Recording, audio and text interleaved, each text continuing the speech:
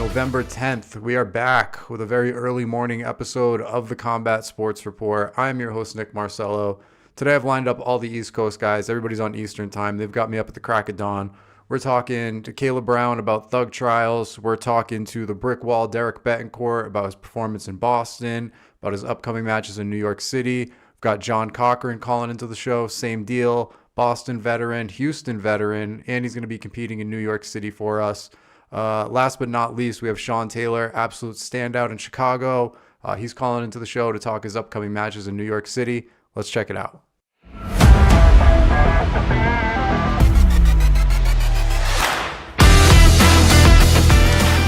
Welcome back to the Combat Sports Report. I am joined today by the man behind Thug Trials, Mr. Caleb Brown. Caleb, how are we doing today? Great, brother. How you doing? I'm good. I have to admit, I'm a little taken back by this card, brother. Like it just keeps getting better. It just keeps getting better. I mean, every time you drop a match card, I'm like, oh my God, more heat. So, can you kind of talk to me about how you transitioned from competitor to promoter? Yeah, so it kind of was like this all happened over the course of 2 weeks, if I'm being completely honest with you. Cause this all started because there was one of the top local comp teams by us, 10th Planet Grand Rapids, was doing a white belt quintet. So they wanted to find out who the best white belt team in the state was, and they asked us to put a team in. So my dad came to me and he was asking, "What do you think?" And I said, "Well, we have probably." Like we had like 40 white belts who are good competitors, and who I really didn't know off the top of my head who would beat who. I said we should just do like a wrestle off tournament for it. So I asked my dad, I was like, can I put together a little in-house tournament? He was like, yeah. And so I put together an in-house tournament, and I had some fun with it. I did some promos and stuff because it was just a bunch of white belts. It was a fun time for the boys. And the page ended up like popping off, getting a couple hundred followers, and a bunch of like local competitors were hitting me up asking to get on the next super fight show. And I was like, well, this was just a like fun in-house tournament, but if people want super fights, we can for sure do super fights. So it started off as just like a really small. I was actually driving on my way out to Pans a couple weeks ago, and I was thinking I had a couple fun local matchups. I had a dude named Eric Licky, who was a finalist for the Ultimate Grappler. He's not super well known. He's on the come up right now. He's from Florida. He was going to face Michael Noonian, who's one of the top local guys around here. So I was like, that's, you don't know either of those names. But for me as a local guy, I was like, I think that's the best we're going to get. And then it was about 2 a.m. and we were driving back from New York, and there was a lot of marijuana, nicotine, and caffeine ingested. And I just said to my dad, I said, I wonder how much Keith Krikorian costs to get on a card. Because, me and Keith have actually competed on the same card a couple times before. So I hit him up, and it ended up being within our ballpark. So we were like, man, let's make it happen. And then when we dropped Keith's match, I thought, well, if we're going to do a card in Michigan, we have to have the best grappler in Michigan on the card, David Garmo. So we hit up David Garmo. He was within our price range too. So then at this point we go, okay, well, maybe we should get a couple investors on board, see how far we can bring this thing. And then from there, it was just kind of, I mean, the craziest one to me was when Helena Krivar said yes, honestly, and dealing with the Roaches too. Like it was like, these are the dudes who I've watched since I'm like a little kid, and now I'm texting them on Instagram asking them to compete for me. It's been absolutely crazy because it's kind of all been over the course of 3 weeks now. That's insane, man. Like you said, it went from I saw Keith, and like obviously he came out for us, so I was like, oh, he's staying busy. Yeah. And I think the last time we talked, I asked you kind of what's the competition scene like in Michigan. You're like, Detroit's got some stuff. We have Fuji. There's not a lot going on. And Yeah. I recently just made the trip up there too, and it's like you said, there's not a ton going on, but you're able to kind of snag these guys. I see Brad Schneider's on the card. I see Garmo's Yeah. on the card. It's like you're kind of making Michigan a hub, the hub that it should be, Yeah, So no, 100%. And just to derail really quick, that was when we started getting these bigger guys on board. Me and my dad were talking, and my other business partner Daytwan were talking about what we want to do with this company. And we said we really want it to be a chance for a lot of these local Midwest guys to get the showcase on against the highest level guys out there. I want them to get a chance to grapple guys like Achilles Roca, guys like David Garmo's facing Steve Joaquin. That's two of the best dudes, one from Detroit Midwest, one from the East Coast, So that's my whole goal with this card, is to create a scene for Michigan. I mean, it's definitely working already, man. Like you're making a lot of noise. I think it's like you said, it's so fast. Like you guys don't have the following that you should have, given like how big this card is. But I think after this event, when people start to see the content come out, it's gonna blow up for you, man. So that kind of Yeah, brings me to what's it's that? going to be even bigger when they see some of the announcements we have for our January card. Okay, all right. Don't give too much away. I We'll won't schedule spoil. another interview after this. But Yeah.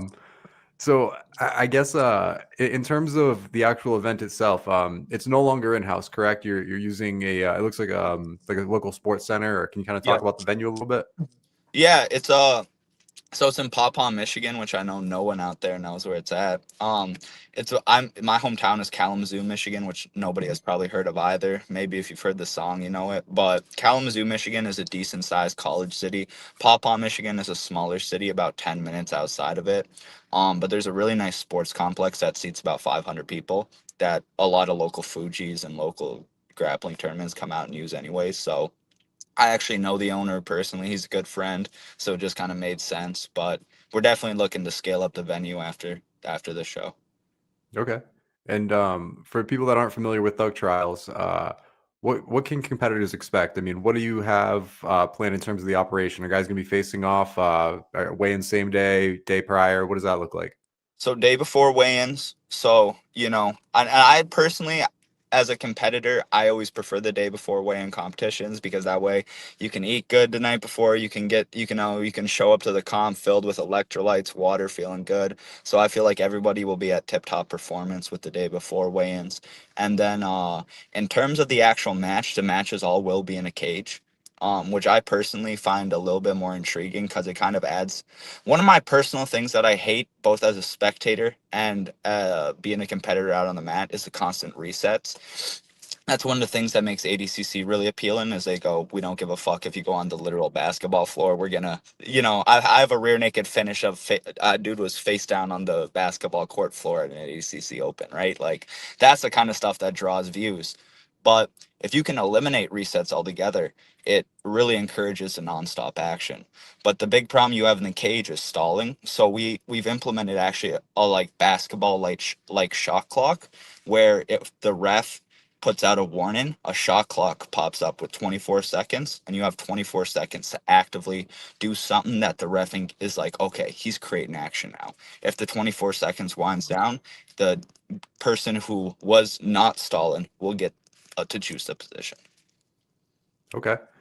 Yeah, like you said, it's nobody really has it figured out yet. I mean, like the pit seems to be ideal, but you need those Yeah. elevated seats for spectators, Yes. and like there really is no ideal enclosure. But I mean, like you said, the biggest issue I've seen with the cage is like stalling. I mean, you can kind Yeah. of get on your bike, skirt the outside, so that's always a good way to go. Like stalling is it's not ideal, man. So I mean, And that our rule, like the shot clock rule, will help take care of the in match stalling. But in terms of rewarding stalling with the judge's decision, the way that the judge's decisions are going to be scored, if someone say, if me and you are in a match and I push you up against the cage and I stall 4.5 minutes of the match and we're even on subs, that's probably going to go to the other dude because the other dude actually was going for subs and you were just holding there stalling. We're not looking to encourage stalling by any means.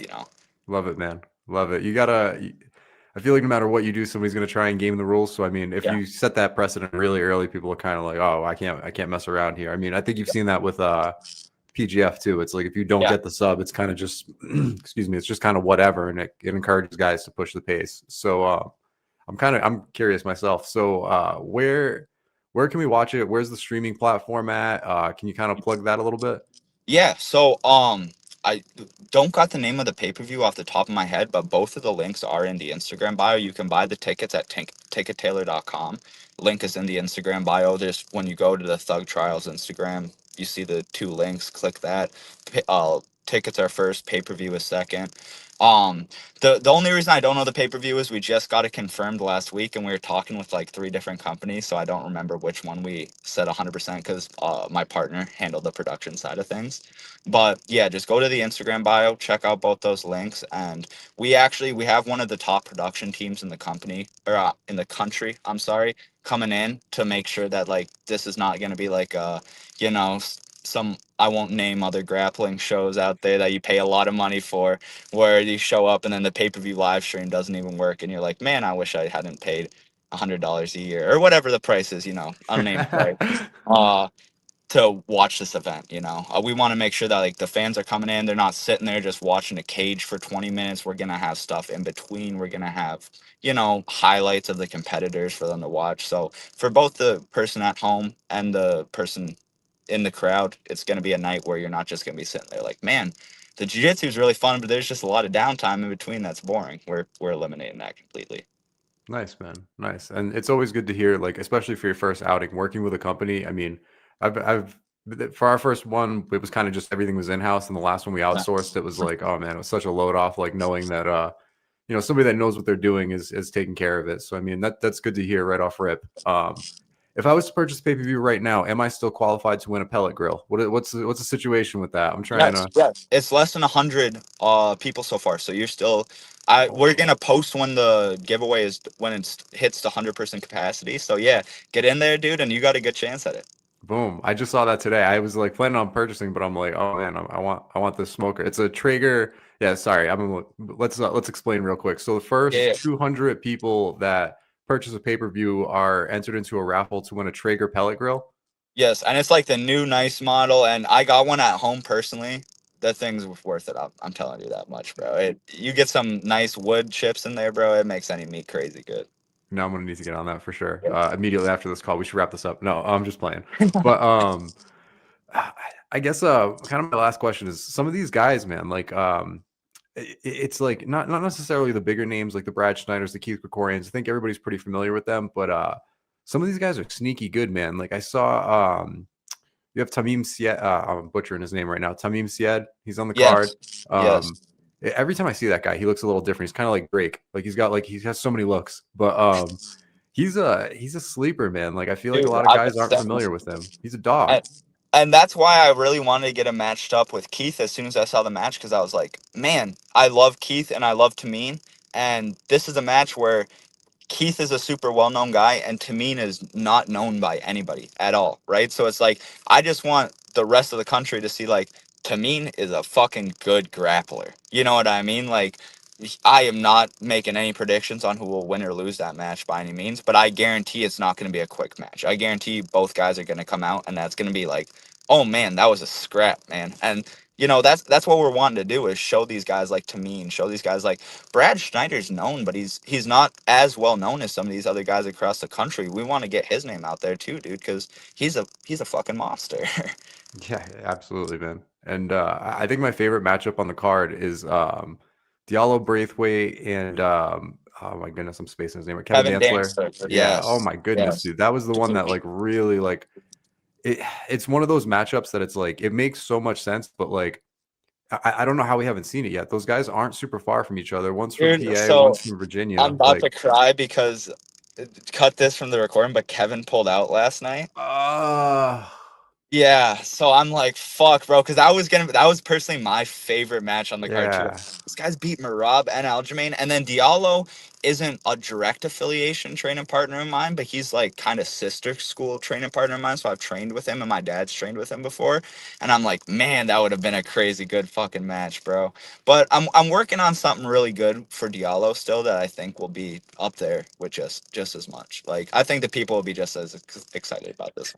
Yeah, absolutely. I feel like Diallo kind of brings the action no matter what. I mean, I've seen Kevin 100%. kind of pull guard, play legs a lot, and like Diallo just kind of no matter what you're gonna do, he's game. He's like, all right, I'll try and pass. I'll try and Diallo keeps it exciting. So I mean, curious to see what you guys throw together for him. But so how does your company work here, man? Like I know your dad's involved. Like you said, you have a Yeah. business partner on the production side. Are you kind of the matchmaker? Like what's Yeah. everybody's role in this? So, officially, there's three owners of the company: me, my dad, and my business partner Daytwan. You've seen him if you've seen the announcement videos that we made before. We just kind of started it, and then really the roles we take is my dad's kind of head of production and head of like all the financial stuff that I'm a little too dumb to handle right now, you know. And then I mainly just take care of the athletes and the matchmaking. So if you've talked to somebody, if any of the athletes have talked to somebody, they've talked to me.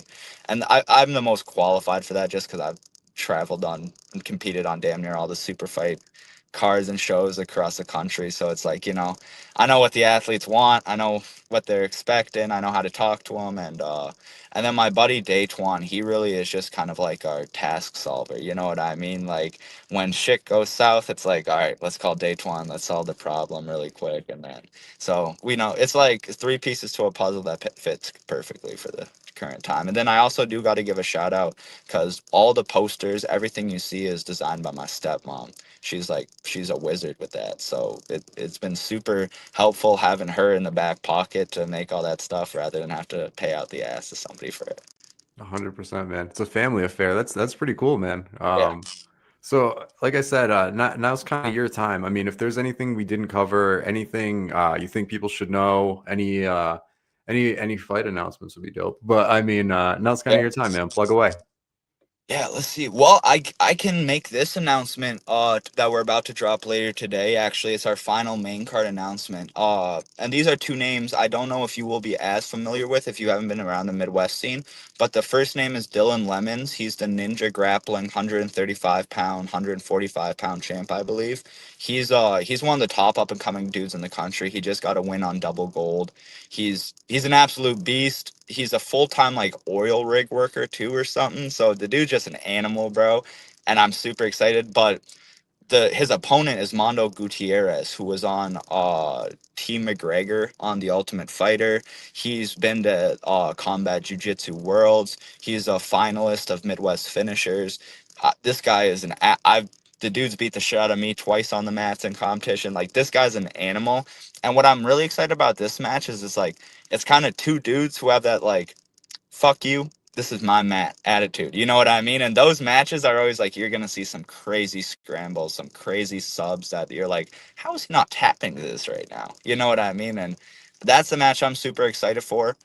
Um I just want to highlight three undercard matches really quick, and I'll be brief with them. But the three undercard matches I'm super excited for: Mikel Free versus Cristiano Toro. I'm gonna butcher the last name pronunciation. I apologize. Torosi, I believe.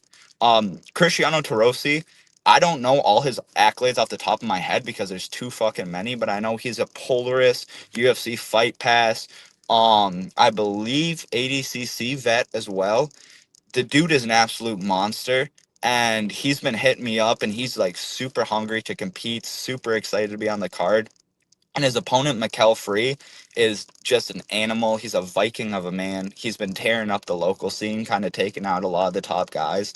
So that's another local Midwest guy who I'm really excited to see go with one of the top guys in the country. And I'm obviously always a fan of Cristiano too. Um, Two people that nobody's heard of, but I promise you, you will hear about both of them soon is Ray Marquez versus Corey Barnes. Corey actually came and competed for you guys. Corey Barnes, he's one of my Oh, main training partners. The kid, he's what I try to tell people is like, I the first time I ever met Corey was 4 or 5 years ago. It was his first tournament, and I had been competing for about 6, 7 years. I tapped him in 10 seconds. Within 4 years, our competition record is I have 3 wins, he has 2 wins on me. I'm like, this kid is so fucking good, man. And when it comes to the legs and like his submission attacks, he's a savant with that shit. And Ray Marquez, he's really unknown on the grappling scene, but an absolute monster wrestler. And he's coming out of a super legit gym here who has like some world class jiu-jitsu, deep water MMA. So that's one of those matchups where I think that Corey's going to keep the sub attack on the whole time, but Ray is not going to be looking to tap, and Ray's going to be looking to fucking punish him for it. So I'm really excited for that. And then, really, the last one is just probably Johnny Puente versus Will Swims. This one is kind of an interesting matchup because it's a brown belt versus a blue belt, which typically is a kind of a little bit like the people don't love to see it. But why I kind of like this matchup is because Johnny is technically a Masters competitor. Um, but he's an absolute animal. He just had a matchup with the number 3 adult black belt middleweight in the country, and he hung in there. He didn't win at the matchup, but it was an incredibly close matchup. And Johnny's a gym owner. He's an absolute beast. He's been tearing up the local scene. And then Will Swims is actually one of my training partners. And I've been telling people for like years now, I'm like, once this guy gets on the competition scene, he is gonna tear it up. Because this guy is just, he's one of those dudes who it's like, it annoys you because he doesn't train as much as he should. And you're like, I hate that you're as good as you are because I wish I could be like, you suck right now because you're not training, but you're still good. So I can't even be like that to you right now. You know, it's a fucked up situation. But those are three undercard matches I'm really excited for. Um, Make sure you guys get the pay per view before the price increases. It increases to $30 the week of, I believe. And you know, if you guys want the VIP experience, bottle service, premium Italian dining, all of that, get your VIP ticket online. We got cage side tickets available online too. We got the general admission if you're just trying to come chill. It's gonna be a great night. We're gonna have multiple bars set up. We're gonna have a couple food vendors set up, and we're even gonna have a fire dancer come in to kick off the show. So it's gonna be a wild night. A fire dancer, like a Vegas Strip experience Yes. type Yeah. deal? Yeah. Yeah. That's Yeah. absolutely wild. Let me pull it up right now. November 22nd. If you guys don't Yes. know, now you know. Thug Trials. You're not gonna want to miss it. Some absolute dogs, nationally, locally. What else are you doing that weekend? Seriously, what else are you doing that weekend? It's the best thing to do in Michigan for sure, right? Like, I mean, what else? What else Oh, could be better? and if you're not in Michigan, make sure you tune in because I don't think that we've seen a better grappling card this year yet, to be honest with you. No argument here, man. You're killing it, dude. I can't wait to see what's next. Like you said, you're already plotting and trying to get ready for the next one. So I mean, good for you, man. It's impressive. That's the only word Thanks, that comes to guys. mind, man. Super Thanks. impressive. Hard to believe it's your second one. Caleb, I thank you for the time. I will definitely be tuning in. I encourage everybody else to. We're gonna run a QR code right about now with all the links and where to go, where to buy pay per view. But yeah, if you have anything else, now's your time. But thank you so much, bro. Yeah, final thing. I am hopping in the promotion game. I'm not done competing yet, though. So if you guys want to see me hop back out for Combat Sports Report next year, I'm ready. Just let me know. Thank you, man. Thank you. We're somebody was asking me about possibly a Detroit card, and I think we're eyeing it for some super fights. So I'll be in touch for that for sure. But Let me know. Let me know. I'll put on a show, brother. thank you, man. Caleb Brown, everybody. We'll be right back after this. Determined to rise, the competitive nature of man took over. He began to believe that those who weren't for him had to be against him. He wasn't afraid to burn a few bridges or make a few rash decisions to get to where he wanted to go. But perhaps he had it backwards.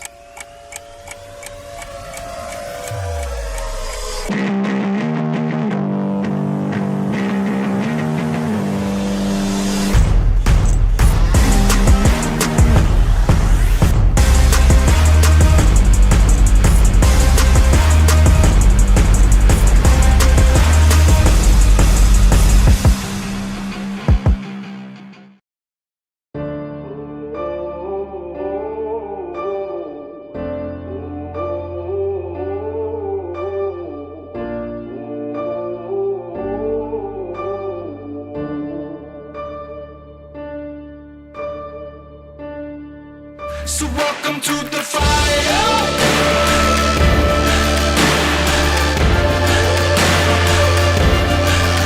Feel it burning through your veins as we're walking through the flame, getting higher. Welcome to the fire. Welcome to the fire.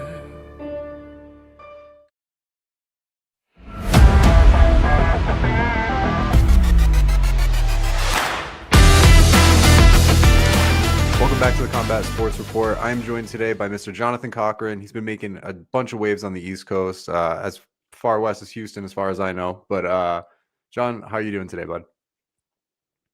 I'm doing great. Woke up. I'm alive. I'm probably gonna go train tonight, so I'm having a good day. Good deal, man. Good deal. I appreciate the flexibility here. I know it was a little tough to get you on the call. You're a busy guy, but we made it happen. We made it Yeah, happen. So yeah. I don't really know too much about your background and how you kind of got into grappling. So I mean, could you kind of walk me through that? Did you start in wrestling and judo, karate? How did you end up in jiu-jitsu academy? So, I it's funny because it kind of goes back like to 2020. I started nursing, and in like 2019, and I went through all of COVID, and I hadn't like done any training, anything like that ever before. And around like December, November of 2020, I was kind of desperate because of like all the the depressed atmosphere that I was in. So I found my academy that's like about like 10, 15 minutes from my house. And it was kind of like one of those things where it just clicked. I had done soccer as my previous sport, like my whole life. And as soon as I tried grappling, I knew that this was something that I just really wanted to get good at. So the technical aspect about it really got to me, and the fact that I could just use my mind to figure out like all the different techniques was very alluring to me. So yeah, since about like November, December of 2020, I just started training about like 3 to 4 days a week, and I started competing as a white belt uh, about like my second stripe as a white belt. I started doing um, uh, this thing called tap cancer out. So that was like first my first tournament that I've ever done. But since then, I kind of just use competing to make my jujitsu better. Okay. I mean, it's kind of hard to believe that Yeah. you've only been training for 5 years and really no Yeah. grappling background to speak of. I feel like just coming from that New Jersey area, there's kind of a wrestling pedigree going on there. Hmm. Hmm. How are the guys that you're training with? Is it kind of that core group of guys you've been with since day one, or do you have guys coming and going at South Jersey BJJ? So we have a decent amount of people that go to my gym. So there are some people that I've kind of started with. I would say like a year in, I started really clicking with guys. But I have a core group of guys that I could just text, hit up, and say, hey, like are you going to be there on like Friday at noon, or are you going to be there on Saturday morning? And a bunch of us will train together. But with the amount of people that we have at my gym, it's kind of a mix between having a core group and then just seeing like a bunch of people that I see, I guess, like like once or twice every like couple months. But to hit on that note about the wrestling, my school, we have a lot of good wrestlers, and we actually have one guy that came out to Houston with me, Joe Sindoni, and he teaches all the wrestling classes, and he's very excellent. So not coming from a wrestling background, I appreciate the fact that the guys that I train with do love to wrestle. So it kind of pushes me in that direction as opposed to, just pulling guard, which we do have guys that do that. But that's not really the type of um how can I say it? That's not really like the style that I like. I don't really like to just sit down. I like to be more dominant, to get on top and stay on top. Um, which actually leads me to say that in our school we have a lot of MMA fighters as well. So that kind of influences the culture there too. Gotcha. That's kind of what I was curious about. I mean, I know back in the day it was kind of one of those hubs where you would see a lot of MMA guys coming and going. I wasn't sure if they were like full time or they just kind of pop in here and there to work on specific things. But what exactly is the room like? I feel like nowadays people are kind of like on both sides of the fence. They're like, you need to do the gi, you don't need to do the gi if you're only going to do no gi. So I mean, what does your training look like in that regard? Are you putting on the gi? Are you strictly no gi? Kind of walk me through a training So week, I guess. yeah, sure. So it really just depends on what days I'm off. Because I'm a nurse, I work 3 days a week, and it's 312. So any day that I work, there's no training. It's like, if I come home, I can work out, and that's pretty much it. But no classes are available. So if it's say a Monday night, that's when we have advanced gi. and then right after it is advanced no-gi. Wednesdays are completely no-gi classes. Fridays, it's a mix again, and then Saturdays they have no-gi classes, and then you have Tuesdays and Thursdays. Those are both gi classes. So really, to me, it doesn't matter either way that I can get in the training room. I like to kind of make my jujitsu work in both aspects. So if it works in no gi, it should work in the gi. If it works in the gi, if I just delete the ability to grab onto the gi, it should still work.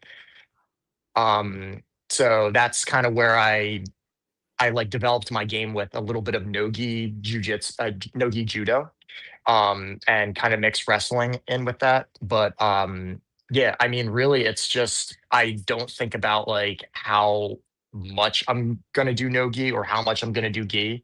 Anytime that I get on the mat is time on the mat to me.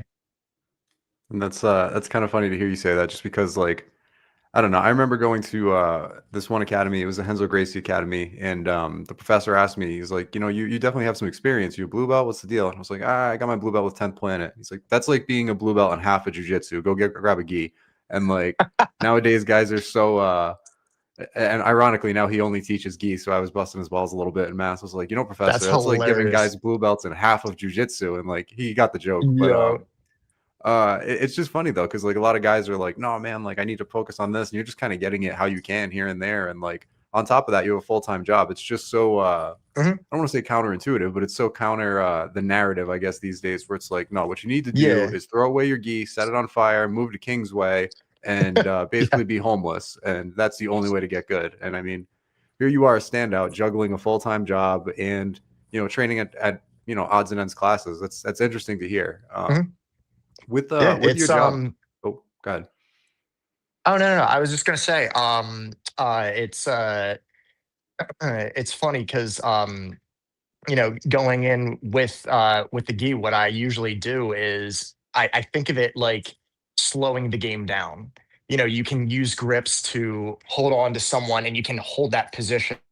So then that allows you to kind of think through, okay, what are the incremental steps that I can use to get past this guy's either grips or, guard, where in nogi they're not going to be able to grab onto your pants, they're not going to be able to grab onto your lapel to keep you stuck there. But if you can break that, then it's pretty much the same thing. It's just a little bit more friction that's going to keep you in place. So I find it more of just like a training tool and a conditioning tool on top of that, because when that room gets super hot, uh, as soon as my professor says, "Okay, guys, you can get some no-gi rounds in," strip that gi off, and it feels like you're just like dropping the weights off. To make a Naruto reference, like kind of like Rock Lee just taking off the weights, and you're like, "All right," and now I feel amazing again.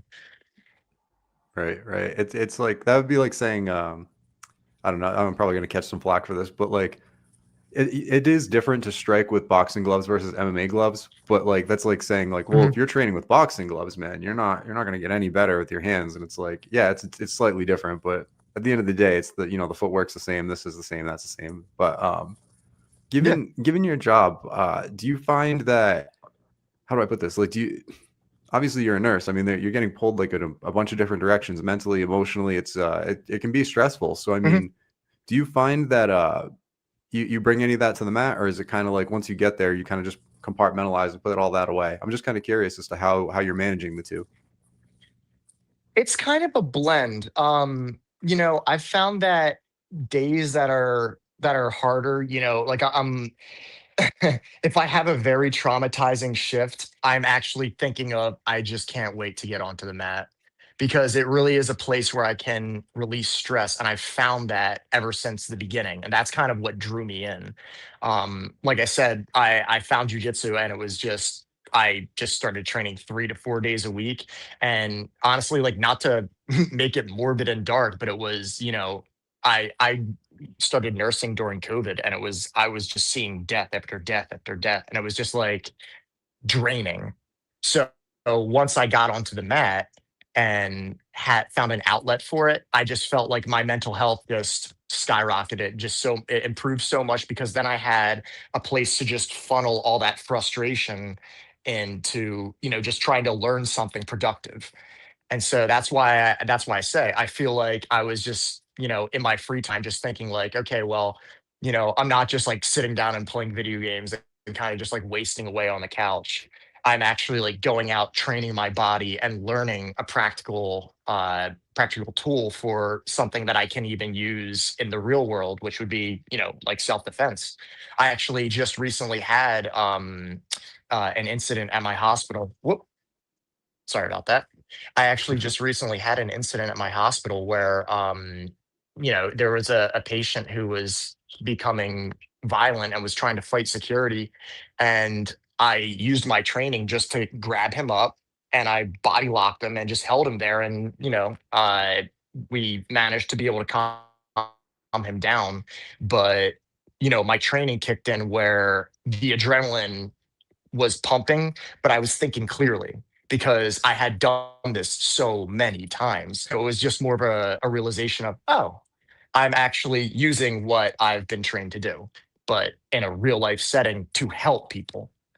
So, Yeah, that makes a lot of sense. I mean, I feel like cops get all the love in that regard. It's like, oh, if you're a cop, you should be training. But like, I've met a lot of like hospital security, yeah. like you said, like nurses. I mean, people get unruly, and it's like you never really know who's going to be in a hospital and for what reason. So I mean, it's definitely super practical in that regard. I mean, people are Mhm. a bit wild these days, especially on the East Coast too. I mean, like just the sheer volume Yep. of people. Like, I mean, it's got to be quite the range from like, I scraped my elbow, I need a band-aid to some guy that's all whacked out and God knows what. But Yeah. Thank God I don't work in, I was gonna say, thank God I don't work in the emergency department. I work in an ICU. So it's a little bit more controlled, I would say. You don't just have like someone coming off the street. They have to be actually sick to make it to me. Um, but but yeah, it's one of those environments where like anything can happen. You can have, we extubate someone and they're under the anesthetics and the drugs that, can kind of alter your mind. So it will make you a little bit more violent. So having an understanding of being able to control someone without injuring them, because the untrained person would usually just go to throwing fists, and that's dangerous to the person receiving. And then also, if you're untrained, you're going to be injuring your hands by throwing punches. So um, yeah, it's definitely been a gift, I would say, to learn jujitsu. Okay. And I mean, I guess if you do injure your fist, you're in a hospital. It's probably the best place for it. But still, don't do that. That's not cool. Don't throw fists in the hospital. Yeah, Just exactly, exactly. just out of curiosity, you had kind of said that when you compete, it's kind of to make your jujitsu better, and like I'm assuming to get that real world feedback. But in terms of like Mhm. goal setting, is there something you'd like to accomplish as a competitor? Do you have your sights set on black belt world title? I want to win trials. Is there something? I guess like, what's your most ambitious goal as a competitor? Most ambitious goal. I would say with the with CJI coming out, that was really cool to me because it's this massive, massive cash prize. So seeing that that is the new ceiling as opposed to, just accolades of getting an ADCC win. So, or ADCC win. So yeah, I mean, as I go along, I'm currently a purple belt. I do look to continue competing and get to those higher levels. Hey, if at some point I find myself on one of those big, big stages, I would love that. So, the way to get there for me looks like just continuing doing what I'm doing. Just continue to work out, continue to go to jujitsu, just practice the moves that my professor is teaching, and then go and compete. Put it to the grindstone, and essentially try to make a diamond out of it. See where my game is bad, and then try to correct it there. Um, I just had a recent string of 3 weeks where I competed in ADCC. ADCC. It was just an intermediate And I didn't really do that well. I got injured like in the first minute. So that kind of affected my performance. But then after that, I came out to Boston, and then I had another one at Arena Grappling, but it was all back to back weeks that I had to do it. So me having not the greatest experience at ADCC, it kind of made it so that I could look at where I failed and where I succeeded, like during those matches, and I got to bring that into my super fights. So, it was a very short period of time that I had to actually prepare for each competition in between each other. But I find that with every competition that I do, I feel like I get better because I'll look at the footage and I'll see, I could have hit a foot sweep right there. I could have at least attempted one. Or, the reason why that armbar didn't work was because of X, Y, and Z. Or, I see that I could have had a choke and it just didn't happen. Um, but yeah, I just feel like it's a competition is a great place to just pressure cook my techniques. Okay. And this brings me to my final question here, and then we'll turn the floor over to you. But I suppose if there's something you'd like the audience to know about you, like you said, you're doing a lot of these tournaments, and it doesn't always necessarily come with a high level of exposure. So I mean, if there Mhm. was something you'd like people to know about you as an athlete, as a person, what would that be? How would you like to be remembered as John Cochran when it's all said and done? I would love to be known as the guy who just loved jujitsu so much that he got undeniably good at it. Um, like I guess kind of like how you mentioned in the previous question about where I want to see myself in the future. I just want to take it as far as I can go with it. If I can make money off of it, that would be awesome. If I get some accolades out of it, that would be great as well. In the end, I would probably end up using it to teach people how to defend themselves, and then also how to find success in competition. Um, my professor is excellent when it comes to instruction. He can explain things in such a way where you always have that light bulb going off, or he'll teach a technique like a year prior, and then you see it again, and you're like, oh, there's that detail there that you probably said like a year ago, but now I'm catching on. So Steve Bongiorno really like inspires me to find those details and to hone those skills. So if there's anything that I would want people to remember me by, it's that my jujitsu is super technical. It's a good way to be, man. It's a good way to be. Like looking for accolades, looking for the cash prizes, looking to be remembered as the technical wizard. I mean, all those things are going to serve you well long term, especially there's not a ton of, like you said, there's not a ton of money in competition, but I mean, there's all these peripheral things like teaching, Yeah. instructionals, seminars, and whatnot. And nobody really wants to learn from a brute. They want to learn from a technician, somebody that can break it down and explain it. Yeah. So I mean, your head's in the right Mhm. place. Now it's kind of your time. If there's any shout outs, any thank yous, any call outs, anything you'd like people to know, shoot. Yeah. So number one call out is my wife, Lane Cochran. She is incredible. She has supported me through this whole thing. She does she kind of like me has her own full-time job, but her hobby is musical theater and singing, and she is incredible with it. So I support her in the same way that she supports me. Like, she came out to Boston with me. We made just a nice trip out of it. So I'd love to shout her out. I'd love to shout out Steve Bongiorno for making such an incredible school.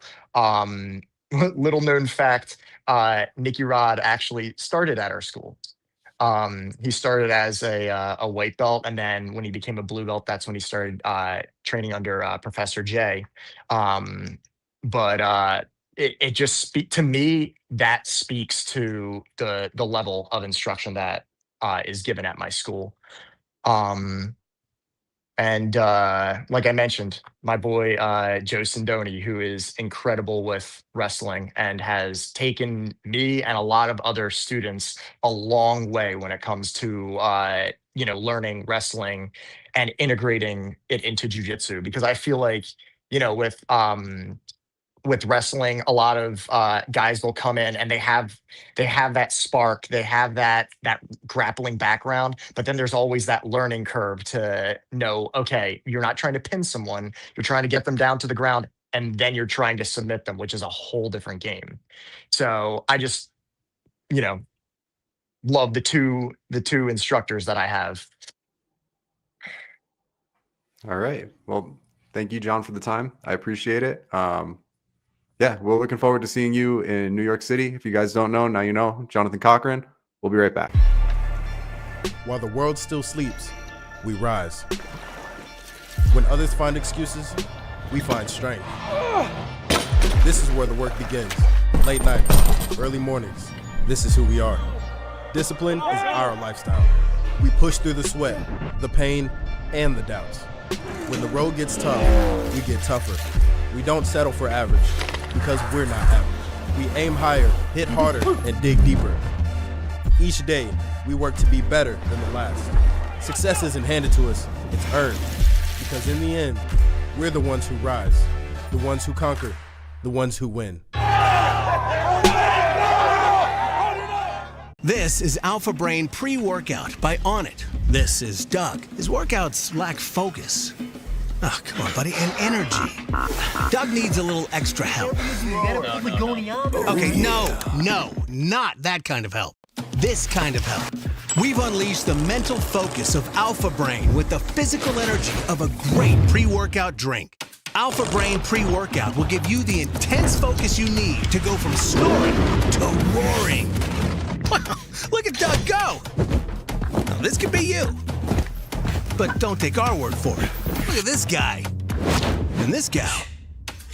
Oh, and don't forget them. They are killing it. Hey, and so can you. Here at Onnit, we put the zen in dozens of squats. In a sauna. In a volcano. Woo! Way to bring the heat, Doug! Alpha Brain Pre-Workout. Go hard, go long, stay focused.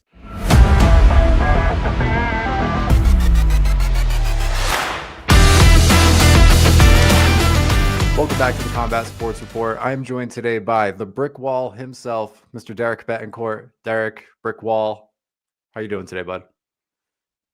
I hate to do it to you, pretty Nikki, but there's only one way to answer that question, and it's with another question. All right. The question I got for you, sir, is who's got it better than the Brick Wall? Who's got it better than me, brother? Come on. Look at that. You tell me how I'm doing, pretty Nikki. I mean, I think you need a trip to the vet. Those puppies are sick, brother. I'm doing great, my friend. Living the dream over here in Boston. We got a beautiful day today. Just got done doing my 1,000 push-ups like I do every morning. Living the dream, chasing the dream. You know how it is, brother. I feel you, man. I feel you. Definitely not to the same degree that you do. I wish I could bottle up whatever you took this morning and just inject that right into my veins. But so like I said, I've got a few questions here for you, if you don't mind. If you do, trust me, I don't want any smoke. I mean, it's up to The you. Brick Wall always has times for friends and family, Nikki. Don't you worry. Okay. So for those that don't know, the Brick Wall will be in full effect in New York City. We're about 5-6 weeks out here. What does your training look like heading up into this event? I mean, obviously we're coming off a super fight right into a tournament. Does anything change for you? Pretty Nikki, we've been active in the gym lately, active on the mats lately. You know, we're hitting everything. We're cross training. You know, myself, everybody knows Imperial Martial Arts, #1 martial arts academy in New England. Purple belt under Connor Barry. Connor and myself have made it an absolute effort to go out and challenge those that can actually stand against the brick wall. And trust me, Nikki, there ain't many that can stand against the brick wall, but they're out there, few and far between, but we find them. Oh, we find them, and we get to work with them. We've been training 7 days a week, whether it's on the mats, doing film. We've been hitting weights, whatever it takes to get ready for our upcoming tournaments. All right, gotcha. And pre New York, you have a super fight coming up for top level pro, if I'm not mistaken, correct? Yes, sir. We've been active. The brick wall stays busy, pretty Nicky. In fact, just next week, we're going to be down in Orlando, Florida, doing our first ADCC. We'll be competing in the Open. Following weekend, we'll be in Connecticut doing top level in a super fight. And then 1 month after that, we will be in New York with the #1 promotion, Combat Sports Report, competing. So the brick wall is staying busy, brother. Staying busy, man, brick by brick. Brick by brick, baby. So could you kind of talk to me about like how you're managing this? So a lot of guys, how do I put this? I feel like a lot of guys kind of taper off once they, they start a family, they have like a 9 to 5 to juggle, and you're turning up the volume here. So I mean, how do you manage the two? What's your support system look like? How are you staying this busy with the full-time life too? Well, pretty Nicky, let's be honest. There may be what?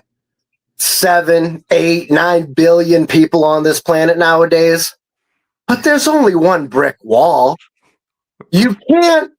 That's the thing that the brick wall has learned, pretty Nicky. It's just you can't look down on everybody else in the world if they can't hold themselves to the standards of the brick wall. We can't shame them. There's no shame. There's only one brick wall Betancourt, baby. So where others, they get older, they get married, they have kids, they've done their best work, their prime is behind them. That's the beauty of the brick wall, pretty Nicky, is that it's brick by brick. And it's not about going out there and winning gold every single day. It's not about their winning ADCC every single day, doing a marathon every single day. It's brick by brick. One brick at a time. Now, it takes a community to put the Brick Wall Village together. Shout out Brick Wall Mama. Shout out Brick Wall Children. Shout out Brick Wall's coach. Shout out Brick Wall's teammates and training partners. It takes a village. So let's shout out everybody a part of the Brick Wall community. But at the helm, driving the vehicle, is the tenacious spirit that just will not quit. I hear you there, man. I hear you there. You touched on the brick wall children. So I mean, like you said, you're at the helm, man. You're driving the force that is the brick wall. And I mean, I've seen on social media you might have to discipline the kids every now and again. So I mean, could you kind of talk to me a little bit about how does the brick wall discipline the brickettes? How does the jiu-jitsu training play a factor into your parenting? That's a wonderful question, pretty Nicky. Clearly showing yourself as a professional. Jesus Christ, you're so good at this job. Listen, the brick wall obviously instilled a few bricks in the brickettes. That's just well known, right? If you can't have all this masculinity, you can't have all this testosterone, all this energy, all this aggression, and not expect the generation to get a little bit of a taste of it. All right? But the brickettes are not ready. They're not ready to handle the mantle of the brick wall. The brick wall has to put them in that position to succeed. And in doing so, it's brick by brick in parenting. Most don't know. When it comes to parenting, a little jujitsu goes a long way. Kids don't want to take out the trash? Boom. Inside Ashi. Kids don't want to go to bed? Boom. Rear naked choke puts them right to sleep. And that will only make the brick wall's children tougher so that one day they may rise to the challenge of being the next generation of the brick wall. It's a good way to do it, man. I think a lot of parents, you hear these things like, oh, these kids don't listen these days. And I don't know, all they want to do is, they're glued to their iPads and iPhones. And you've managed to, get them in line with just a little jujitsu here and there. So, I mean, I think that's something everybody could take a little nugget, if you will, from the brick. You're not going to be the brick wall, but you might be able to take a little. What is brick made of? What is that? Clay? Might be able to take a little nugget of clay and implement that in your brick own is made of heart. Brick is made of pure heart, brother. Okay. That's the only thing that holds it together. And again, pretty Nicky, like we said earlier when we started our wonderful chat, we can't shame the 7, 8, 9 billion people that just can't live up to the brick wall standards. They're only normal people. Most people in this world are normal. We understand their challenges. We understand their struggles. But when it comes to the brick wall and brick wall's home with brick wall's family, we need the highest level of excellence coming from the father, setting the example, stemming down into the children. And jiu-jitsu has given the brick wall that avenue to do so. And I encourage anybody that's looking to be a little bit more brick wall, try out your local jiu-jitsu gym. Okay, there's nothing that's going to make a little bit more sense in life. You find yourself lost. You don't know who quite you are. The brick wall was 300 pounds coming out of COVID, baby. Even the brick wall has had his struggles, but the brick wall rebuilt himself brick by brick, and it was jiu-jitsu that got us to that point. It doesn't matter if it's to better yourself, to better your children, to better your community, to better your friends and family. Jiu-jitsu can get you there. Maybe not to the brick wall standards, but there's nothing wrong with chasing glory, baby. Fair enough. Fair enough. And I guess, dare I ask, for those that aren't familiar with the brick wall, for those that have never experienced the pure just animal testosterone and magnetism that you exude, what can people expect in a brick wall match? What makes the brick wall's performances so unique? Well, Pretty Nick, that's a wonderful question. I can see why you're so good at your job. These questions you're knocking off are just absolutely fantastic, because I think that's the main question. Everybody wants to know, how can I bottle up the brick wall? And let me tell you, people, if I could take the brick wall, put it in bottles and sell it on the shelves, I'd be a billionaire right now. But I can't bottle up what's in here. And what's in here is the only thing I'm trying to bring to the mat, baby. When you're watching a brick wall match, when you see all 240 pounds of the brick wall walk out, ready to do battle, you know you're in for a show. You're going to be entertained. We're not a heavyweight that's laying and praying, that's just praying for the Americana to be there, hanging out in side control. That's not what the brick wall is trying to do, baby. The brick wall is trying to get eyes on the sport of jiu-jitsu. The brick wall is trying to be the rising tide that raises all ships. The brick wall is the one that's putting New England jiu-jitsu on his back and putting that respect in everybody's face. The brick wall is coming to have the match of the night every night. And when you walk out of there, you'll say, man, that big boy could move, huh? It makes sense, man. I mean, it makes sense. I think a lot of people say they're going to put on a show, and then you kind of see double guard pulls, and people just want to win, as if like everybody's there to watch you win. And just from your walkout at the last one, I have to ask. You know, a lot of these guys say they want to get calm, they want to keep it as close to the training room as possible, and you brought the energy right away. Just kind of, you know, screaming. Just the walkout was just something to write home about. So I mean, what is your ideal mindset before you step onto the mats? Do you like to get hyped up? Do you like to what does that look like for you? Pretty Nicky, you gotta, when you're going out there to conquer, to slay, to destroy, are you gonna hang out and have a cup of tea? Maybe read a nice little magazine? You know, really get your nerves settled? No! You're not going to do that. You're going to war. You're going to battle. Put yourself in that mindset. We're not here slapping hands. We're not here playing hopscotch, foursquare. We're going to war. We're trying to break each other's damn legs, snap each other's arms, put each other to sleep. Am I supposed to get myself in a calm, meditative mindset? The brick wall would never get himself in a calm, meditated mindset, Pretty Nicky. The brick wall acknowledges that he's going to war. The brick wall puts himself in a war mindset. The brick wall puts himself in a position to conquer. The brick wall puts himself in a position to do battle. Okay. I mean, well, that's not, I feel like I could learn from you. Like how, all right, let's do a little exercise here. You're in my corner. And I'm about to make my walk, but I'm nervous. I like to be zen. I like to calm down. What advice would you give me right before my match? You're my corner man. I'm me, but you can see my hands are shaking pre-match. What do you got for me, coach?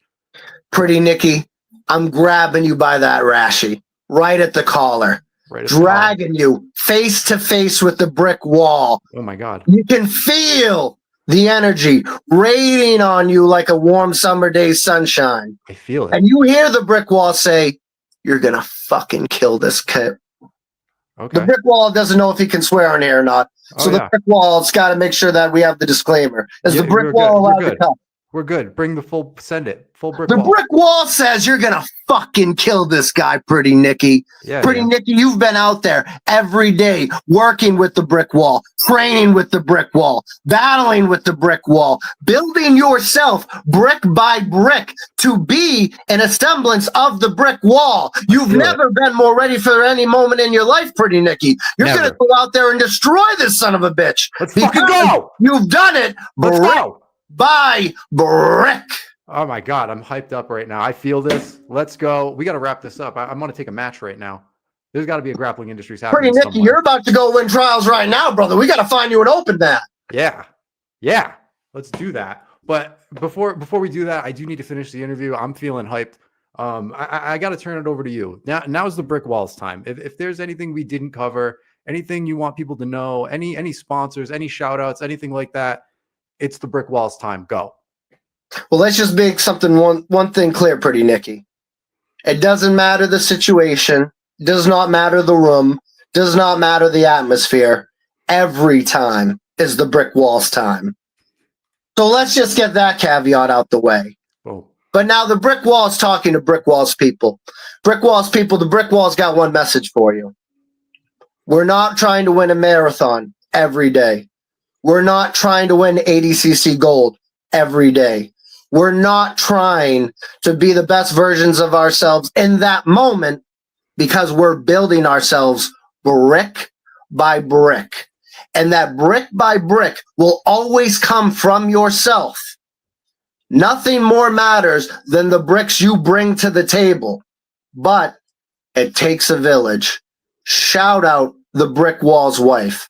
Shout out the brick wall's children. Shout out the brick wall's coach. Shout out the brick wall's training partners. Shout out brick wall's third grade teacher that said, "Jesus, brick wall, you are the smartest child I've ever met." And I said, "Obviously, Miss O'Brien, obviously the brick wall has everything it takes." Shout out the people like Pretty Nicky that see the brick wall, that realizes he needs to be working with the brick wall. Shout out ADCC that allows brick wall to come in and grace themselves with his presence. Shout out all future competitions and competitors that want to be on the mat with the brick wall. Shout out every person in the world, because every person in the world in some way, shape, or form provides the brick wall with the material to build himself into the impenetrable force that he is, simply brick by brick. I don't think we're going to top that, man. That's the hashtag brick by brick. I thank you so much for the time. I thank you so much for the motivation. I'm ready to knock out the rest of my interviews. I'm ready to knock out anybody that stands in my way, honestly. You're ready to go be the best version of yourself you can be, Pretty Nicky. 100%. 100%. Guys, if you don't know, now you know. Derek Betancourt, he will be bricking it up all day long. December 13th in New York City. Catch him in his upcoming matches, too. He's going to Orlando. He's going to crush it for top level. We'll be right back. Introducing Venture Combat. What is Venture Combat? This is Venture Combat. It's streaming, launching, premiering, live, a library, exclusive instruction. It's your favorite athletes, grappling, striking, winning, and more. More? Yeah, more. Did you see this? Do you remember that? It's for you, your friends, your family, your fans. And it's free. Did you say free? Yup, free. It's Venture Combat, your home for the action.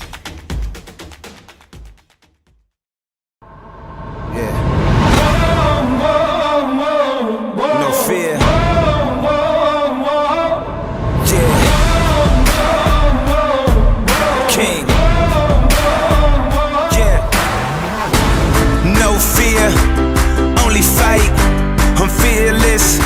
it's only right. My head's up, I stay strong, forever young, may you live long. With perseverance, hold on and stand tall. Never back down with my back against the wall. I'm an overcomer, I overcame it, y'all. I conquered every mountain, I've been through it all. Yeah, I've been through it all. I'm fearless.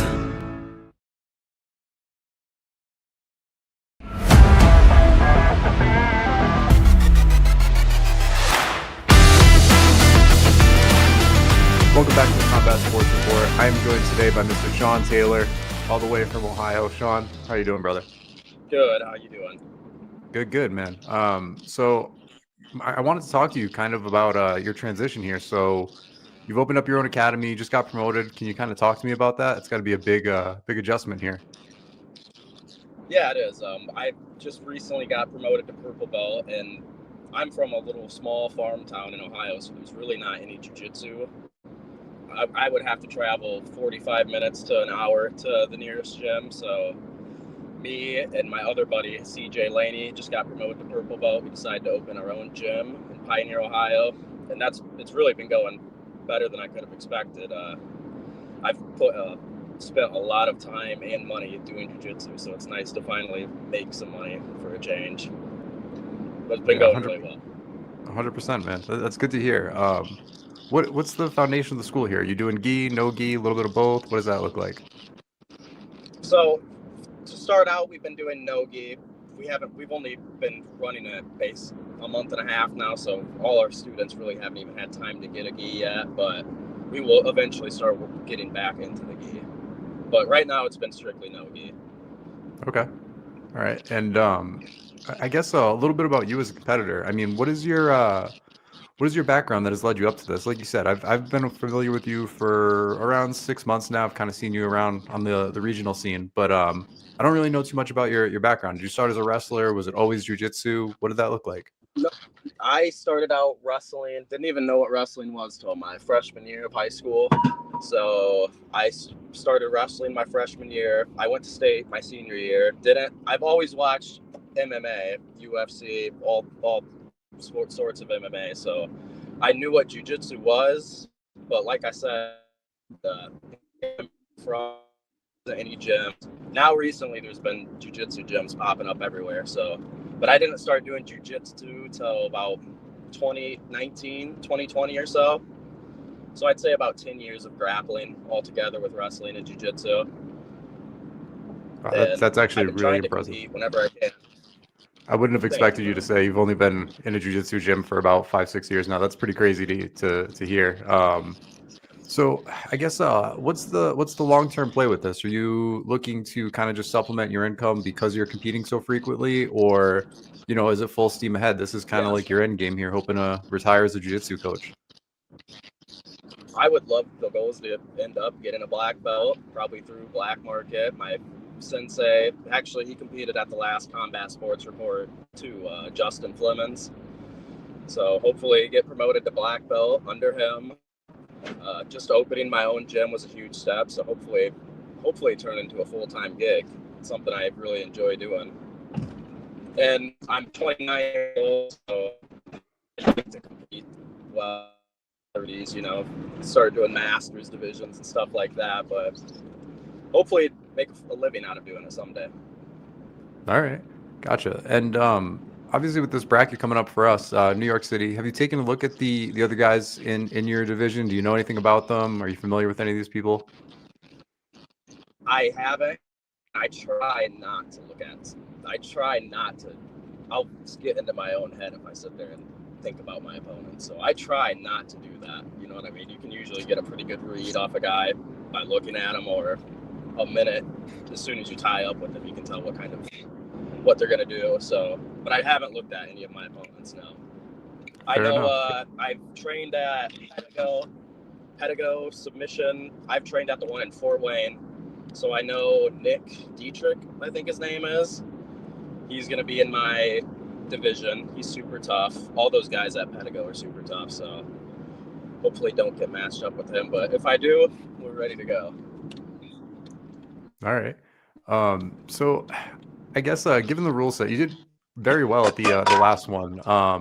We kind of have that top man bias thing going on here. So do you feel you adjust your game based on the rule set, or do you kind of just do your thing no matter what? So that was my first time doing a sub only tournament. I really did enjoy like how you guys did that. That last match, CJ Murdoch ended up winning the whole thing. Luckily, I faced a guy I've trained with, Evan Proxmeyer, first. I knew that'd be a tough match. The second match was tough, but once I started getting into my flow, went up again, and I knew CJ was going to be super good too. He just trained with that Pedigo, so he's kind of stole the show with the flying triangle at the beginning of the match. But I held top position pretty much the whole match, but I wasn't able to get any offense off, so I can see how he took the decision on that. But I feel like that could have went either way. So, and being a wrestler, I very rarely play the guard. I try and get a top dominant position, so that rule set definitely works better for me. Okay. And for those that aren't familiar with you, what can people expect in a Sean Taylor match? What makes your competitions unique?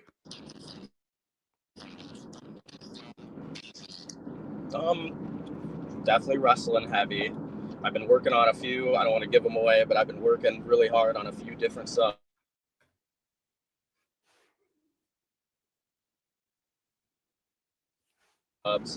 Super good. So I to be there. I should have came out with a little more of a killer's mindset and really gunned it to win $1,500. So this time around, I'm going to be a little more aggressive with my guard passing and a little more aggressive on my sub attempts. I played the last tournament too safe, I feel like. All right.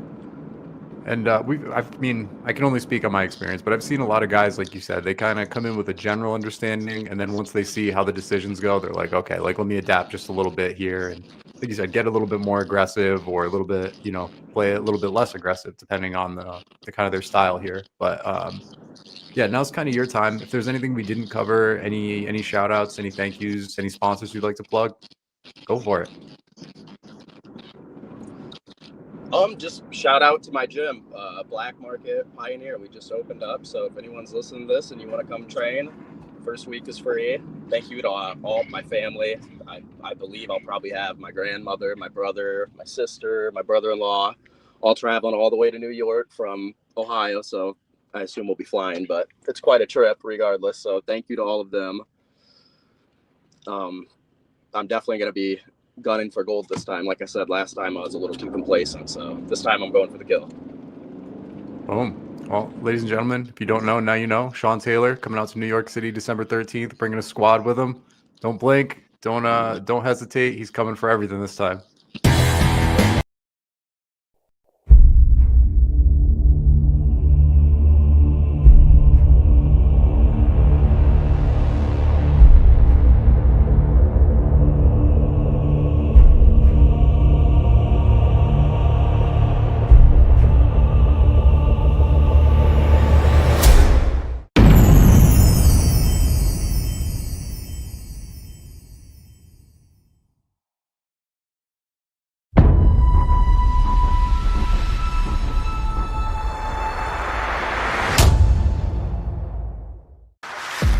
Connor Bare Knuckle Berry versus Matt March. Ready? Here we go, folks. The inaugural regional kickboxing here at Team Link looks at Steve Domenico here with Bobby McCarron calling these exhibition bouts. Good to be here with you, Steve. Nice, man. Usually we're at these BJJ competitions with Connor Berry, who is in our first exhibition, but he's stepped in to get an exhibition kickboxing match in here. He's up against Matt March representing Forge. And there was a matchup, an actual matchup with Matt, and Connor had to step in because Matt's previous opponent was injured in training camp for this. So they decided to get an exhibition to get Matt some work in there. Yeah, it's nice to see Conor Barry out there holding the middle of the ring. Exactly. Like we said, we've watched Conor in BJJ. Now we get to see him play with his hands. Right. Nice knee by Conor Barry.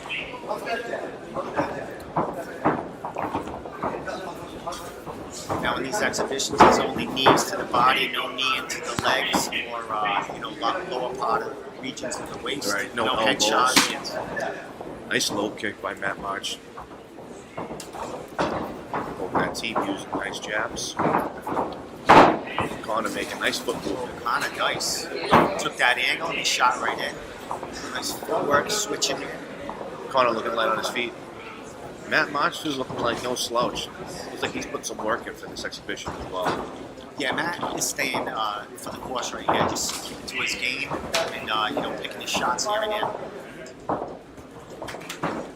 So nice to be back at a combat event. Exactly. Now these things are opening up. It's good to be a part of it. Matt March using a nice jab here. Oh, nice. Throw some meat on there now. Nice exchange of kicks there. Oh, nice right. Sneaky right. Sneaky right. Conor with good movement in and out. Nice knee to the body. Low kick by Matt March. Yeah, Matt keeps going to that low kick, which keeps landing for him. Yeah, gotta respect it. Conor Barry representing defensive edge MMA martial arts. Conor also a black belt in Brazilian Jiu-Jitsu. He is surely a black belt in Brazilian Jiu-Jitsu. He's also a very accomplished pro MMA fighter. Yeah. Usually fights at the lightweight level, but I think Conor looks more like a welterweight. And I think I've talked to him in the past that that's probably where he's going to go in the future when he gets a matchup down. Right. That weight cut was kind of tough on Conor. Conor's a bigger man. Getting all the way down to 155 takes a lot out of you. And over time, you can't keep doing that. Yes. And look at him, wingspan, tall guy, and very muscular man. They're always in shape. So even at 170, he's going to be a hell of a fighter. It's a great round. Yeah, that was fun to watch. That was definitely fun to watch. So we're three 3-minute rounds here with a minute rest in between. We are right in front of Matt's corner right here. Great turnout today. Yeah. Well, people want to get out and want to get active again, you know. I have been to an exhibition maybe a couple of years ago. Team Link held down here, and it was fabulous. This place was packed, a little more than this because they did rearrange it a little more. And by the rules, we can only fit so many people in here, but it's a great atmosphere, and they put on a hell of a show here. And teaming up with Regional Kickboxing to give them a place to host an event here to kick off their promotion is awesome. Right. Very impressive facility. My first time being here. Very impressive facility. All right, here we go. Round 2 kicking off. Yeah, Matt takes off with that right leg kick. Yep.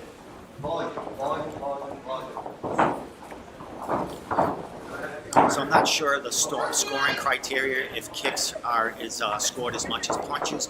And of course in different forms of stand-up, kicks and knees that we don't have knees, really effective knees happen in these exhibitions. But the scoring system is a little different. Nice jab at Conor Barry.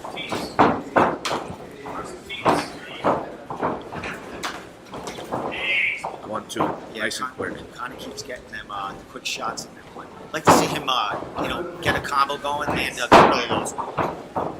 Conor is a wiry guy, man. He can move.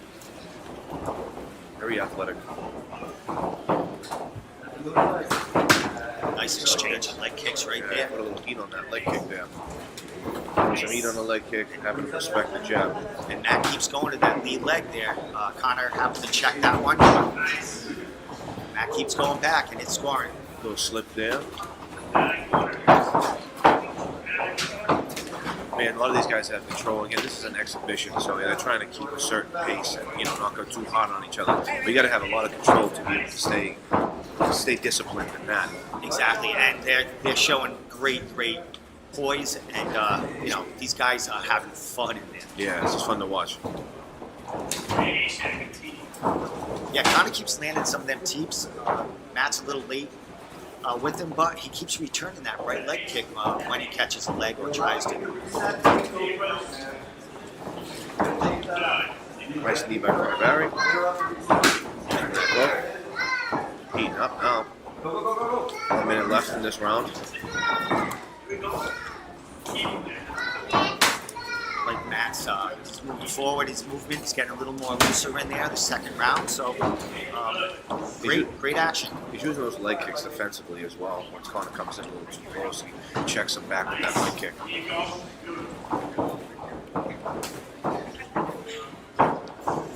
Matt went to the body that time, which was nice. A little belly check, a little one to the tummy. Giving him one to the tummy.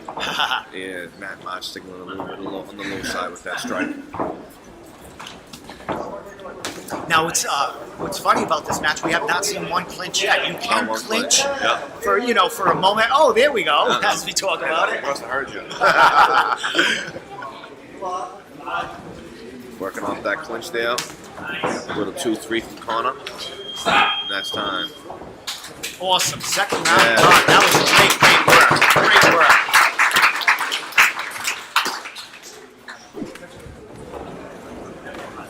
Now, Bob, we're used to AJJ matches, not calling these kickboxing matches. What are you feeling on the other side of the mic calling these things? Well, I actually have experience with Muay Thai and MMA myself when I first started training about however many years ago. It's now 12 years ago. So I actually do have a background in striking. But I haven't been analyzing like I have Brazilian Jiu-Jitsu. But it's nice. It's nice to change the things up a little bit. Nice. Do you still watch events, like fighting events? Yeah, of course. I watch every UFC, every combat event that I can, because I like to support the fighters. I know what it's like to train. I know what it's like to get ready for fights. And a lot of these guys don't get paid enough. I like to throw the money their way as well. Excellent. Well, here we are, round 3 of the first exhibition match of the day. Connor Barry against Matt March in a very entertaining 2 rounds so far. Yeah, this is fun. Nice, a little heat on there with the 1-2. Kind of slipping that right hand in. He's switching stances on it as well. Ooh, he goes high with that one. Yep, taking that low kick and going up high. Beautiful straight. And again, Connor keeps switching stances. There goes Matt trying to lead in with that left jab, and Connor just fires back, backs him up. But Matt comes forward again. Tell you what, Connor being a Brazilian Jiu-Jitsu specialist, you really couldn't tell by the way he's moving out there right now. And I do believe Connor right now is looking for his next matchup in one of these local MMA promotions. And Matt, I don't know much of his background or what his future holds, but he looks really good in there as far as his technique. And like you said, to be able to have an exhibition like that and keep it under control, yes, he's got lots of training. Yes, sir. Yes, sir.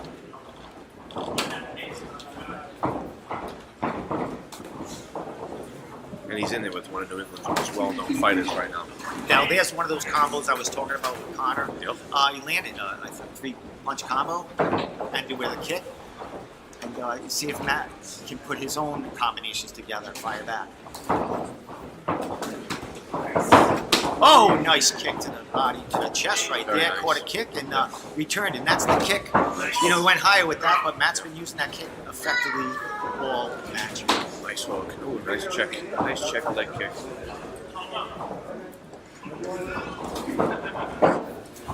Got him into the corner now.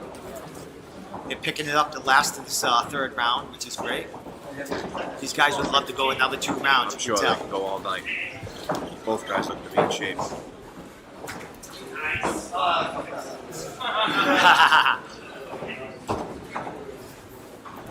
Both guys having fun out there. Yeah, definitely. Great way to kick off this match.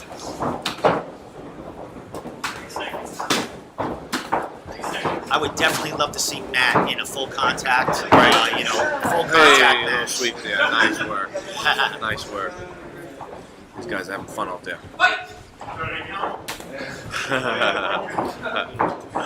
Guys in there talking to each other. Getting to the last 10 seconds of the third round here. Yeah, threw a little heat on that one.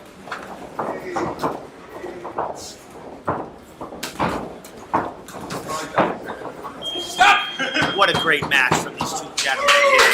Great match. What a way to start the regional kickboxing. First ever inaugural event happening at Team Win. And we'll go to Mike Hebert with the decision.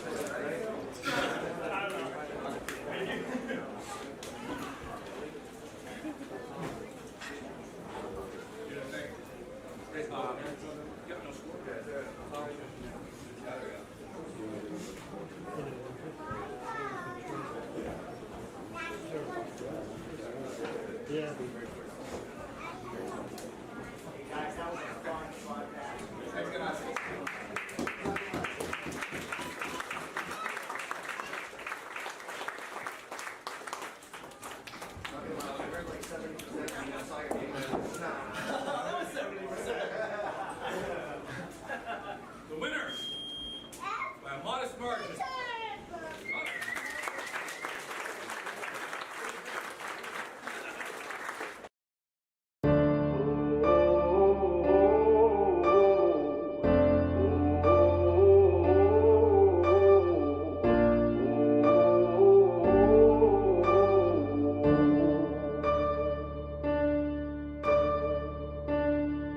So welcome to the fire.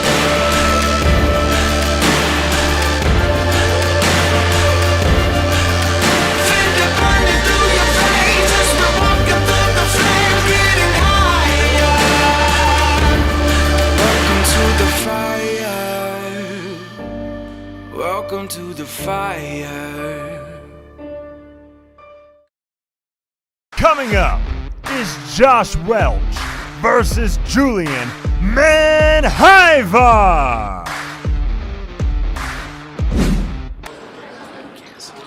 All right, let's get this second one jumping off.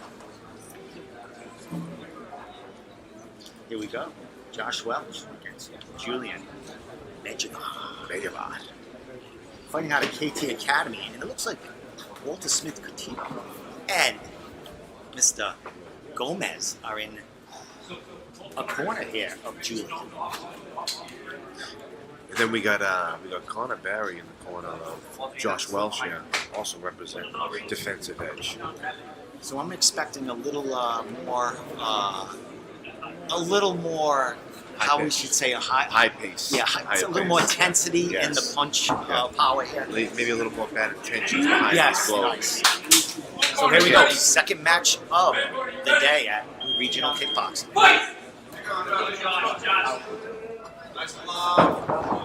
Already, you can feel the intensity between us.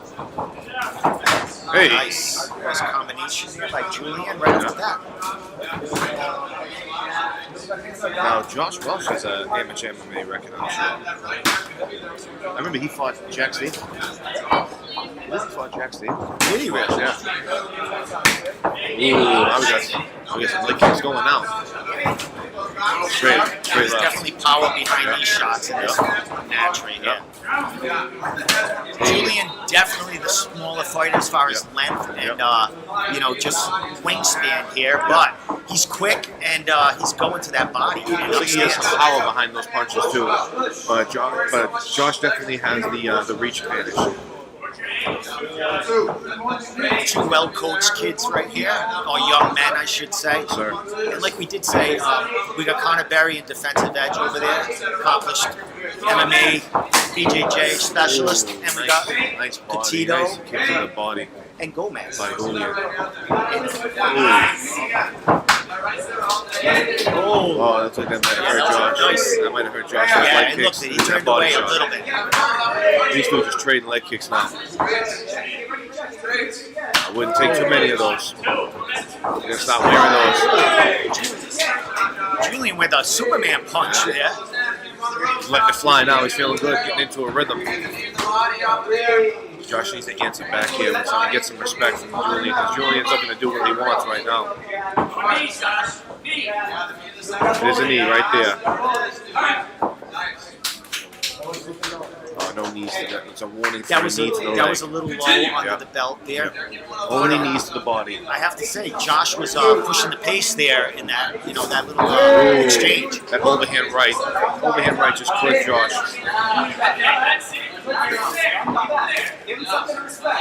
Josh needs to use his length here. Really load up on that leg kick. You can't take too many of those. You gotta check those. He's gotta check those leg kicks. Ooh, with that straight right. Oh, it's heating up now. Oh, nice. Yeah, we got it. We have potential knockdown here. Standing 8 count. Just a slip, I think we are. Just a slip, I think. These guys, what a first round, huh? Whoa. Julian's had the more, the more power. Josh is really put it together too. But there you go, 4 leg kicks in a row. He's gonna check those. And he's gonna continue to fire when that's happening. Nice overhand, nice uppercut. Ooh, nice. Josh. Whoa. Here we go. It's over. Is it over? It's over. Wow. Turns it on, turns it off and on. Well, it's not over. That's just the end of the round. I thought the ref was stopping that. Julian just took 2 hard punches in the face there. Ref is really looking at him.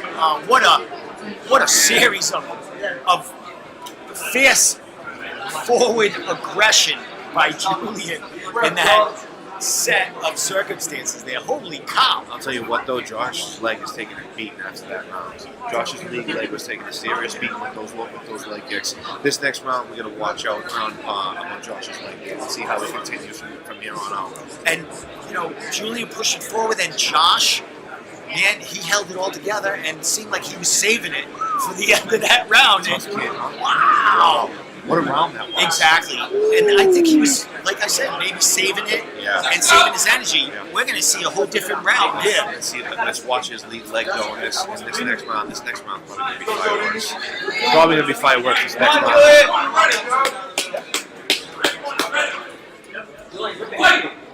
Here we go, round 2. You can see already that he's wearing those leg kicks on his front leg. You can see it already. He's going to have to get that leg up and stop those leg kicks from coming in. Got to check him. See how he's struggling to throw that leg right now?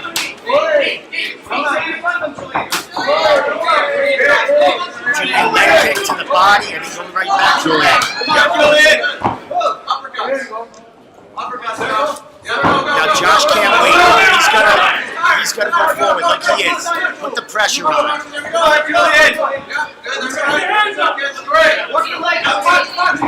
he is. Keep on throwing pressure. Just like the end of the first round. That's what he's going to do. Oh, he hit him.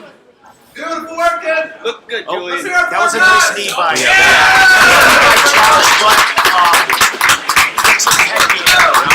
We have a little equipment malfunction here. Going to get them adjusted and start the round back up in a second. But Josh heading forward, man, pushing the pace. Both these guys are taking a beating right now. 2 tough opponents. Here we go. Josh might be a little tired, just looking at him. Yeah, his leg is really bad. He's turned it on, tired, so that ain't showing. Leg kick. Julian is looking to take a point off that leg kick. He's got to check those. He's not going to last much longer. We got him here in the corner now. Nice jab by Josh. Now he's finally checking some leg kicks. Straight feet in the body. Julian taking some punishment in the corner. Just like Josh has done in the first and second round, he's pushing forward toward the end here. And he's tired. The ref is checking on him, seeing if he's still good. He can't be turning away like that because the ref will call it.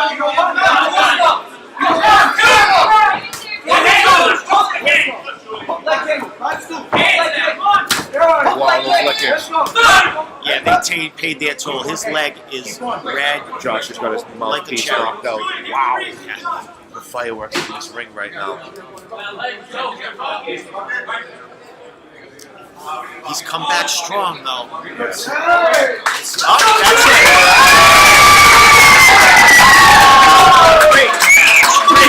Great match. Power shots, leg kicks. What a match. And the Josh unable to continue. Two warriors. I look forward to seeing more from these two guys. Definitely. And we're going to go to Mike Ebert with the decision. And your winner from KG Academy, Julian.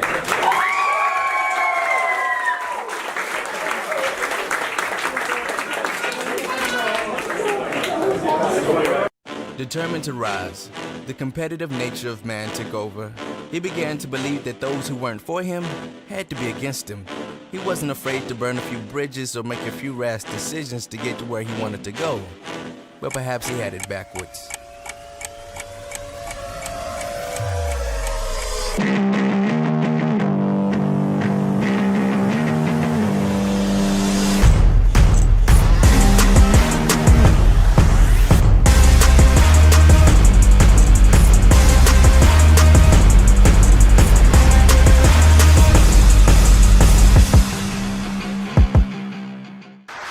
Up next, we have Marissa Hoffman versus Callie Zervos.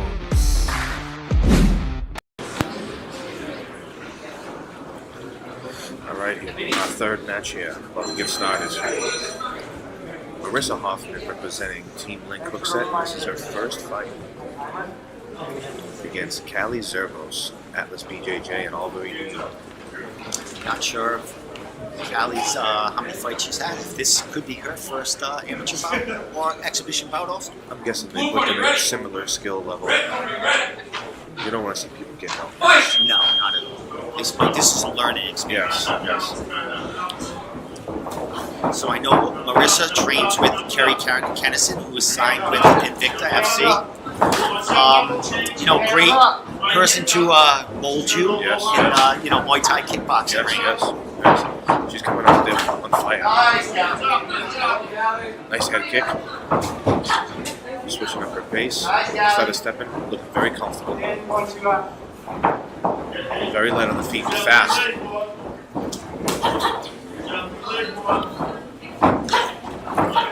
Marissa staying very composed and getting her distance there and throwing some combinations in with a nice leg kick following. Yep. Good timing on that overhand right by Callie. Oh, Callie with a spin. Beautiful straight back kick. Fast down to the body, get a couple to the tummy. Oh, nice. Liver kick. Yes. Nice switch kick. Nice switch kick. There you go, Callie. Yeah, Callie looks like maybe could be more experienced there.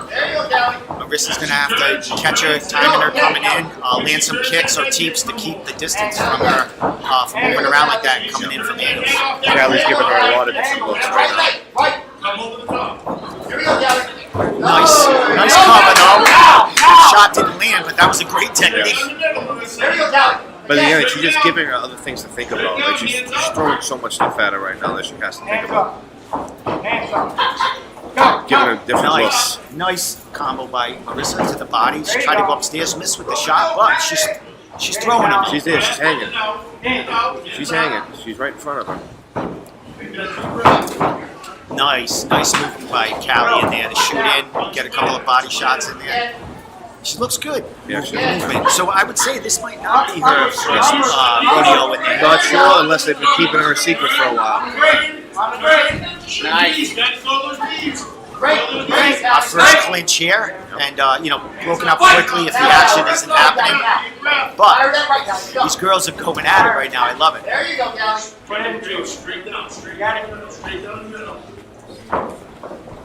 Now, if you look, Callie has stopped a little bit that movement. She's, slowing down a bit. Yeah, a little bit.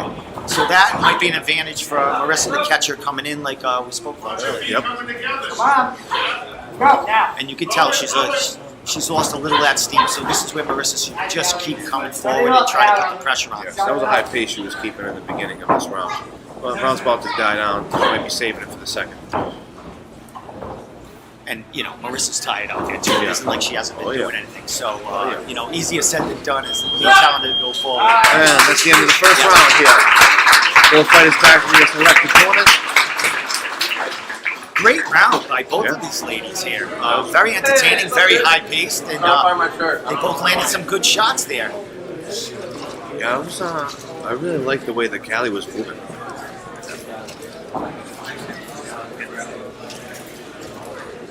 And whether one has the same experiences as each one, or one a little more, sometimes you want to test that, even though it might be your first time in there. Right. Hey, it's a test and it's experience, and getting out of there after that, whether your hand raised is up or not, it doesn't matter. You're having a ball in there, and man, you're gonna remember this the rest of your life. And also just preparing to fight as well. There's the months of training, eating, conditioning, leading up to that event, and then the mental warfare that you go through with yourself, preparing yourself to get in. You don't learn how to do that only by learning how to do that by doing it.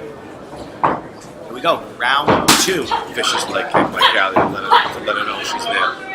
Callie looking very comfortable on her feet. She's got to check those kicks.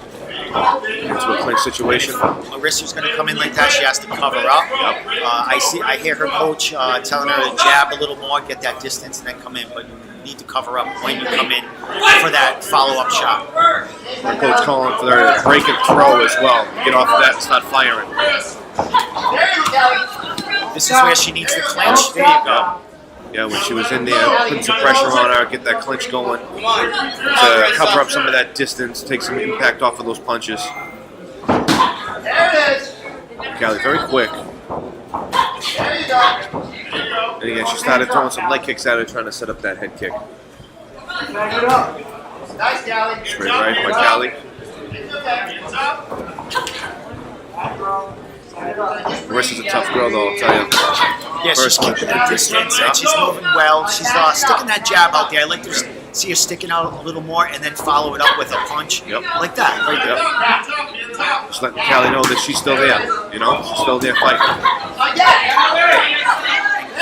Callie comes in, steamrolling. Looking on her in the corner right now. Tie up now, Callie. Just tie up. There you go. There you go.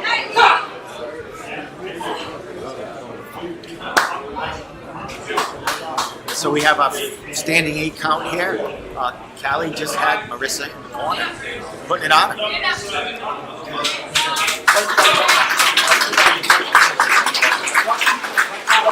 Yeah, that's it for her. She took a body shot and then down. That's it. Great match. Cheer votes. With the victory out of BJJ. Awesome match. I mean, she showed great movement in there. And I think she did have a little more experience. Yes. Marissa, but like we said, it's experience either way. And with that, we'll go to Mike Hebert with the decision. Winner by TKO at Atlas BJJ, Callie Zervo.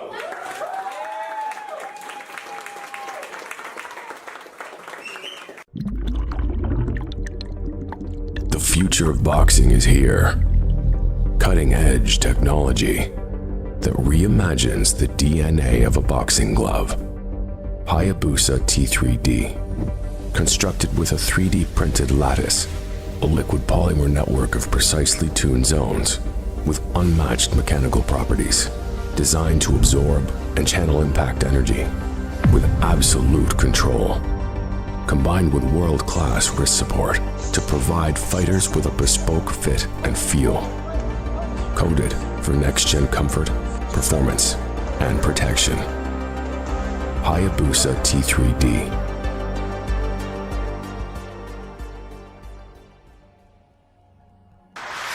Up next is Sergey Perasuko versus Brandon Dooley.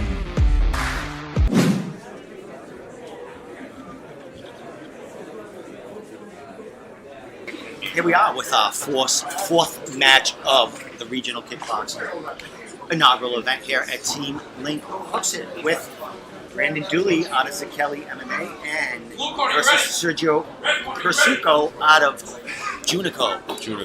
Out of Hanover. On the Bruno Jacare. Whoa! Right off the bat, Both guys getting right after it. We are aggressive right off the bat.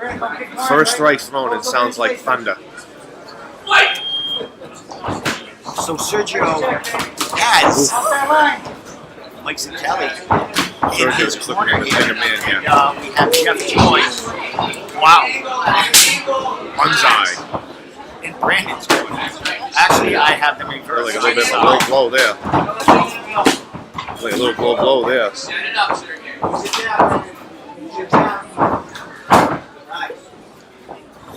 That's right, stand it up, Sergey. Sergey looking like a strong competitor here. He's Jeff Joy, who is making his pro MMA debut at Cage Titans. Is in his corner.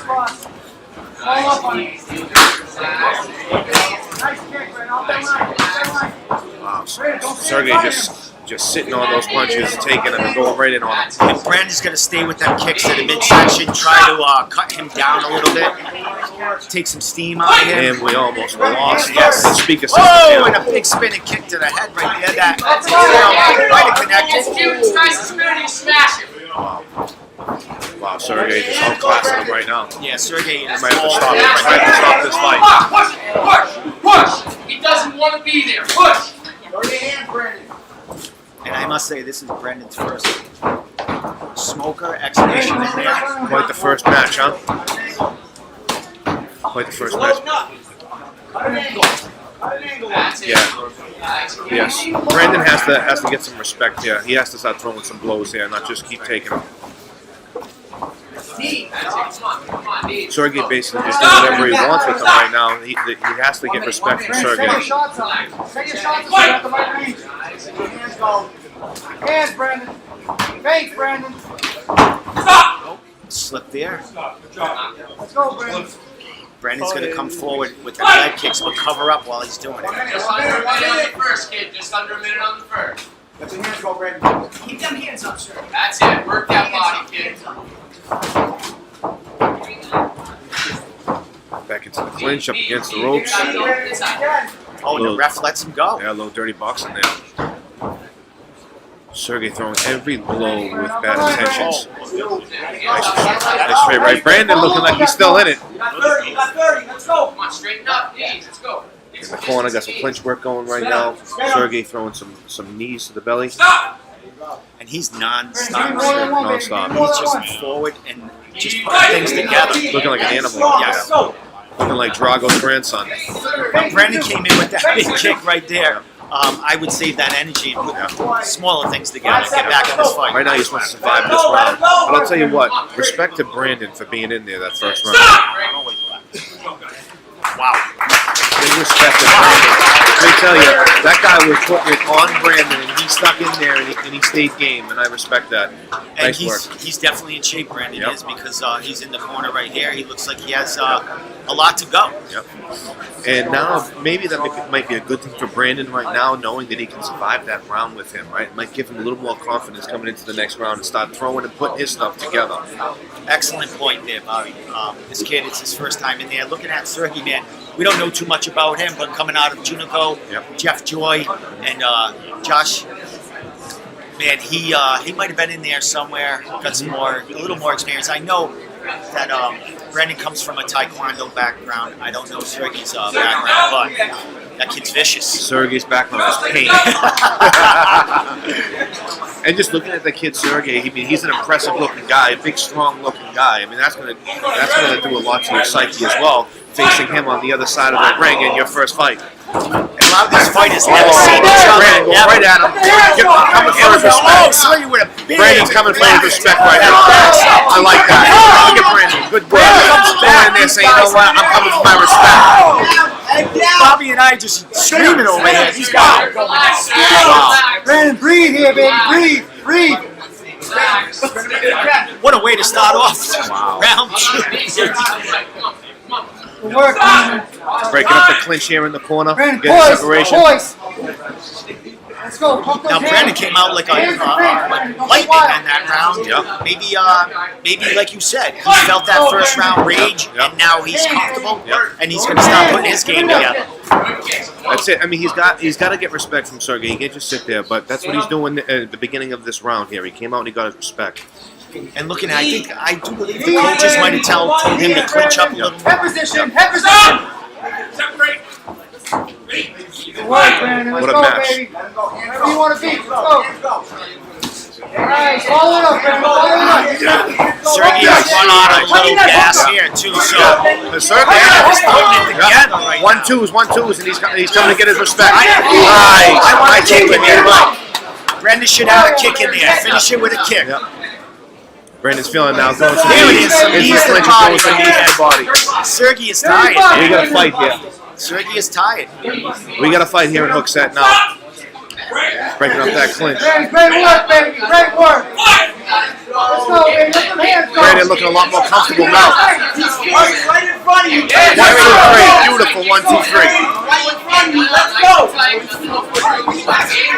Sergey's still in it. Nice kick. I want to see Brandon go to the body. A little more to the body. Brandon looking like a different fighter this second round. And remember, Sergey had put a lot of input out, a lot of output out in that first round. Sergey's going for the not Sergey. I'm sorry. It's okay.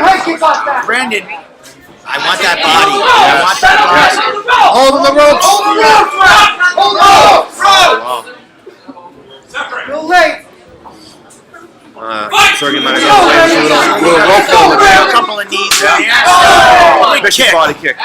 Brandon, get my Vicious hand. body kick by Sergey. Brandon clinching up again.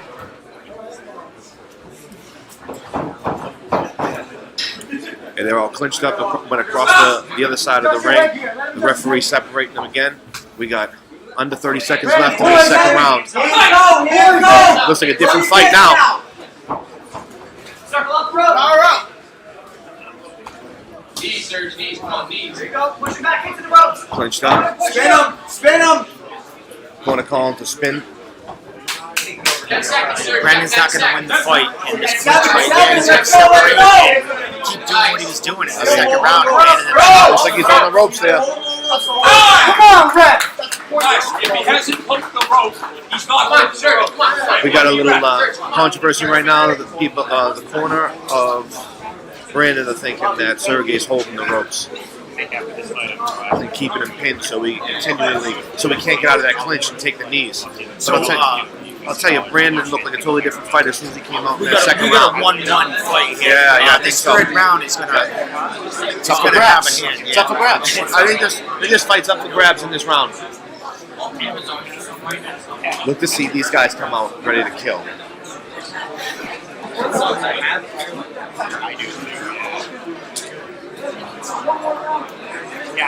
Very exciting. Now looking at both corners, Sergey is tired. Very tired. He put a. I mean, they're both tired, but Brandon right here looks like he's going to come out like he did that second round and just forward pressure. Another thing to think about Sergey being more physically impressive, having more muscles, is he's going to get tired quicker. More muscles, more oxygen. Nice right hand, And he put his head back. by Sergey. And here comes Sergey.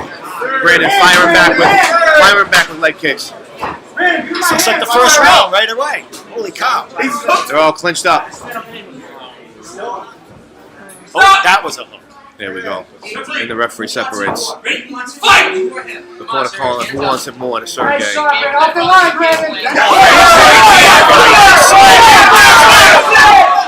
Brandon's going forward, landing shots. Brandon wants this rights and fight. lefts. Both these guys want to win this fight right now. Breathing. Breathing. Come on, Brandon. Keep breathing. I would still like to see him go low and high. Turn him. Turn him. Clinched up on the side right now. Breathing, Brandon. And what Sergey got to do is what he's doing. Clinch. Win it in the clinch because he looks tired. Yeah, Brandon's letting his hands go pretty easily. Hold stand and fly. 1, 2, 3s. 1, 2, 3. Brandon is just letting it fly. Brandon's getting after him now. Come on, Brandon. Push. You're not tired. Don't stay here, Brandon. Sergey looking tired right now. Guys still coming forward. Brandon looking like a pressure fighter with 1, 2, 3s. Wow, what a fight we got going on right now. Sergey backs him up with a couple of right hands. Brendan's going to try to separate here and get it back, get some distance, and land them shots again. Brendan's going to turn him. All right.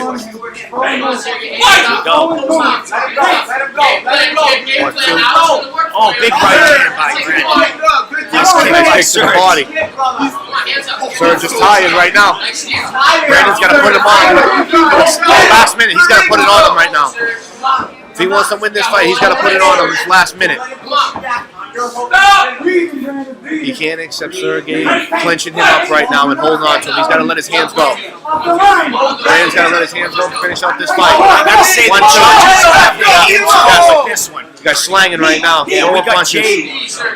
Sergio with nice knees to the body, clinching him up. Jay Pilla and Scott Hazelton have their work cut off getting this fight judged.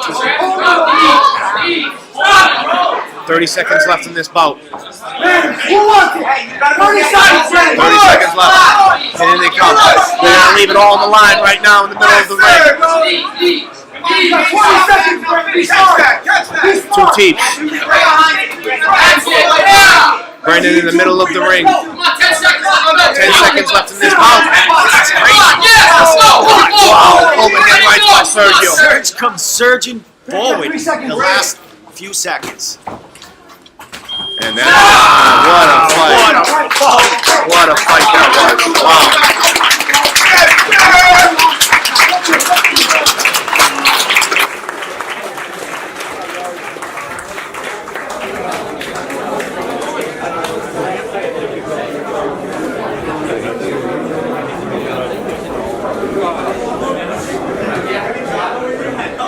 He dies. That's what we call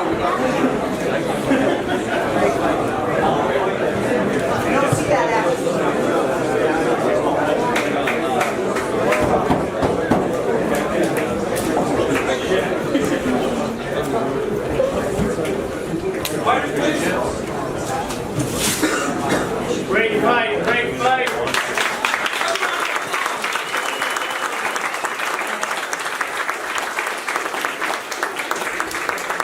The winner by unanimous decision, Sergey.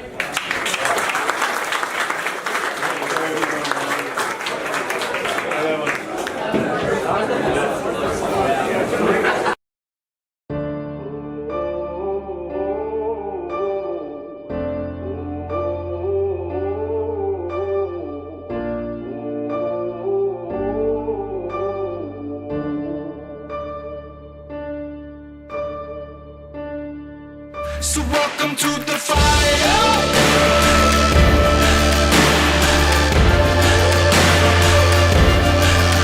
Feel it burning through your veins as we're walking through the flame, getting higher. Welcome to the fire.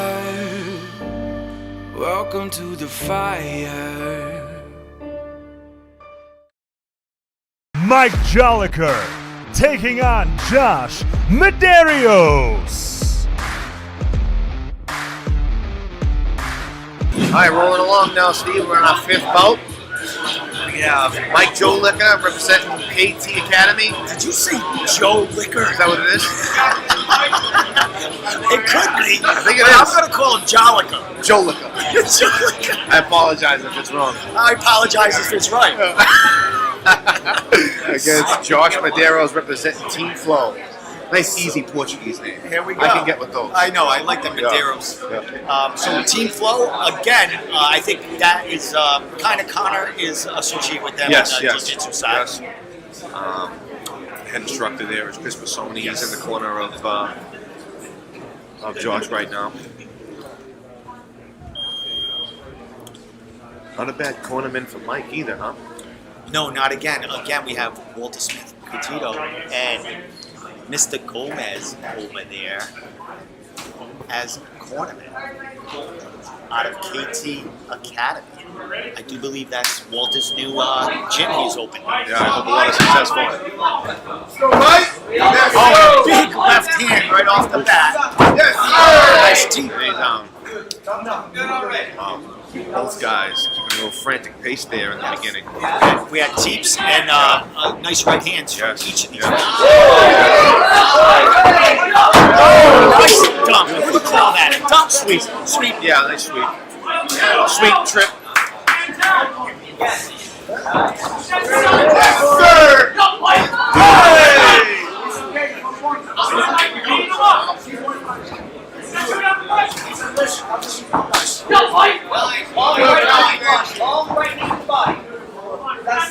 Going to be in good shape here. Yeah, Mike's definitely got the length and the wingspan again, and he's using them kicks and them jabs to his advantage. Looks like a knee to the head slipped in that previous exchange. In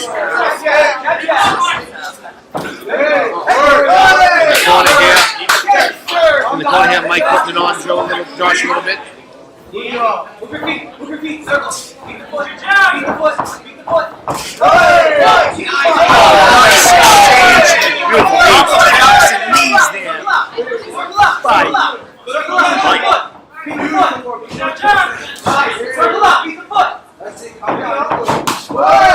Beautiful inside leg kick. Nice straight hand. Nice straight hand by Josh Medeiros. Yeah, Josh is picking his shots very well. And he's got power behind him. Yep. Compact little body on him. And again, like you said, Mike has the length on him. Beautiful, beautiful knee as he's coming in. And there's that length right there. And them knees are coming from the outside. He's jumping in with that and landing. He's catching it coming in. Beat the foot! Beat the foot!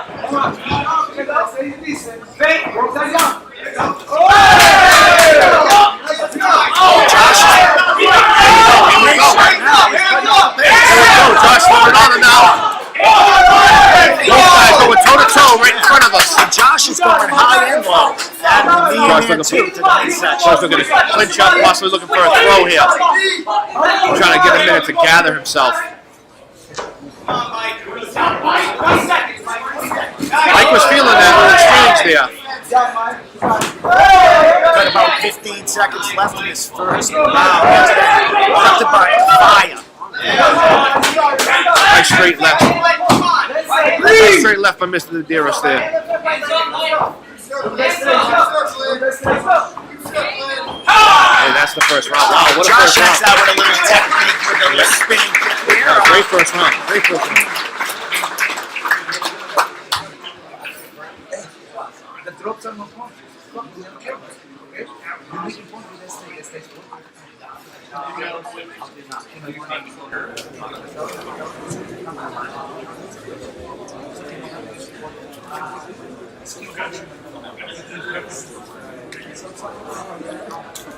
Just listen to the experience out of the corner here of PT Academy, what the Smith Petito.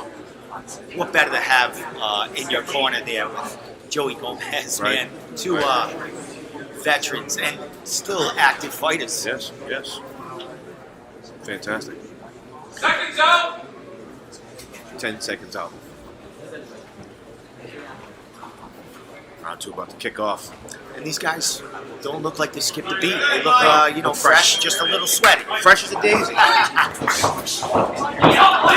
Ooh, nice overhand.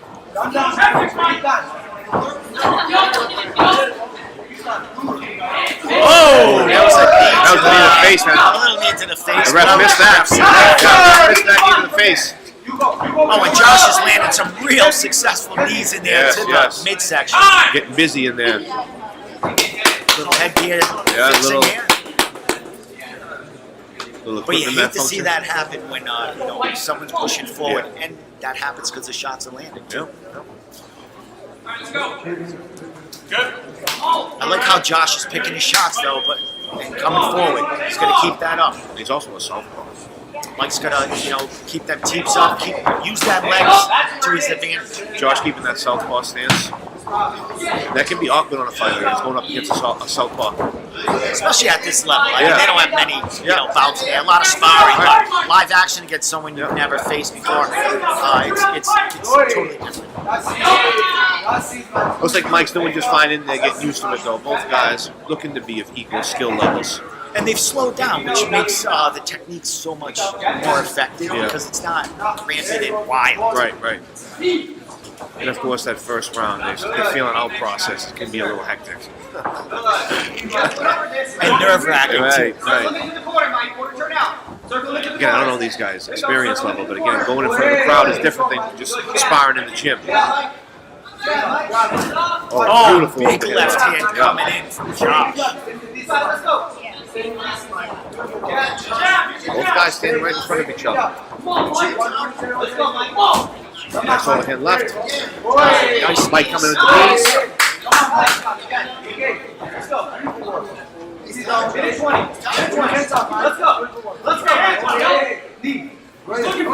Staying in the body by Mike. Josh keeps landing that punch. Right, stop for a minute. Standing 8 count.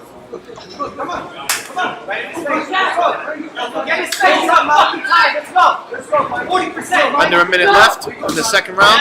Nice uppercut by Mike here. Mike getting busy in there. Josh still looking right at him though. Still ready to end this fight. Josh comes forward. Yeah, he's right in this fight, right in his face. Josh still throwing hands here.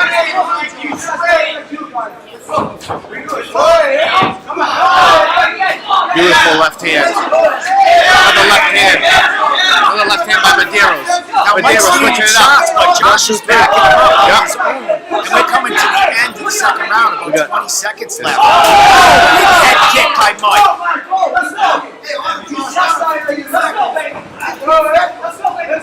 Beautiful hands. And Josh landed that combination with a miss by Mike. He missed with a punch, and Josh was right all over. And Mike was all right with taking that trip. Give him a little break there. That's the end of the second round. Wow. Action packed. Both these guys getting after it. 55.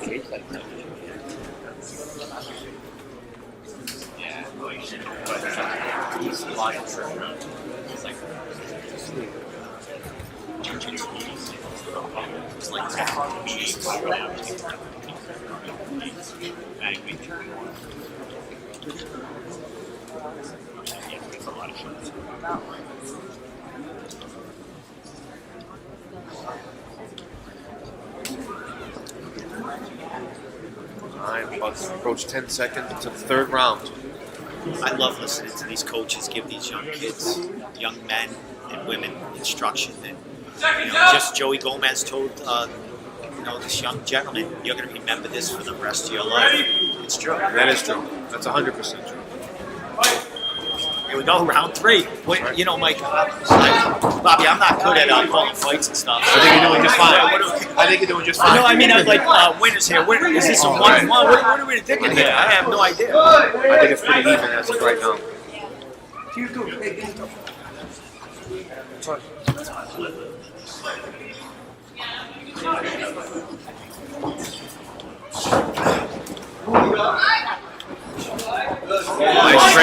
Nice straight left by Josh.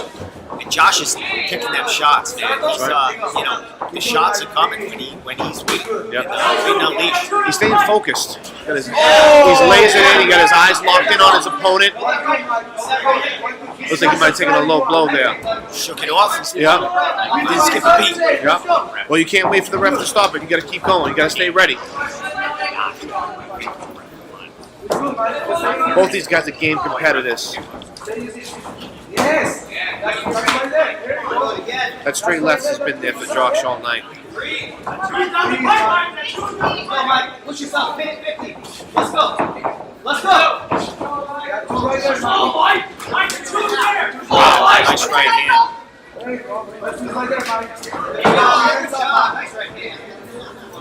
Minute and a half left. Josh right in his face, staring him down, looking for his opportunity. Nice knee by Mike.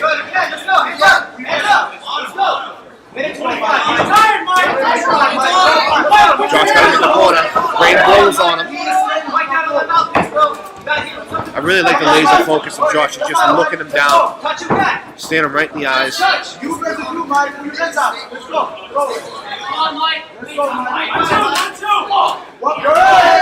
has not stopped coming forward, even when Get he's on him. getting Josh got to get on him. He He just had him keeps hurt there. coming forward. He had him hurt there. You let him up a bit. Mike is landing quality shots, but Josh is still coming forward and looking for the counters. Past couple exchanges, Josh has been stinging him.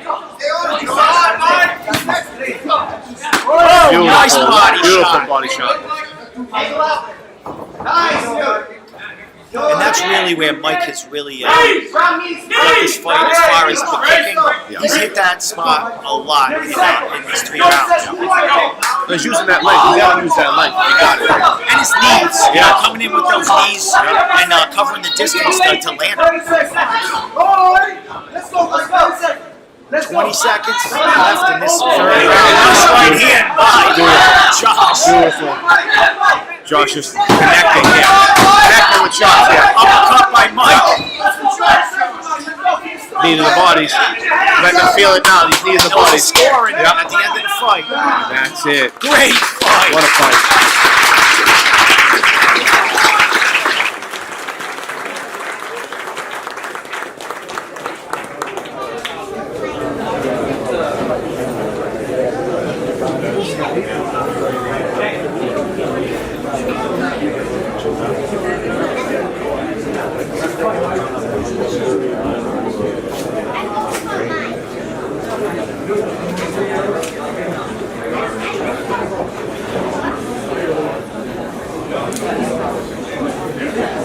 Great fight, great fight.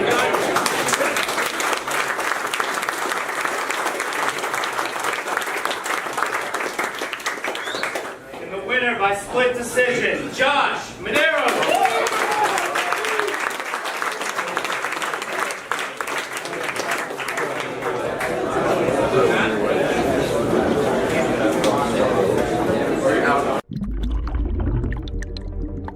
The future of boxing is here. Cutting-edge technology that reimagines the DNA of a boxing glove. Hayabusa T3D. Constructed with a 3D printed lattice, a liquid polymer network of precisely tuned zones with unmatched mechanical properties, designed to absorb and channel impact energy with absolute control, combined with world-class wrist support to provide fighters with a bespoke fit and feel. Coded for next-gen comfort, performance, and protection. Hayabusa T3D.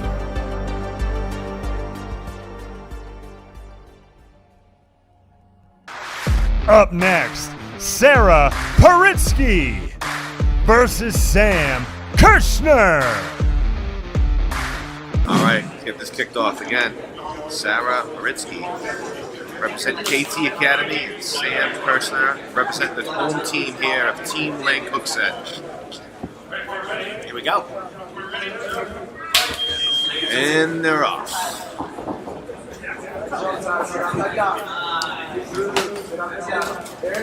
Sarah coming in heavy.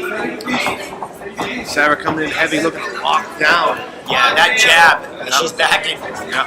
Backing her opponent up right now. Take a deep breath. Deep breath, Sam. Long jab by Sarah there. Sarah's locking it down, got her lays it in. Yes, Sarah's just coming forward, with pressure. Sarah needs to get her respect right now. She needs to stop throwing something and instead of just letting Sarah do her thing. There you go. Stop moving it up a little bit. Nice level. You have to keep her honest. Yep. There you go. Throwing some knees. 1, 2, 1, 2, 3. Kick to the body.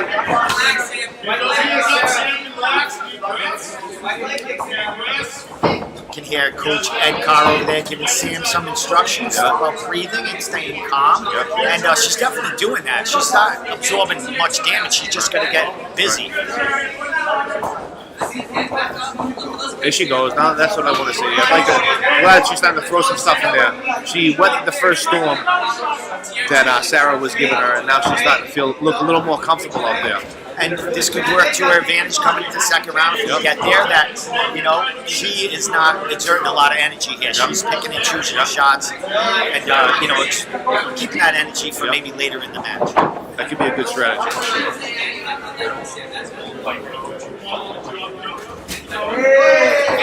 Straight right hand by Sarah. Got her in the corner, putting on her. Nice punching here in the corner. And punches. Great action here from these two young ladies. That's right. 1 minute, Sarah. 1 minute. Get up. Time to spice up a little bit. And looking at this is definitely their first time in there, one or second time. Definitely looking at Sarah. This is probably her first time in there, and she's doing a hell of a job. Sarah keeping a nice high guard. And I like how Sarah's keeping that leg ready to check those kicks coming in. And it's all a learning experience. That comes keeping the guard up and striking back. Sarah's putting some hate behind those punches right now. Bang. Pumping that jab out, Sarah. 10 seconds left. 10 seconds in the first round. Nice exchange there. Sam with a nice 1-2. Yes, give him some respect. Sam out there trying to get some respect of her own. Looking at Sarah, she's got she's a little quick in there, but this looks like it's a beginning for her too. So great gas tank on her around. Sam keeping her stance there and just firing them power shots in the corner of the bench.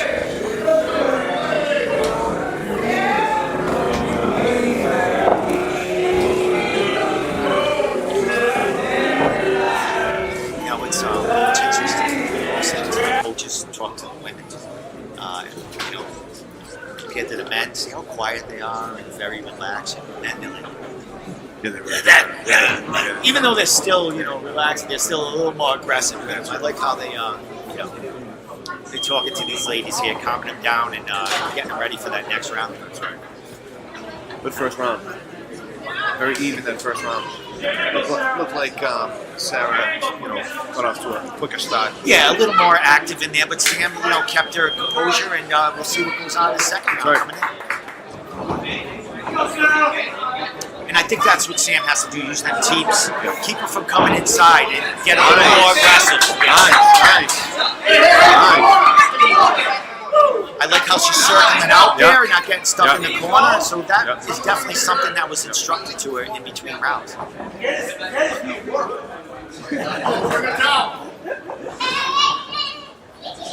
The corner of Sam talking about cleaning up the corner here instead of something that is slipping and getting hurt.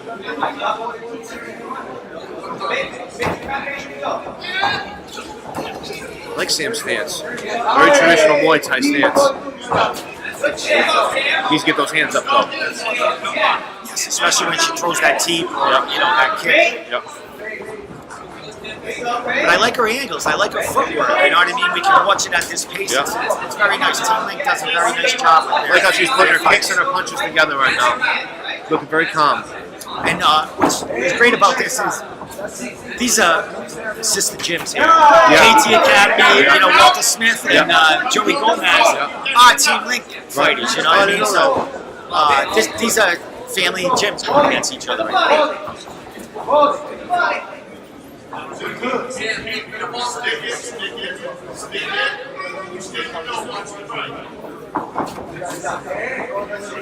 And again, Kerry Kennison is out of Team Link, so I'm sure she's done a lot of work with Sam trying to get her ready for this exhibition.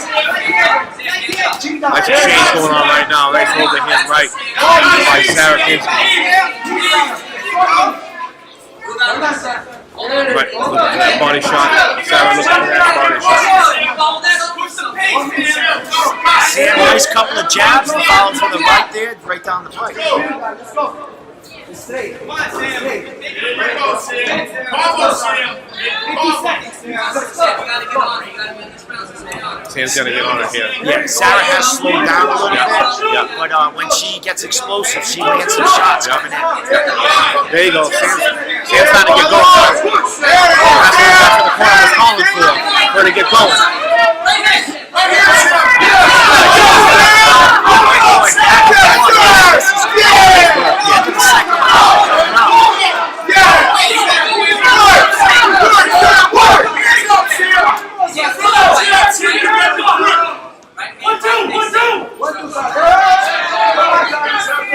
Back and forth there. Sam's going to set that jab up again.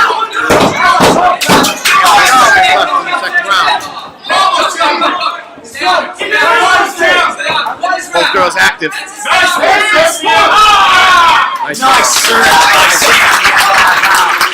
Great round by both of these ladies. I told you check my phone. It's way okay tonight, so I ain't looking all scared. I see you guys sitting there fucking rolled up on you.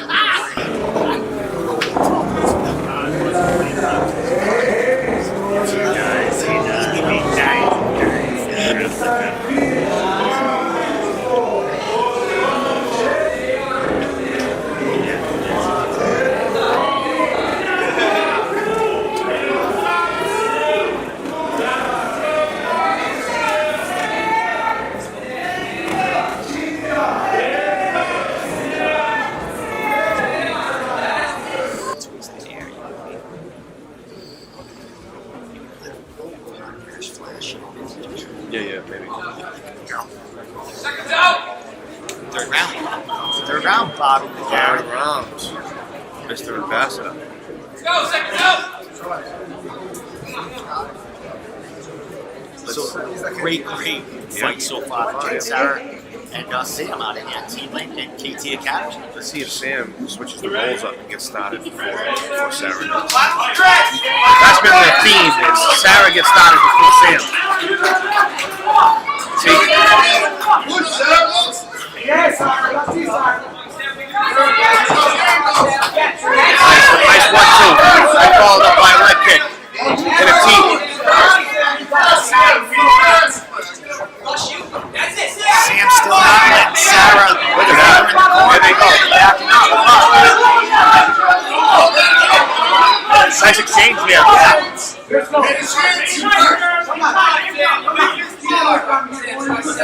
I'm seeing Sarah come forward a little more, and Sam maybe, standing back waiting for a counter, but she's going to come forward a little bit. There she goes. Sarah looks tired right now.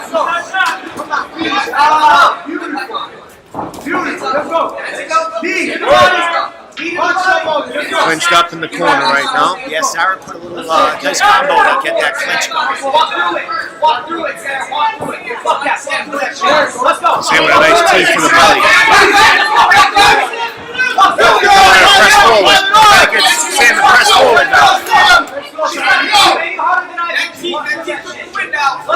Sarah looks tired right now. Putting some heat on that level. Yeah, and Sarah's coaches are telling her to walk right through them teeps and them kicks, and she's doing that. And as Joey Gomez says, I hit you harder than that. Don't be afraid. Get in there and go forward. That's right. That's connection there. And that's what she's doing. She's coming forward, and that's going to win her this match. Sam has got to clinch and circle out and get some of those shots in a row. Two girls are getting after right now. And that little series Sam really put it all on the line right now. Getting in there. Both girls.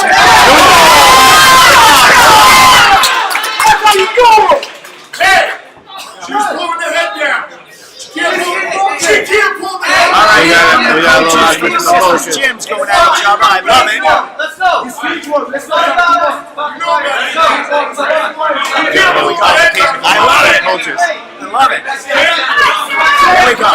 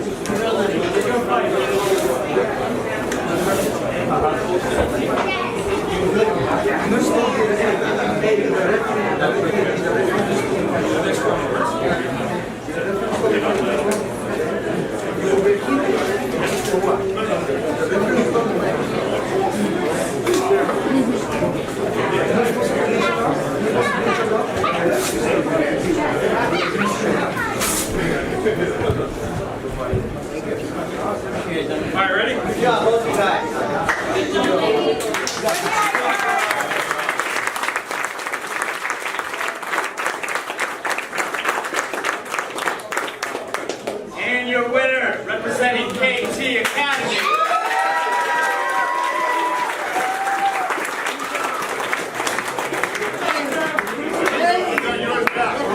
It's even now, Determined to rise, the competitive nature of man took over. He began to believe that those who weren't for him had to be against him. He wasn't afraid to burn a few bridges or make a few rash decisions to get to where he wanted to go. But perhaps he had it backwards.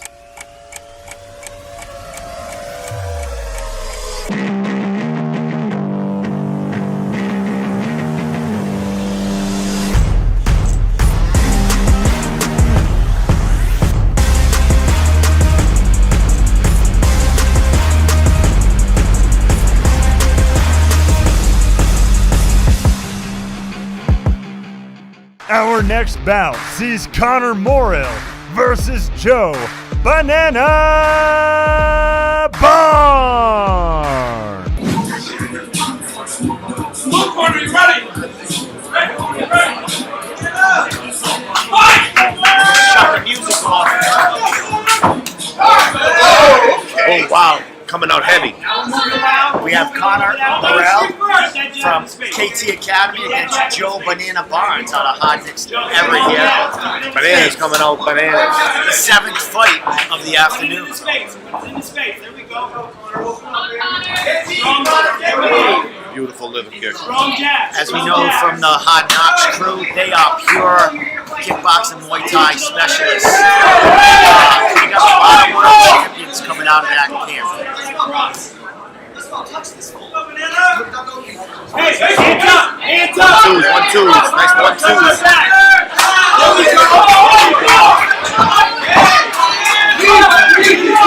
Both guys throwing some heavy leather right now. Connor kind of tried to come in there with a trip, but no success. Joe kept his ground, pushed him off, and Try telling these guys it's an exhibition right now. Try telling these guys that. Set it up. Find the jab. You gotta put the jab there first. Fade again, Joe. Nice hook. Nice hook. Looks like he hurt him. Nice combination by Connor coming in.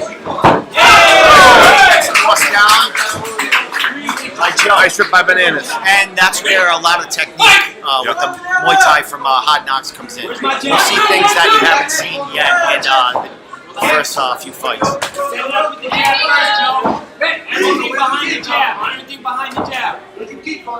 Come on, Banana! Where's my kick out?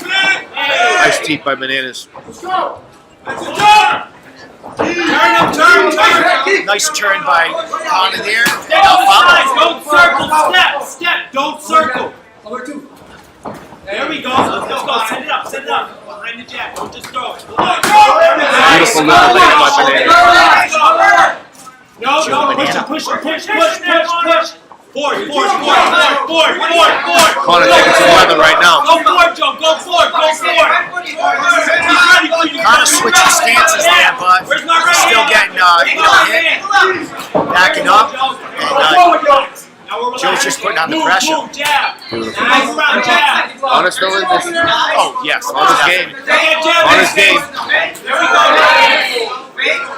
I've seen Connor in a snooker before, down at the same team hook set ring, and came away with a victory in there. So he's a gamer. Nice. Relax, breathe. Guys got some action going right now. Put that jab back in his face. Then set up the jab. 10 seconds left. Jab first. There we go. I also want to say Connor might have Beautiful handwork right there. Team Link for the health benefits and try to get in shape. And from there, it progressed into actually getting in there in competition in Muay Thai kickboxing. And he's probably doing some jiu-jitsu in there too with this team. It looked pretty good at the end of that round. But Connor right now is with KT Academy. Like I said, brother-sister gym of Team Link. And you can tell they were brother-sisters because the previous fight, they almost went at it in the middle of the ring between the coaches. That's right. A little brotherly love. 30 seconds. The competitive nature of martial arts. That's right. Cannot beat it. That's right. And then afterwards, being able to shake hands and squash everything as well. Yeah, Team teams got together right at the end, congratulated the two ladies that were in there because it's all about the fighter today. And again, it's nothing personal, but things get heated when you're in there. Of course, everyone wants to win. Go, seconds out! Here we go, second round of Connor Morrell against Joe Banana Barnes.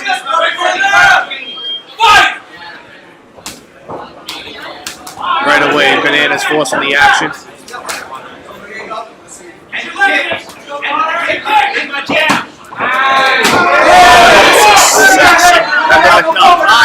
That body kick hurt.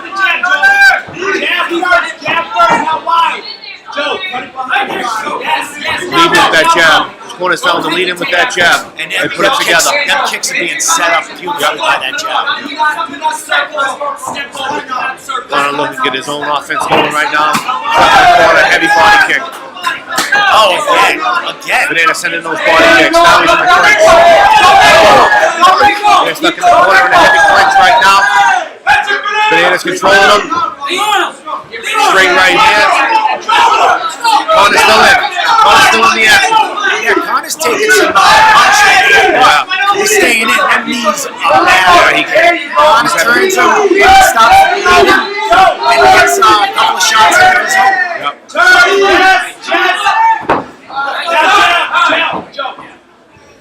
The action stopped for a moment to fix the equipment.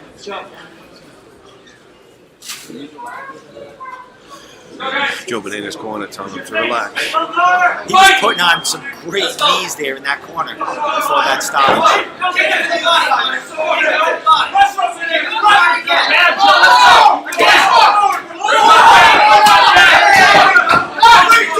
Banana's coming heavy.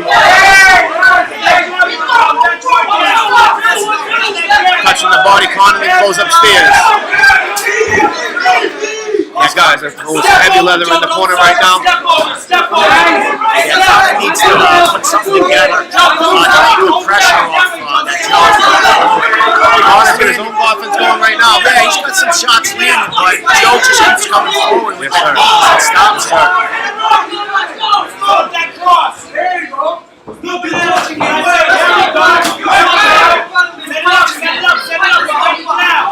What a fight. Yes, definitely. Ton of action. Knee, turn! Oh, I got him in the corner. Raining down knees on him. And that's Ox Muay Thai. Them guys are relentless. Ladies and gentlemen from that camp. Referee checking on Connor, making sure he's okay, ready to go. And the action back on. They touch gloves. Connor's still game in there. Yeah, still game. Still in the fight. Connor coming with his own offense. That's what he needs. He's taking shots. He's got to come forward and take them and give us all that. Great right here by Connor. 1-2 action. Low kick. Nice teeth by Bananas. Under 10 seconds left. And Joe with the forward action. No, they had to stop there for the knee. Round's not over. There was a knee to the head.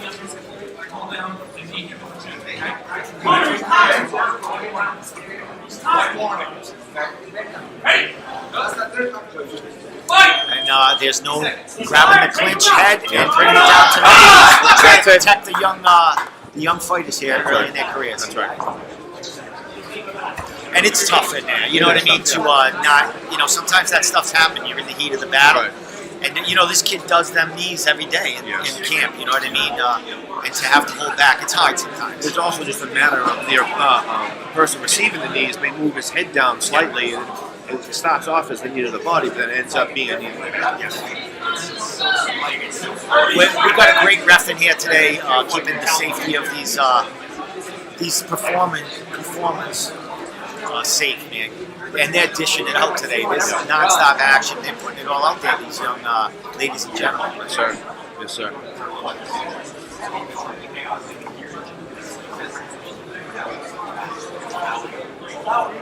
Seconds out! Guys, a lot of water in there. Clear it up for me, please. Third round coming up. Yeah, it's all set. Oh. All right, let's start this third round now. Randy, this paper towel is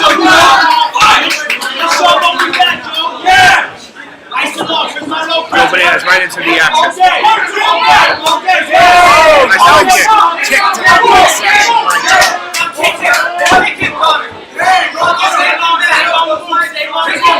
Connor throwing his hands. Yeah, I'm sure that's what his corner told him to come this round. Put the forward pressure on there, stop taking damage, and get your own in there. Referee calling stop to the action. Fixing his equipment. Let's go.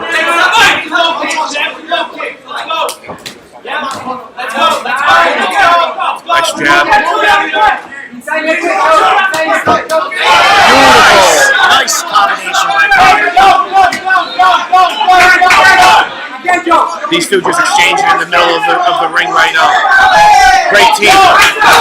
Bananas looking to separate himself with that teeth getting through. Yeah, Banana didn't like that. Yeah, he didn't like that. Straight right. Teeth. Connor's getting busy saying, I'm still here. Nice body shot. Tell him to go in the body. They want him to go in the body. And that's what I'm thinking too. Quite the fight here, guys. Quite the fight. Connor's still right in front of him. Throwing blows.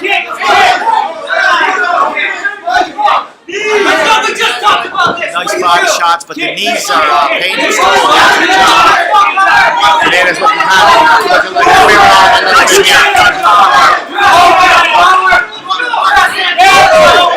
Nice combinations by Bananas. Let go. There you go. Now, let me up at the bottom. Let go, Joe. Let go. Corner. And they're separated. Now back to the jab. Referee fixes the equipment. Now back to the jab.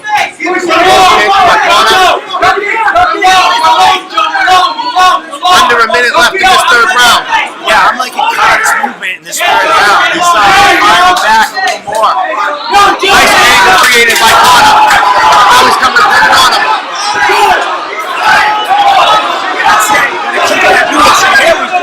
Place is going nuts right now. These guys are slaying blows right now. In the corner.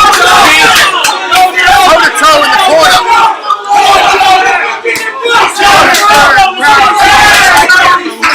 Under 20 seconds left. I can't believe the energy of these two guys.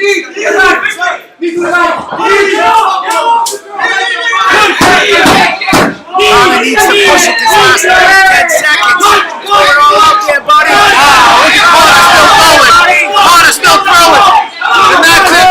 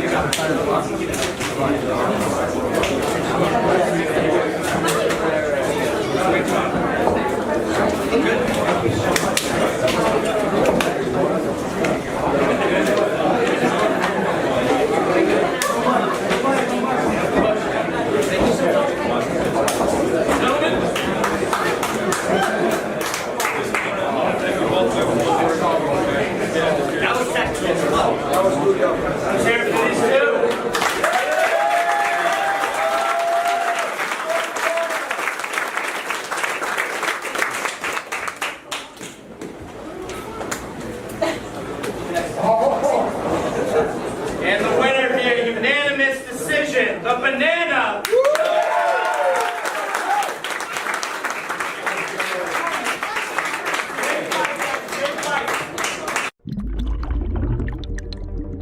The future of boxing is here. Cutting-edge technology that reimagines the DNA of a boxing glove. Hayabusa T3D. Constructed with a 3D printed lattice, a liquid polymer network of precisely tuned zones, with unmatched mechanical properties, designed to absorb and channel impact energy with absolute control, combined with world-class wrist support to provide fighters with a bespoke fit and feel. Coded for next-gen comfort, performance, and protection.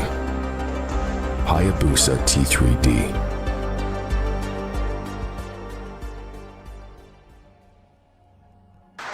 Up next is Jake Manning versus Jack O'Leary.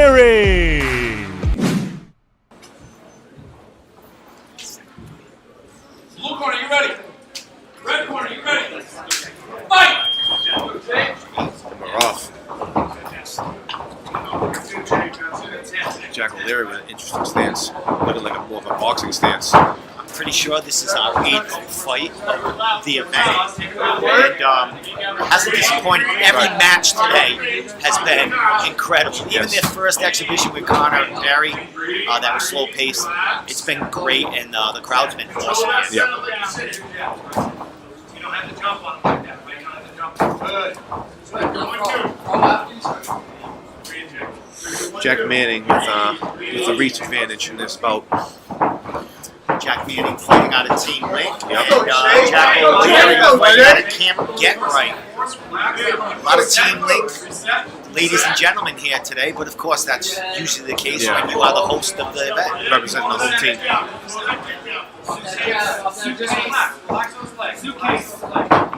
Now this fight is a little less volume, but as I say that, Jake throwing some bows on him right there.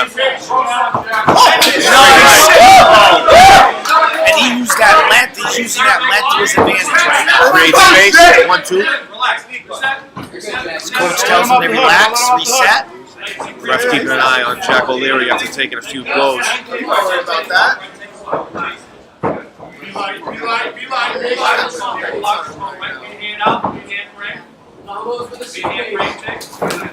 Beautiful right. Beautiful 1-2.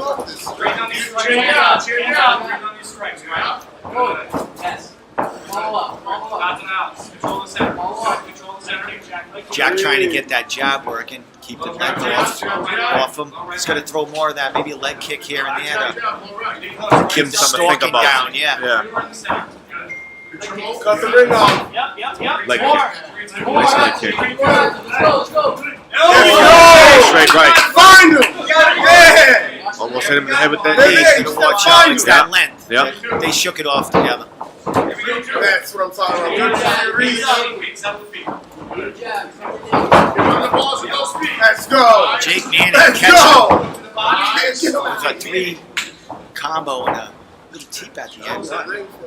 Jack is keeping him off him and circling out, but he's going to throw volume. Nice Jack's straight going to throw punches. some volume. Nice straight punches by Jack. I'm sorry, by Jake Manning. Jack and Jake. I like how Jack circles and he throws a shot, but he's got to cover up. Let's go. Work. 10 seconds. 10 seconds left in the first round. Because Jake is throwing 5 to Jack's 1. Work, Jake. That's the end of the first round. Nice effort by both of these competitors here. Nice It was a first little round. different pace than what we've seen. I mean, a little more settled back. Looks like they're looking to counter. Except, Jake has come forward a little more in that first round. Jake using his length and just pumping that 1-2. I think this round, Jack's corner is going to tell him we need a little more volume. Mix it up, try to get a leg kick in there, but cover up with that leg kick. But keeping himself open and his chin up when he's coming in and throwing a kick or a teep. Right. And I would probably say in the team link corner, they're saying keep doing the same thing. Exactly. You know, that was a good round. That was a good round for And Jake. like we said, I mean, Seconds out. Jake is putting more combos, more punches together, more volume. Jack's just going to let it all out and throw a 3, Well, we talked put about something this. together. We talked about this too. He's got to get some respect. He's got to get Jake thinking. You know, he's got to start throwing some stuff on Jake. Because Jake's coming there and doing what he wants right now. Let's go. And that's what I meant. See, chin down, he's got to cover up when he throws that shot. He's a little wild when he goes when Jack throws that shot, he's got to cover up. He can't kind of see what happens with the shot. You know what I mean? And his hand's going to stay up. He keeps dropping the hand. See his left hand, bring that up when you're throwing that right. Jake's staying nice and disciplined with those straight shots. Nice jab.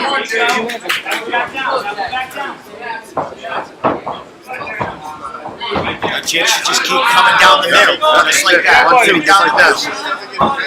He's got to keep on the Nice Jack effort right coming in there. front, Nice combination right there. We're going to see more of that. That's what he's going to do. Lunge forward, but cover up. That's what he's going to do.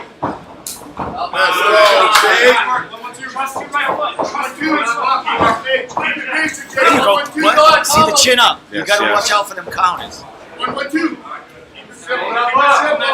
Both the corner calling, keep his chin down. Chin's too high up in the air. You don't want to get caught. And that's the experience here. That's why they are in there, to That's get right. this experience and to fix or improve on, what their coach sees, Correct. and what they see, because we're going to be able, we and them are going to be able to watch all the Let's fights go, tomorrow. Jake. Correct.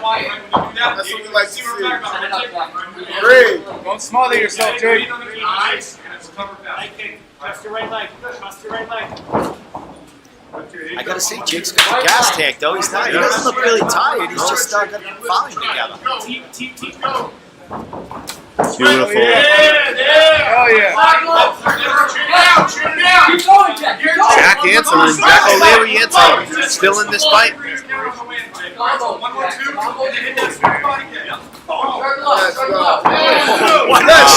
go. Good head movement. I gotta say, Jack's got game, man. He's getting hit a little bit, but he's got game coming in. Control the ring. Jake really pumping that jab and using those 1-2s effectively. Nice. Body, head body. Hit the 1-2 and then do it. Let's go. Stop taking, Jake. Just go. About 30 seconds left in the second round. Keep their hand out. I gotta say, the pace picked up a little bit in the second round. They're feeling a little more looser in there, and it's showing. Jack keeps dropping his hands. Got to keep those hands up. Yeah, keep going. Base. Keep the base straight. Set those feet. Oh, yeah. Good. Jake sitting on those punches and returning those 1-2s after being attacked. Nice lead. These guys are wild right now. They This get is awesome. Nice second round. Nice second round. Oh, I love it.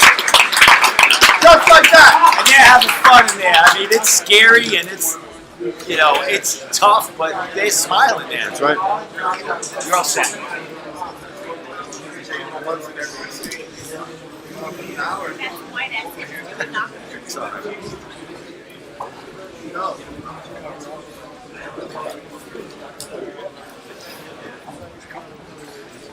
Ref in there working hard tonight. Oh, he's good. Yep. He's good. Doing nice work. These fighters safe and keeping things clean.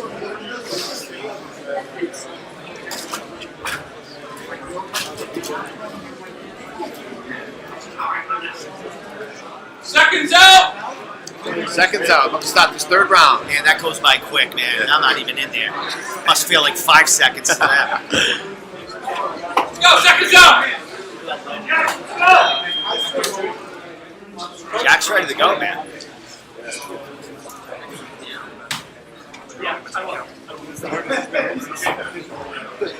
Luke, are you Sitting there ready? in the corner. I think it's game. He's still game, but hey, the ref is the ref. I think the ref's talking about keeping his fighter safe. Push the jabs. Lead him up. That's you now. That's you now. He wants to fight. Give him one. Right, switch. Luke, ready? Fight. Come on, Jack. Oh, Jack goes right forward, man. It's all or nothing this round. Lead him up. Right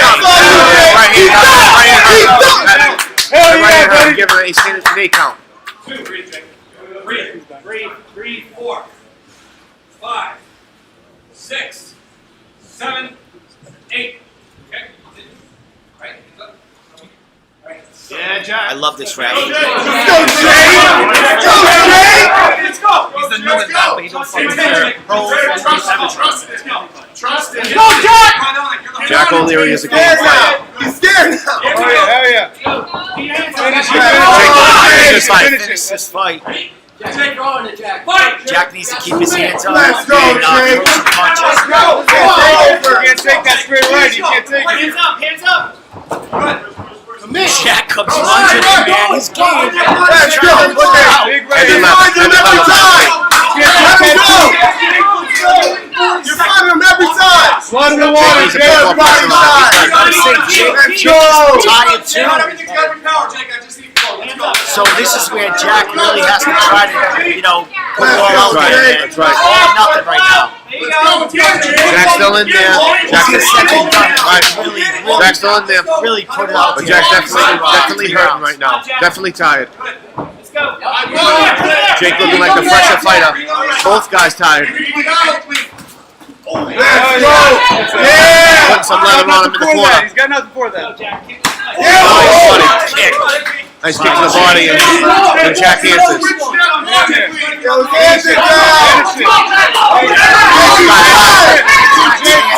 Finish it, Jake. His hands are down. Under a minute left.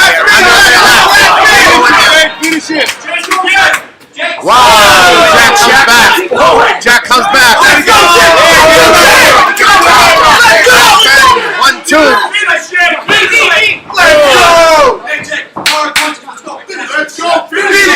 Tell these guys are dead tired. 30 seconds remaining in this fight. Let's go. On, put some action on. Jake is still all night. Get him out of there, Jake. Get him out of there. 10 seconds, man. 10 seconds, bro. Hang in there, Jack looking to finish this fight out. Bring it, Jack. Come on. Knee to the body. Right hand. Straight right. Straight right. Hell yeah. What a fight.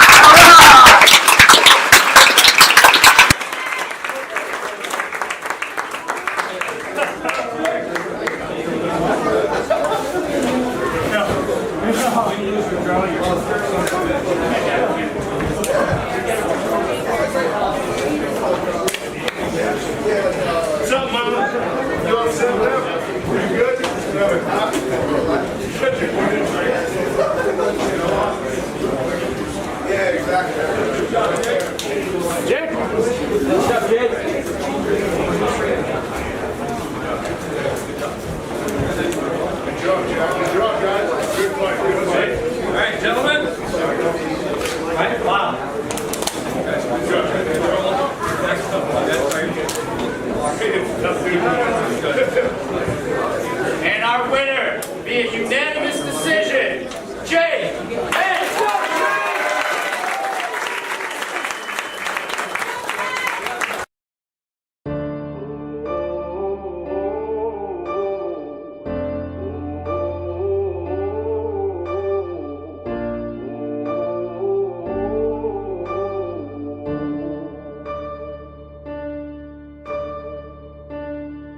So welcome to the fire.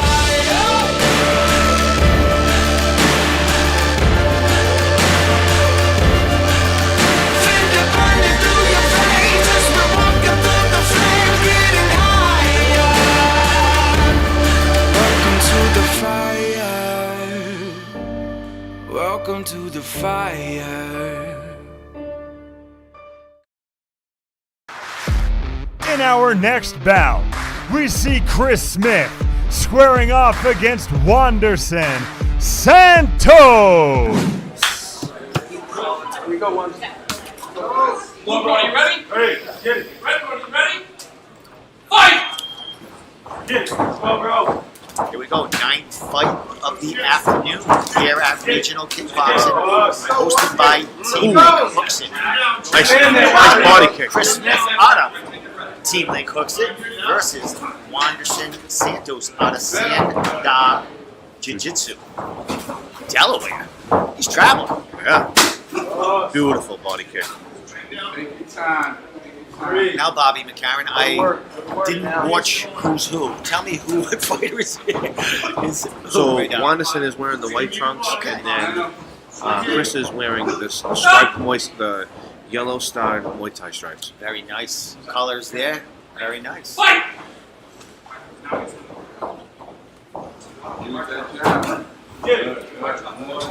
Wanderson goes to the body, up to the head.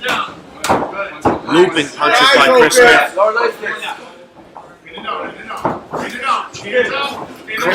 Chris has got quite the backing here.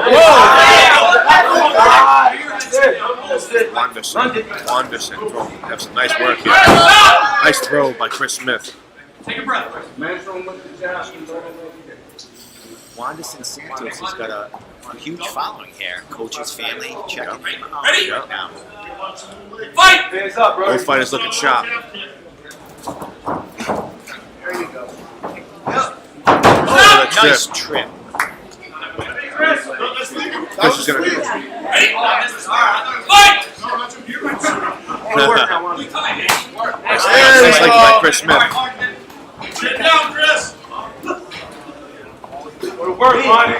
Body work by Chris Smith. Followed by a right hand. Nice. Yep. Outside beam, Yep. outside beam. Good. Outside. Circle with it, circle. Circle, let's go, go. Break, Chris. No. Nice. Oh, in the body by Chris. Great knee to the backside by Chris Smith there. Wanderson catches him coming in with a straight right. Good. That's what I'm saying. Chris in him with a check hook. Nice. Nice overhand right. Yes. Nice 1-2 by Wanderson. Again. Another 1-2 by Wanderson. Chris is looking to clinch him up by his corner. Yeah, that's helping clinch. Yeah, helping Chris right there, that clinch. And he's getting the work in, too. Good. Let's go, right there. Nice big left hand by Both men Chris. connect. Straight Straight right hand. Wanderson throwing He's busy in the corner. Busy in the corner. Chris is to clinch up because he was getting hurt in the corner there. Come on, one. Let's give some That's the end of the first round. Wow, what a first round. Both men getting some good work in. Let's go, bro. Just hearing Wanderson in the corner, he don't like those knees. He just said something to his coach, those knees. He doesn't like them. I wouldn't like it either. So I'd imagine Team Link, Chris will keep throwing them knees in the clinch because I'm sure he's feeling what they're doing to his opponent. Yes, weakening the body.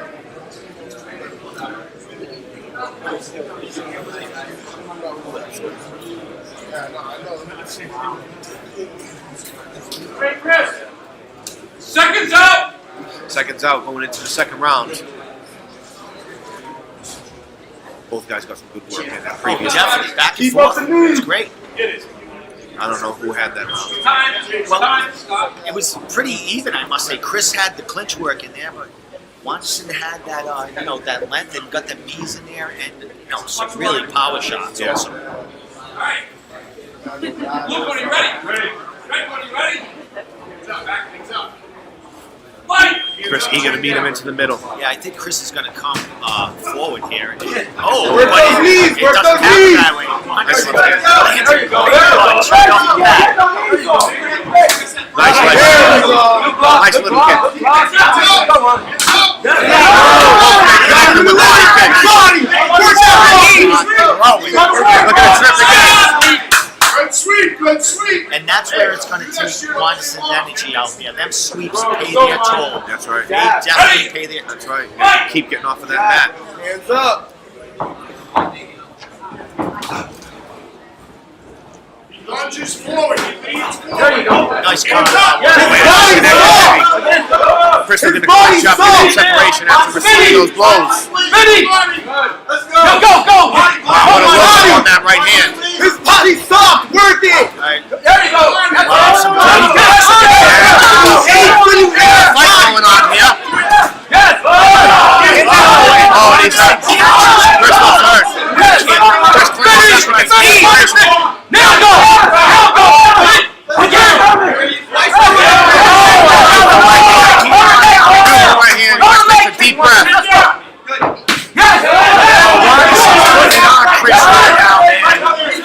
Come on, Wonderson! Push it! Oh, big left! Get him out! He's just got to clinch up and stop the bleeding. He's got to stop. We're going to get some time. Nice trip. There you go. Another nice sweep by Chris Smith. Incredible this fight right now. Second round. He's got it going.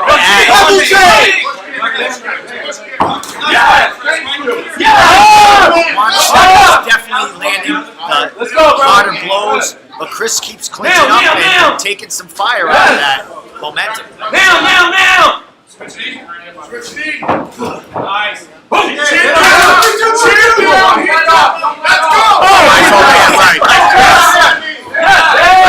right by Chris Smith. Little dirty boxing going on. Nice move to the body. Be smart. Both men expending some energy. Under a minute left in the second round. 1-2 by Wonderson. Wonderson going to the body. Chris with another sit down. Another nice sweep by Chris Smith. How do you still have that? Let's go. Breathe deep, Chris. Under 20 seconds left. Now back up. Wonderson's letting his hands fly. Chris looking to clinch up. Turn him up. That's the end of the second round. Action-packed fight.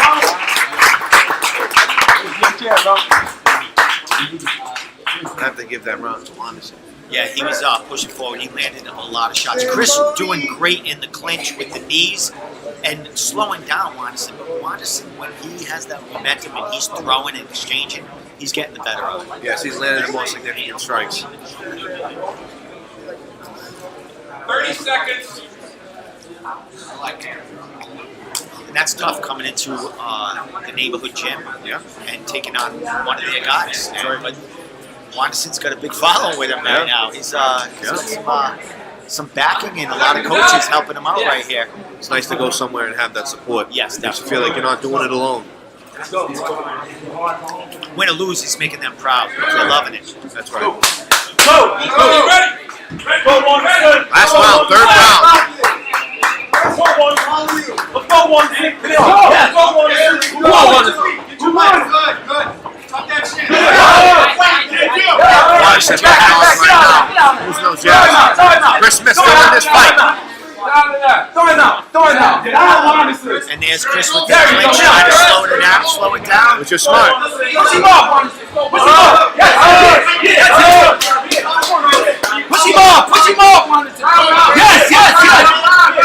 No, lower leg kick, man. Let's go. Get off. Let's go. Wonderson with his own sweep. Come on, let's go. Come on, Wonderson, lunge kick. It's there. Hands up, man. Let's go, baby. What is that? Wonderson doing 1-2s in the corner. Chris making some separation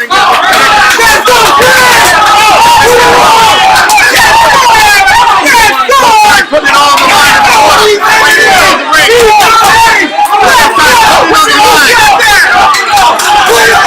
Put it on him! There you go, let's go! Right back in. Lucas punches in the corner.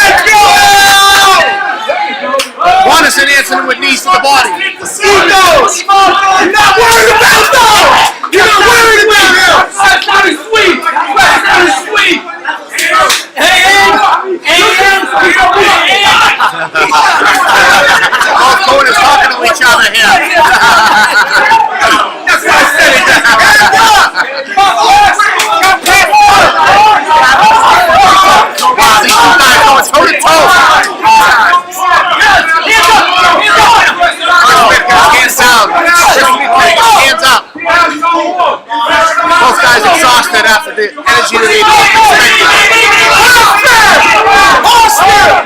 there by Onnit.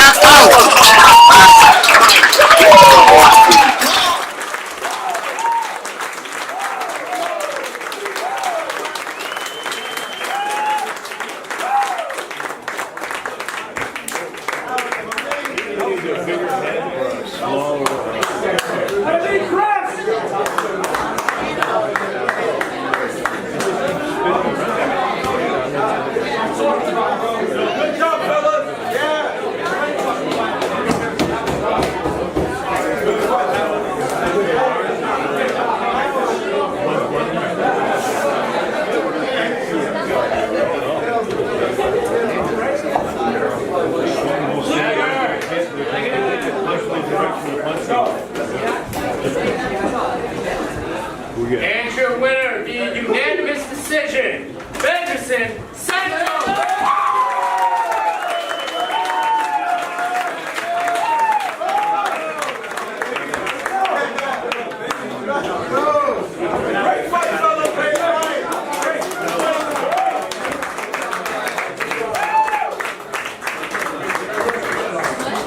Determined to rise, the competitive nature of man took over. He began to believe that those who weren't for him had to be against him. He wasn't afraid to burn a few bridges or make a few rash decisions to get to where he wanted to go. But perhaps he had it backwards.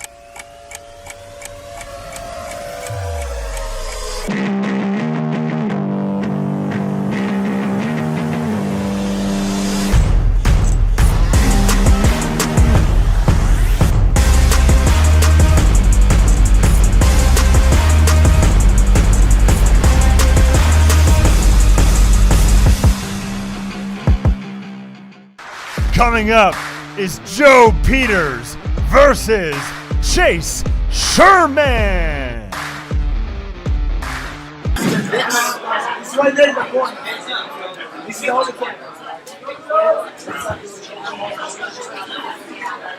So I'm just going to make a prediction here, Bobby. I don't think this is going to make it to the end of 3 rounds. I think there's going to be a finish in this fight. If anybody can do it, it's the big boys. Whole place is nuts right now. Beautiful inside leg kick.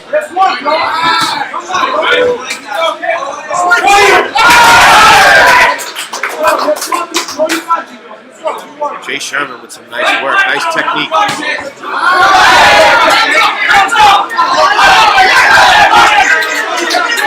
Look at the clinch work here. Joe Peters is strong, man. Yeah, he's strong. He looks like a much bigger 205, doesn't he? Beautiful inside leg kick. But Joe knocked the turn. Still slinging with some power punches. Yep. Knox is going to try to clinch up and get his knees and slow this down. Really high. Chase needs to create those angles.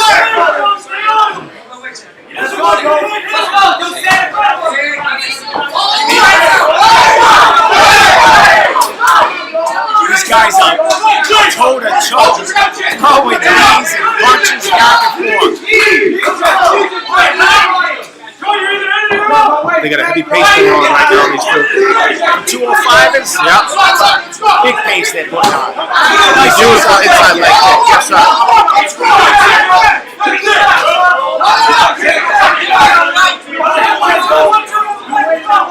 Going to calling to follow up with those inside leg kicks. Nice teeth right to the chin.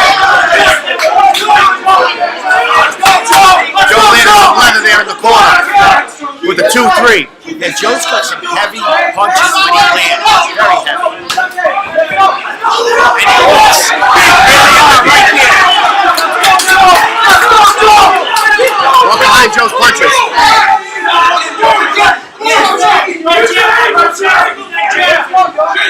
Again, the Hard Knocks corner is calling for angles. Can't just stand in front of this guy. He's got great angles. Joe's coming forward and landing some blows. Hard Knocks is going to cheat. They got to clench knees. Get out of there.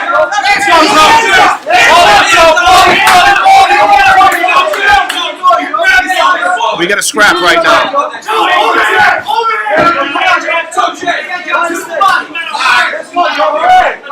Joe just barely missed with that overhand right.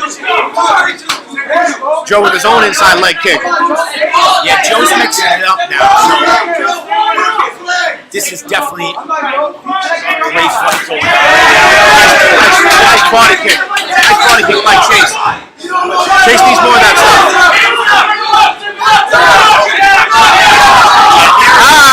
He's got to clinch up.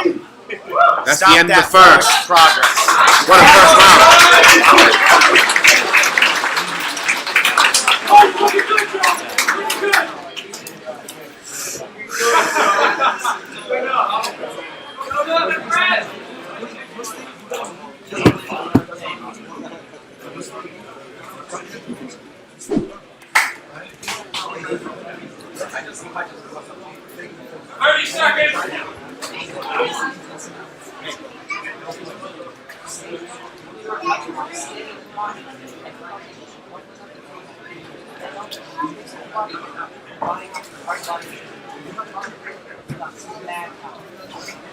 Seconds out! Seconds out. Let's start the second round.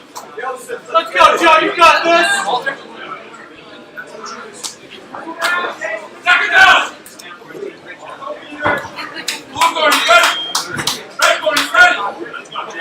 Here we go. Second round, 10th fight of the afternoon.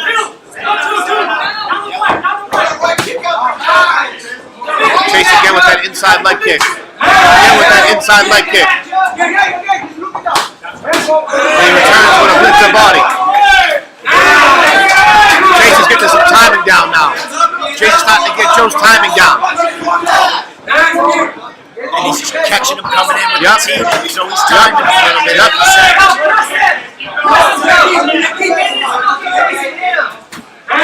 Nice work. Chase is looking a lot better at the start of this round. Joe is going to keep doing what he does, come forward and just try to land down power shots. Nice clinching knee. Both guys slinging knees right now. Smart move by Chase getting out of there and creating some space. He doesn't want to sit in the corner with Joe. Joe comes in with a heavy right. Beautiful inside leg kick. Joe returns with some right. Stalking him down right now. Straight right by Joe. Joe looking like the Terminator coming in there.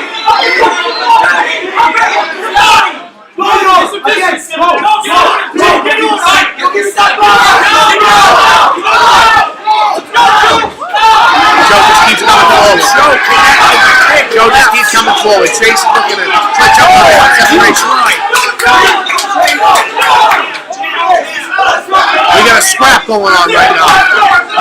Beautiful inside leg kick by Chase. Chase doing this right. Chase sits in with his own straight left. Guys just firing in the corner back and forth. Chase with a tie clinch. The referee separates. A minute left in. Joe just keeps firing. Sits in and fires. Doesn't look like he's slowing down at all. He wants to finish this fight, and he's going to get a standing 8 right now. Here we go, Joe.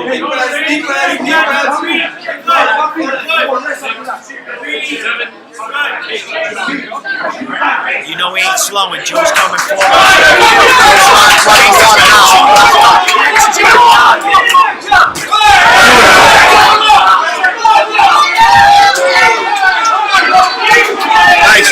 tie clinch. Chase using that tie clinch. The ref separates, almost catches one of himself. The ref almost caught a right hand right there. 10 seconds left. What a round. Joe's still stalking. Time. At the end of the second round.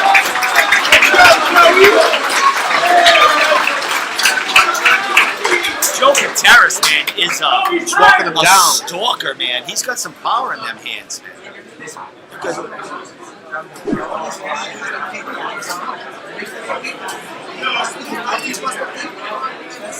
Joe just walking him down, looking like nothing's phasing him. Chase still doing good work. Chase is trying to use the technique and the right things to do, but Joe is just walking through everything. It's like nothing's phasing him.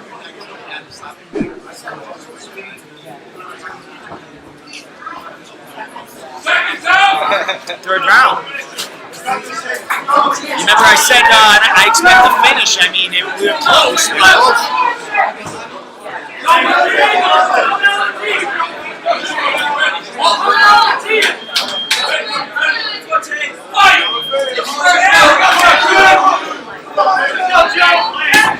Inside leg kick again by Chase. That's been there all night for him. Again, inside leg kick.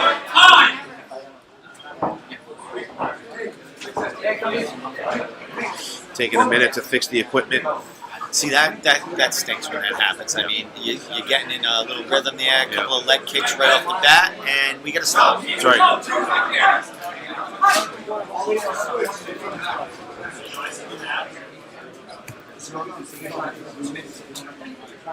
Quite the fight. Joe's not even breathing.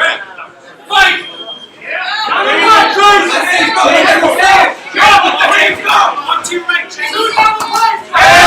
Chase just coming forward. Joe just wants to brawl. Joe said let's brawl. Joe puts some heavy lever on. Joe wants him down. Chase is game. Chase is still game. Nice left here by Wow. What energy being expended by these two.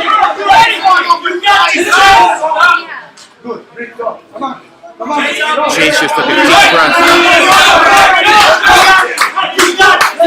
2 minutes left. May seem like an eternity.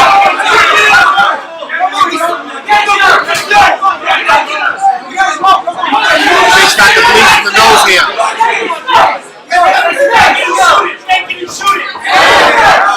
Joe smells blood in the water. That's it.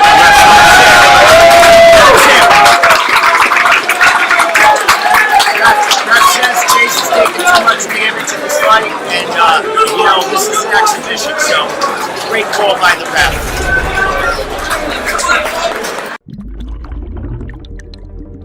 The future of boxing is here.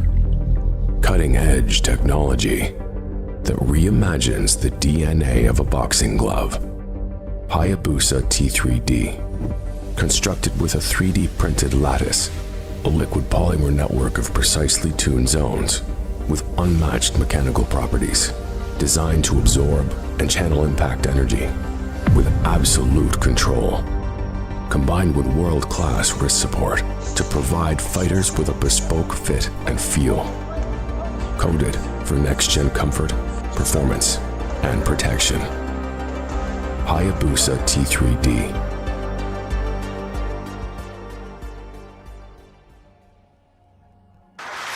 Connor Hughes taking on Tristan Joyce. All right, folks, co-main event of the evening. Connor Hughes representing Renzo Racing against Tristan Joyce from KT Academy. Both these corners stacked up with coaches. Got Nick Fiore and Connor Hughes' corner. And we got Walter Smith and Tito from KT.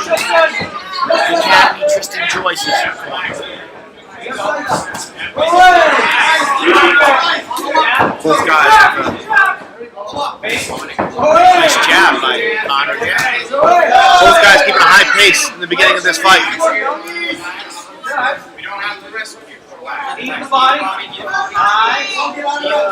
Connor Hughes coming off most recent match, BJJ match with Johnny Cupcakes Campbell at Enigma Invitational 3.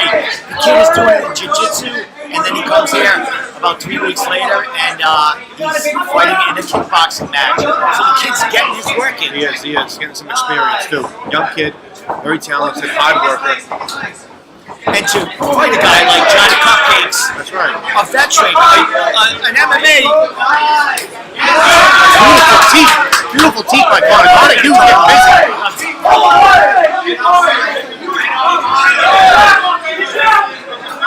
Connor Hughes needs to create more angles. You don't want him to stand in front of him.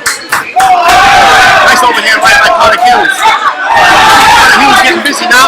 He's mixing it up in combos here. Nice teeth by Connor Hughes. Got him in the corner. Straight jab.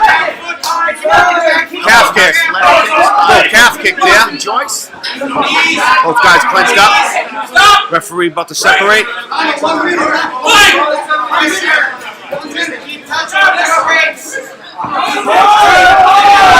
Nice exchange of combos there. Tristan comes out, firing a little heavier here at the end of it. That's a slip. That's a slip. And that ring's still slipping. Nice 1-2 by Connor Hughes. Comes back. His jab is working. Comes back, pumping that jab.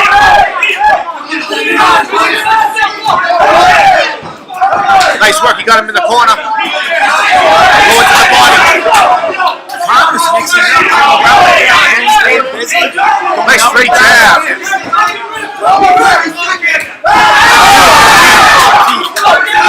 Follows up with a nice jab. And an overhand right. Nice overhand right again by Connor Hughes. Connor Hughes doing a nice job going upstairs and downstairs on him. 10 seconds left. First round. What a pace. Put out both of these guys. Beautiful knee. Beautiful teeth. That's the end of the first round. Whole main event. What a first round. So to talk again about Connor Hughes, talking about him fighting Johnny Campbell. You know, even though it was in a jiu-jitsu match, for your mental state and stuff, to be on the opposite side of that guy, right. Matt, Cage, it's frightening. Right. And Connor put a really good effort against Johnny. Yep. And now he's in there doing a kickboxing match. He's staying busy, and kudos to this kid. Getting the experience, learning to walk through those butterflies that you get before getting into any type of competitive situation. You know, and then playing the mental part before, during training, thinking about what's going to happen if this guy knocks me out in front of everybody. What if I don't perform well? You know, and then still going forward and fighting, still showing up and performing in front of a crowd. Nicely said. Start of round 2. I think Tristan has to pick it up a little more with straight punches and combos, which he's doing right now. Both these guys get into a serious brawl right now.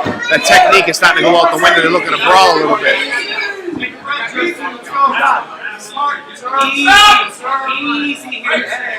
Tristan out of KT Academy, and like Connor Hughes out of Rental Gracie. Connor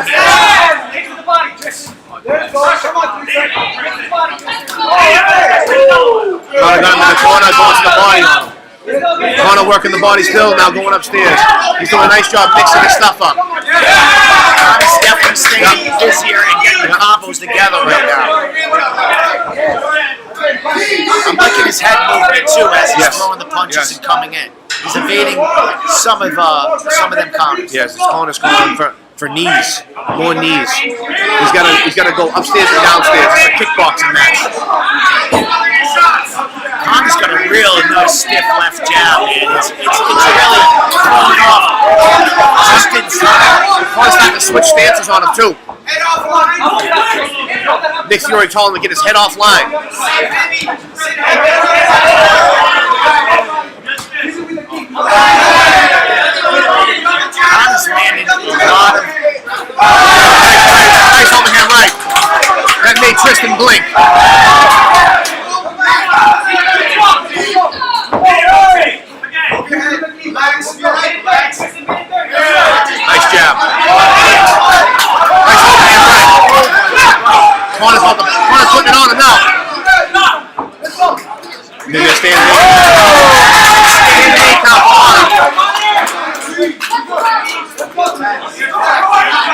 That scores highly with the judges. And we still got a lot of time left in this second round. Right. Connor's looking to finish this fight right now.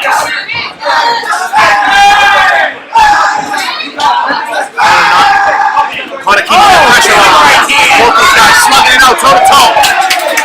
Smart fight. Tristan to clinch it up and stop that relentless 1, 2, 3 for Connor. Oh, another big right hand. That's it.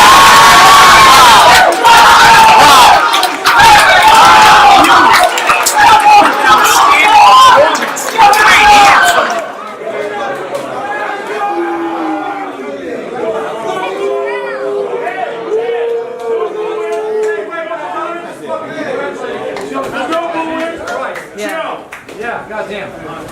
They're both pouring the hot tub in there. No booing. Good fucking fuck. Let's go.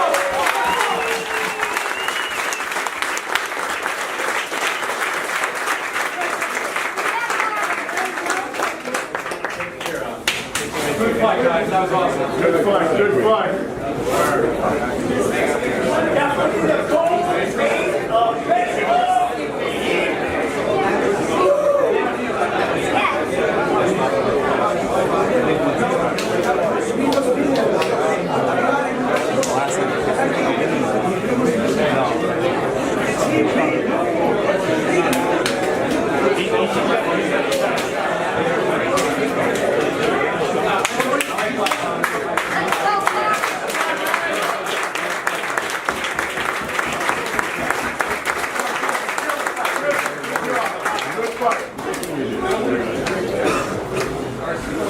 And our winner, out of the red corner, via referee stoppage, Connor.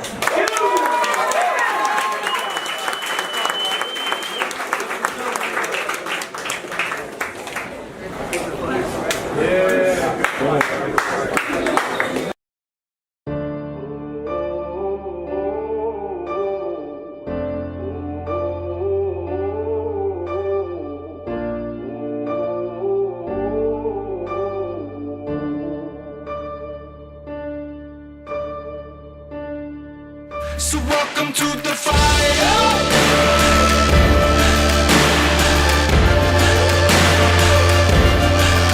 Feel it burning through your veins as we're walking through the flames, getting higher.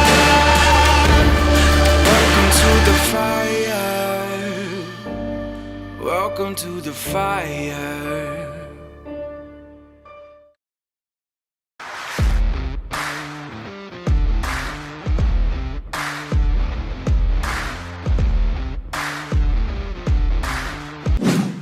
And this is a replacement. Miguel Saviston was supposed to take on Anthony Vasta, but Anthony Vasta became ill. So we have Keegan Horstra taking his place, I would imagine, in a 24-hour notice. Keegan is well known in the area. He's a professional MMA fighter. Hasn't fought in a while, but he's been in there. Lots of fights under his belt. Yeah, a lot of experience.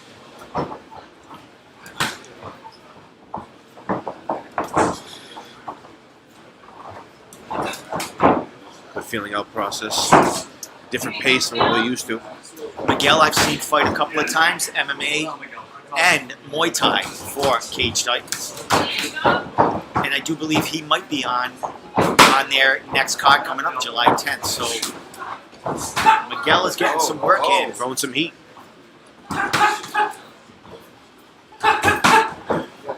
Keegan looking very poised. Nice left hand by Miguel.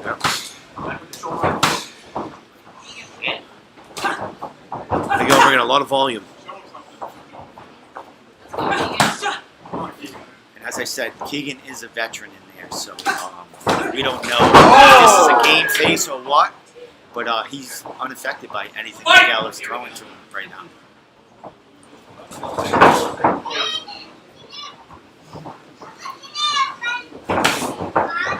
Nice leg low kick.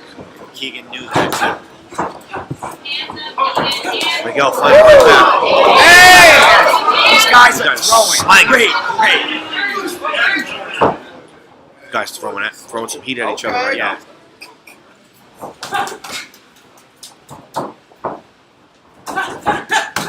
Nice combo. Yo, nice job changing levels. Yes.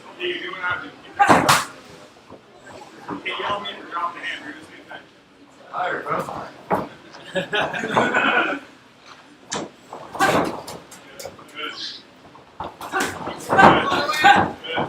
lot of volume from Miguel. Give him a lot to think about. Keegan being very patient, looking to land his stuff. Kick by Keegan right there. I mean, Miguel is touching him, but it doesn't seem like it's affecting him much in the power range, but them add up. Yeah, he's scoring points. Finish strong, Keegan. 40 seconds. Yeah, there you go.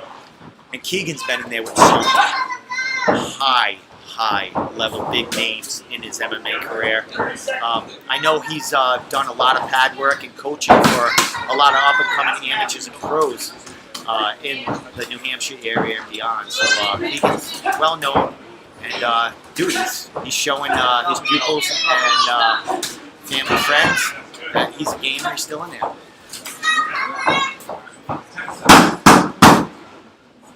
5 seconds, Keegan. You got it.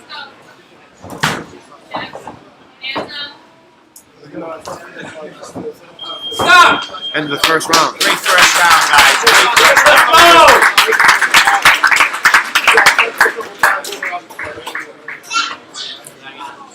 I have to say Miguel was a little busier in there, but Keegan keeping his composure, and man, he's still staying in there in the pocket and landing his own little shots here and there. But he's going to pick it up by a little bit of pace and volume. When Keegan lands, he feels like his opponent is feeling it a lot more. There's definitely a power difference with Keegan, rather with Miguel, but Miguel's volume is double what Keegan is putting out right now. But again, Keegan just being patient, looking for his stuff. Exactly. And it's a 5-round fight, not a 3-round fight. Exactly. And we've seen a lot of this, that the fights have slowed down, and technique is you know, had the hand raised at the end in a lot of these fights.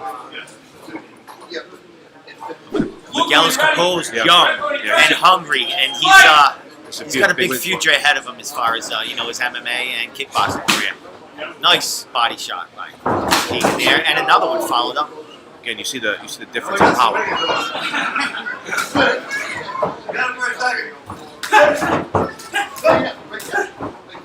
Keegan talking to him. Yeah, he's having fun. And like I said, Keegan is a coach too, so that's how he knows how to talk. And big low blow right there. Went for an inside leg kick and it was high. Oh, it was inside, all right. Ouch.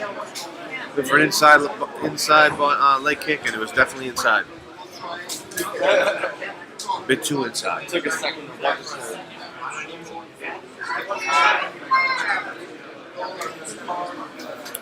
Referee going to give Keegan the time he needs to recover. Trying to stomp the greats out right there.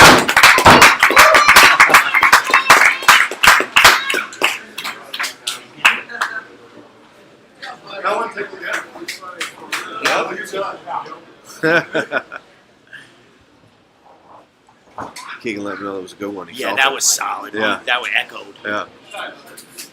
The audience, accidental foul, he has up to 5 minutes to recover. Yeah, knowing Keegan, he ain't going to take that time.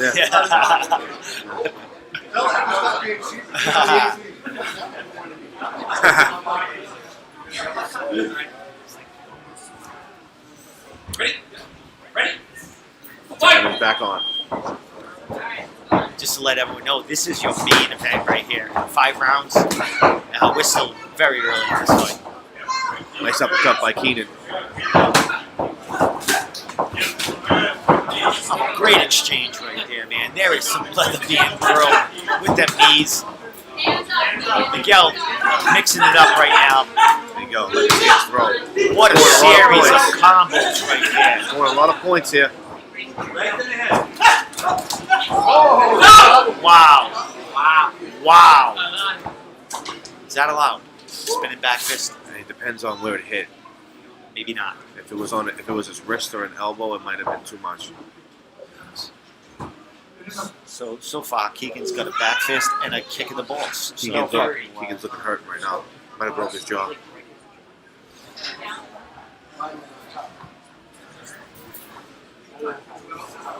I thought that spinning back fists Well, were, depending did on he hit it with the elbow if he hits or him on the the forearm, All right, it's that might illegal. have It has been to be where on he the end of the glove.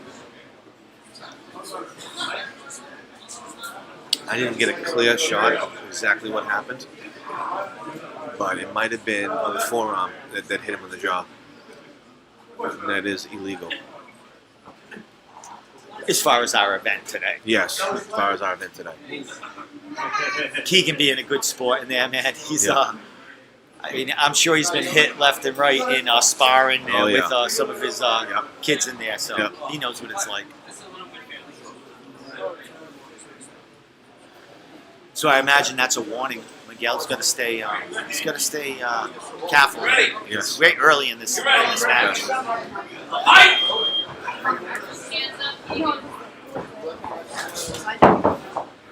But Miguel was landing some blows in that series, so he's going to go back to that stated technique and stay with them straight punches and overhand rights. Miguel right back to work just like he was doing before. That's it. Really not giving Keenan any respect. No respect. He's just coming in and working his stuff. Landing a ton of combinations, going upstairs and downstairs. You can tell the power difference though when Keenan locks up with Miguel.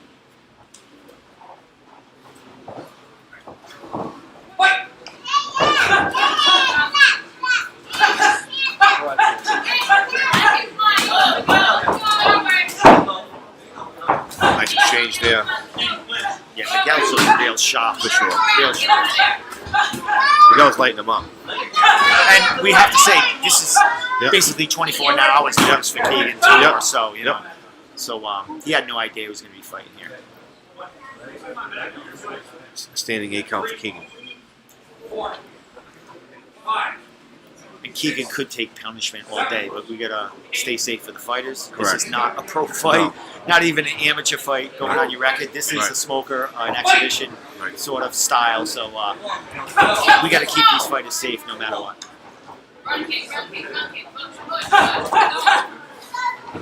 Nice workout there. Yeah, Keegan needs to more kicks, teeth or something. But you know, Miguel's length, he's landing them. He's too fast for him. Yeah, the big shots. That's it. That's the fight.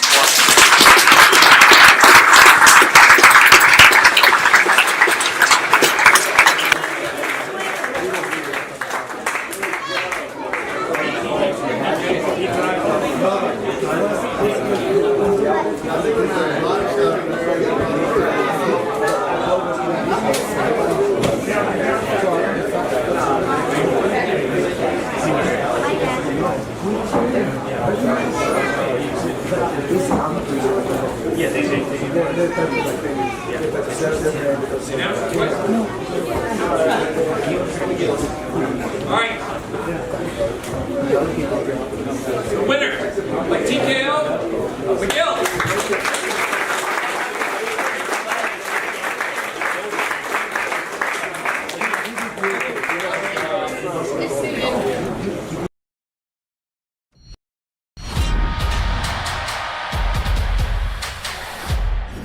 No stranger to the Boston area, the 3-time CSR champion, Caleb Crump, looks to bring the audience to their feet.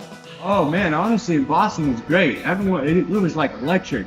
Everyone there, the gym was packed. People were going crazy, standing up, shouting. I loved it. Honestly, Boston was great.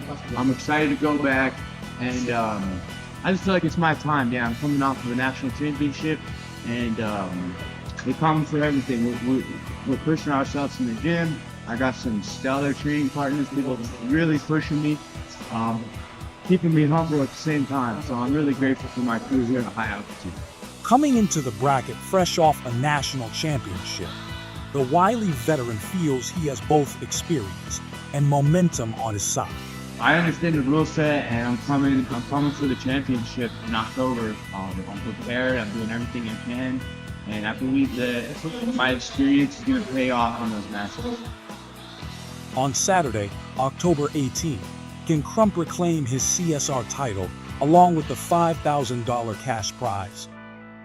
I'm expecting tough competition, but nothing I can't overcome. Undefeated in CSR competition, Steven Esteban Ramos is looking to stay perfect in Mansfield. With a doctorate in physical therapy and an essential jiu-jitsu black belt, the two-time Phoenix champion has perfected the art of a training camp. Once I know I have a competition coming up, I really got to dial in everything from nutrition to strength training, cardio, and just getting the right doses of all of them in my programming is the most crucial thing. In the preliminary round, Esteban faces a familiar foe and fellow champion in Caleb Crump. Caleb's been making a name for himself. We started following each other once we did the combat sports before in Phoenix, and so I know he's going to be in the bracket. That's cool. Looking forward to fighting another plant-based homie. And yeah, some of the other guys are familiar faces. Can Ramos remain undefeated and triumph over the peaceful warrior? It's Caleb Crump versus Steven Ramos, and it begins right now. Next up to the mat, representing the MMA Lab in Phoenix, Arizona, Steven Ramos.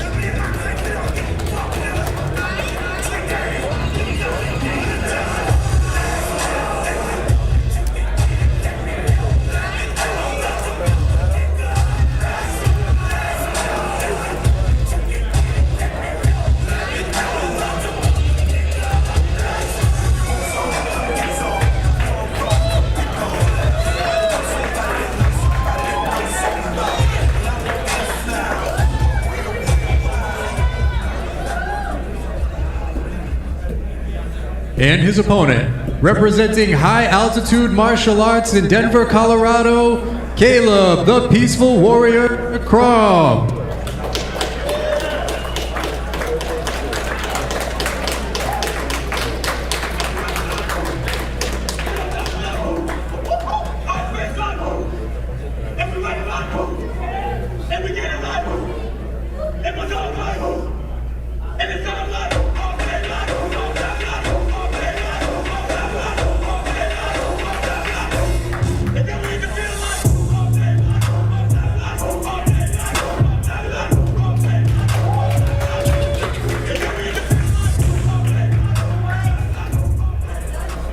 This is a match that I've had circled in my head for a while. Caleb Crump, brown belt out of high altitude martial arts. He's competed at every CSR event across the country. He's a 3-time champion for it. And then across from him, Ramos, coming out of the MMA Lab in Phoenix, Arizona. Incredible school, has an undefeated CSR record. This is going to be a great match. Great inside step takedown. That was beautiful.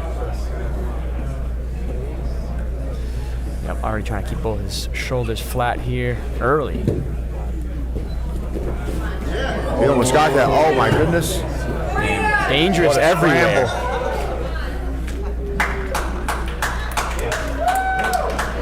Maybe set in the middle here. Keeps position. These guys both dangerous off that front headlock. Yeah. Good for that Doris. Rolling through, trying to cinch it up.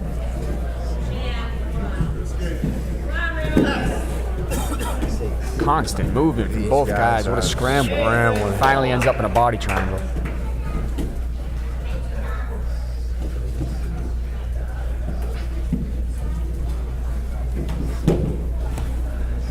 This is some very high level jiu-jitsu. Both of these guys just exchanging positions, the dominance. Yeah, high pace Each here. one attacking. Crump great off that back with that sneaky Darce choke. Yeah, with threats like these that are just popping up every second, there's no moment where you can relax or think you're safe. Don't even have a moment to breathe. Yeah, 5.5 minutes left in the match. Let's see if they keep that pace up.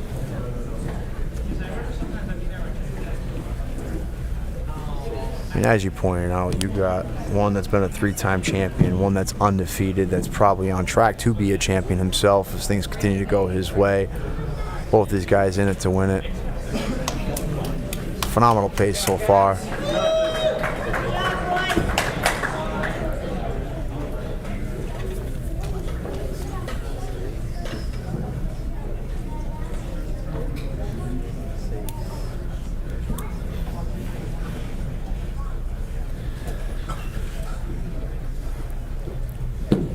Gotta throw some respect for the hair, too. Both these guys looking for hair of the night. Absolutely. I'm jealous my hair doesn't grow that pretty.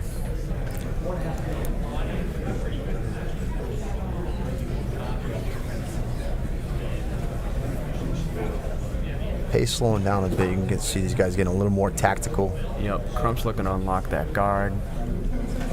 Doing a good job at keeping space and keeping his feet back. The wrist strength of Ramos. Tell he's really well put together. He's got to be strong. Hell of a grip.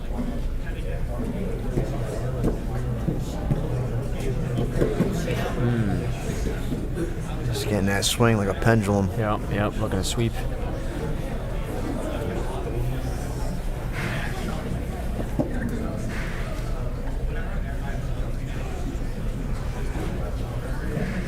Both these guys know the importance of wrist control. Trying to break that guard open again is Crump.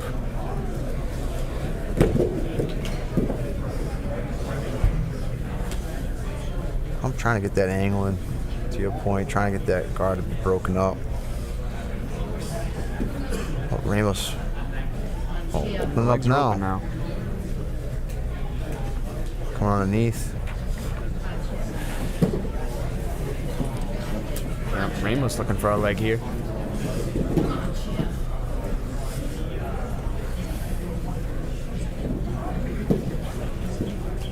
Nice hips out of Crump.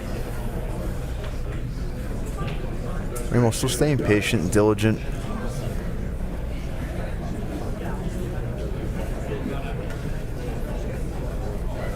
Interesting to see him change his approach from the closed guard, not a half.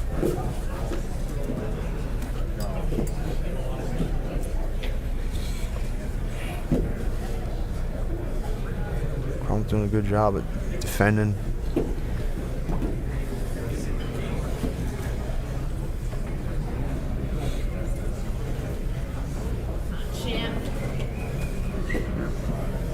Crump might be looking to pass here. He's in top half now. Trying to get that separation. Use that Navy ride to pass through. Getting heavy on the wrist control.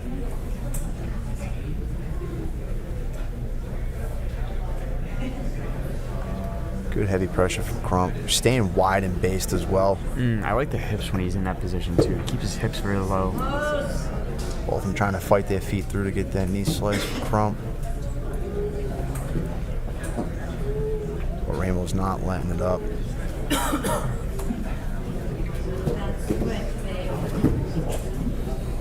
Ramos with a near reversal. Nice work from Crump here to pass. Yes. Comes all the way around the side.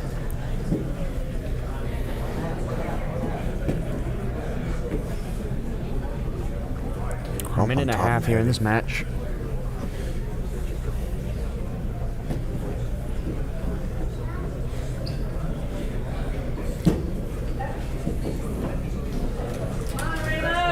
He's up in top turtle here. Playing on tight. So we need to get the back. Ramos creative with the back take.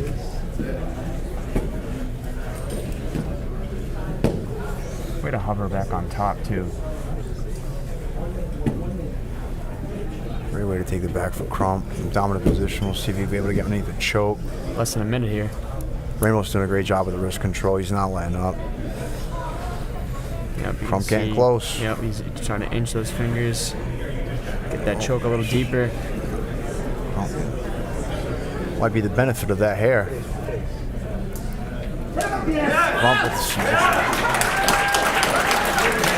Caleb Crump walking away with his first win of the night over Steven Ramos. Rear naked choke. Late in the Your match winner too. via submission, high level, Caleb Crump.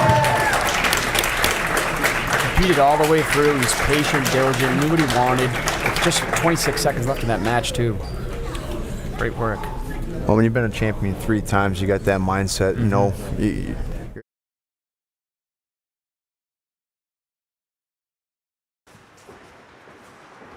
I used to do MMA, and so I'd always kind of bounce around. I was at more like MMA schools, like one down in Texas for a little bit, And then I was actually at Genesis before I found the Subhounds, and I got a brain scan from a neurologist, and it was not good. And she was like, "You don't have a chin, too much brain damage, no more getting punched in the head." She's like, "But you can still grapple, you can do that." So I was kind of bouncing around to open mats, and then that's when I met Jimmy, Doobie, and Tommy.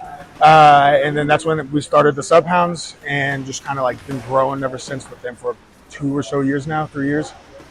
My name's Byron Orton. They call me the Sasquatch because of a photo that was taken where I was in the same like awkward position as he's been found. I'm a purple belt with the Subhounds. We train out of Genesis, used to train out of a 2-car garage. I met Byron. I think he rolled with some of the boys at an open mat a few years ago, and this is when there was literally 3 of us, and they invited him through to class. Came through one day, and he's been with us ever since. Byron, Byron's half an autist, and he's got his tics, and so the traditional school approach doesn't work for a guy like that. And so you'd look at him when we're drilling, and he'd be just la-la land. Try to bring him back, he's not paying attention, right? So he was making progress, but it was all things that he was learning on his own, right? He was off studying. He had no problem. He didn't have any problem learning jiu-jitsu. He had problem learning jiu-jitsu the way that it was being taught traditionally. So he would come to class, and he would have some new leg lock technique that he would wreck everybody with. And we were like, I don't know how he did that, right? Where's he getting this from, right? And so the old approach just wasn't clicking with him, right? And as we started moving more towards the live work and more towards the ecological approach, his game just expanded so much. I had on the book or on the plan back triangle stuff today. It's like half the room is competing on Saturday, so there's no reason to teach a back triangle. You know what I mean? Man, up until recently, I was just like, so our motto is back takes, leg breaks, and wrestle fucks. Still working on the wrestle fucks. I'm not there yet. I'm working on it. But through trials, like my whole game was just, I'm gonna get underneath you and I'm gonna try and break your leg. Like that was my goal. I pull guard because I'm not good at wrestling, so I would just sit down because that's where we want to be anyways, right? We want to be grappling on the ground. We're not doing a wrestling tournament. And I'd try and attack the legs, but over these last several months, I've been working on getting to the back a lot, and so I'm kind of like developing like an all-around game. Like, don't get me wrong, like legs are still what I'm looking for. It's still my strong suit. People panic when they get attacked on the legs, so like that's what I'm here for. But like, I'm not shy to the top game either, especially with this tournament with the rule set. The way this rule set is so like top heavy, action based. Like y'all want to see the guy on top doing the things versus the guy on the bottom. I mean, and that's why fucking gi sucks, because you'll have a guy get on bottom and then just hold you there with death grips, and then nothing happens. So like, top, bottom, I don't care. I'm gonna just try and push the pace and fucking break a leg.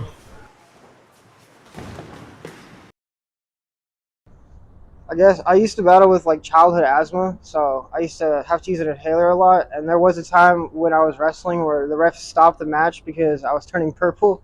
So ever since then, I've really just changed my lifestyle around. I've gotten off the inhalers, and I don't know. I think that's why it's cool that I can use my strength and like cardio to break people down. Because before, it used to just be like I was wheezing coming into the room. So my name is Jacob Trask. I train out of Element Jiu-Jitsu here in Scottsdale. I'm a blue belt, and I've been training for about 10 years in total between wrestling and jiu-jitsu. I work part-time, and then I just try to train as much as I can. I'll try to come to Element every morning at 7 a.m., and then I like lifting weights a lot, or just looking for a lot of like nighttime practices or open mats. It's good to have Jake in here. He's around my size, so we just push each other a lot. My name's Adrian Cordova. I'm a purple belt here at Element Jiu-Jitsu. I've been training for about 3 years, been wrestling for about 18 years. I talk a lot of shit, you know, like in the room I'm always just talking shit. Hopefully like it'll push them to push me back, you know, so that'd probably be the unique thing that for me compared to the Element guys.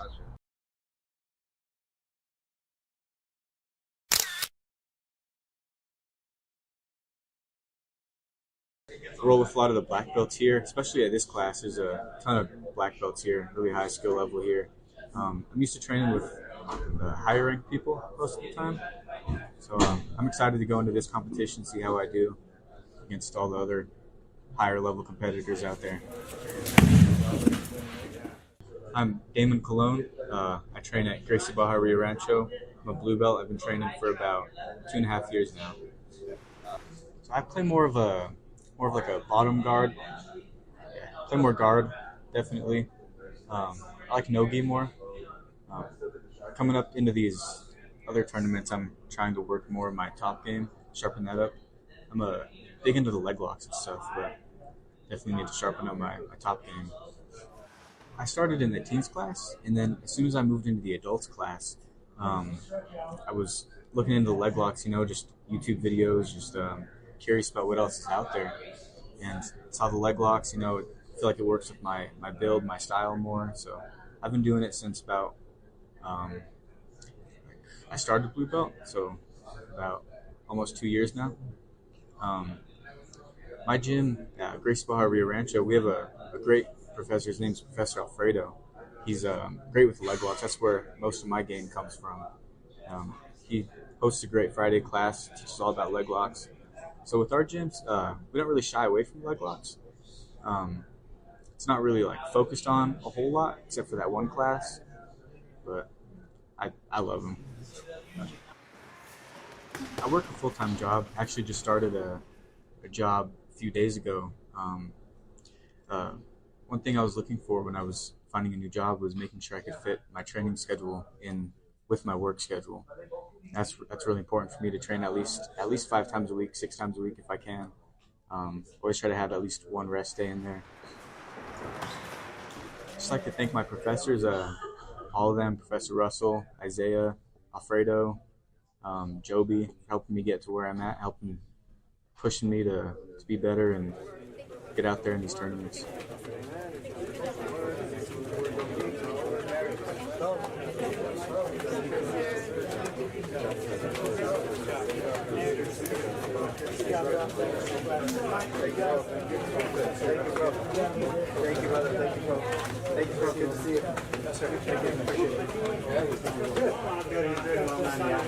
My name is William Chain. I am a Jiu-Jitsu brown belt under Richie Martinez here at 10 Planet San Diego, and I've been training for just over 4 years.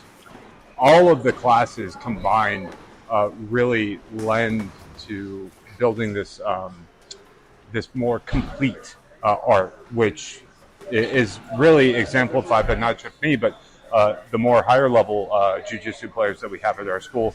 I'm lucky enough to train with some of the most elite grapplers in the world on a daily basis.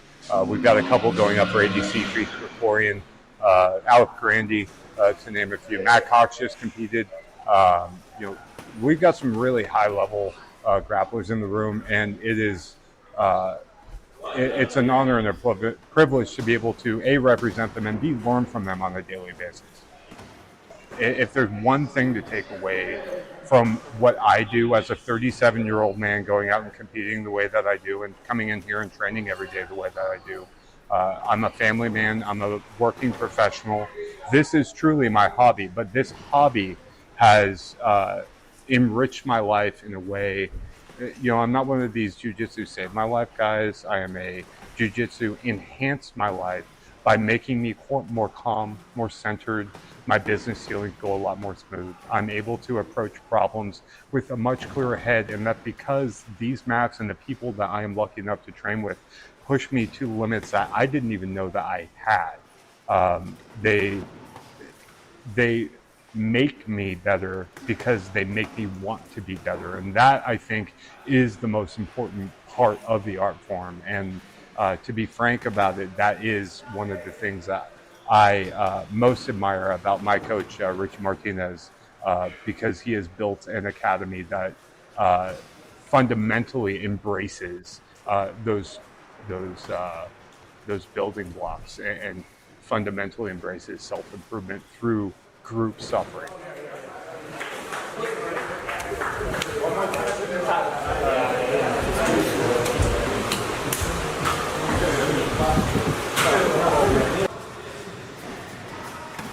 He's a unique kid. He's always been one of those ones where it didn't matter if it didn't matter what the odds were. He'd go into it headlong, didn't care.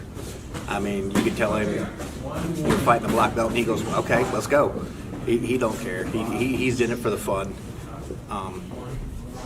And it's kind of funny. The whole way it started was he was in 7th grade. He was getting bullied like bad, like really bad. He had people like pretty much they were trying to get him expelled. They were fighting him one at a time. One would fight him, get him suspended. Another would fight him, get him suspended. That way they were trying to get him expelled for fighting. And he was just getting. He was bad. He was really bad. So started him in jiu-jitsu, and it was really great because COVID happened and everything closed down, schools closed down, gym opened back up, but school stays closed, so he was able to train. We did the first Wyoming Showdown, and he had a match during that, and come to find out, one of the main guys that was bullying him, turns out he was out in the audience watching, and he got to watch Cale just go hog wild on his opponent. And they never messed with him again. Nobody's messed with him since. It's been really great. I mean, he got confidence, started getting good, started training. I mean, he went from training a little bit to training. I mean, he practically, the only one here more than him is Manny. My name is Cale Henderson. I am a blue belt at Madhouse Jiu-Jitsu. I've been training since I was 13, so 4 years. Full-time student. I go to South High School. I pretty much live here and mostly at school. I have like 2-3 hours after school and after jiu-jitsu just to goof around and do stuff, but mostly here. So, senior year, I really don't know what I'm doing because I want to be a teacher, but kids are annoying.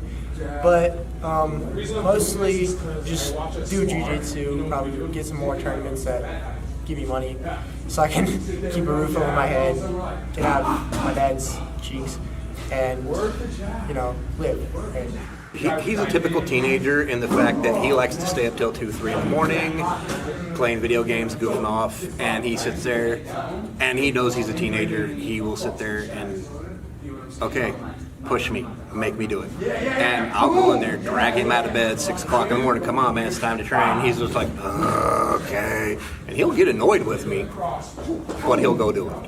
So, I mean, that's what it is.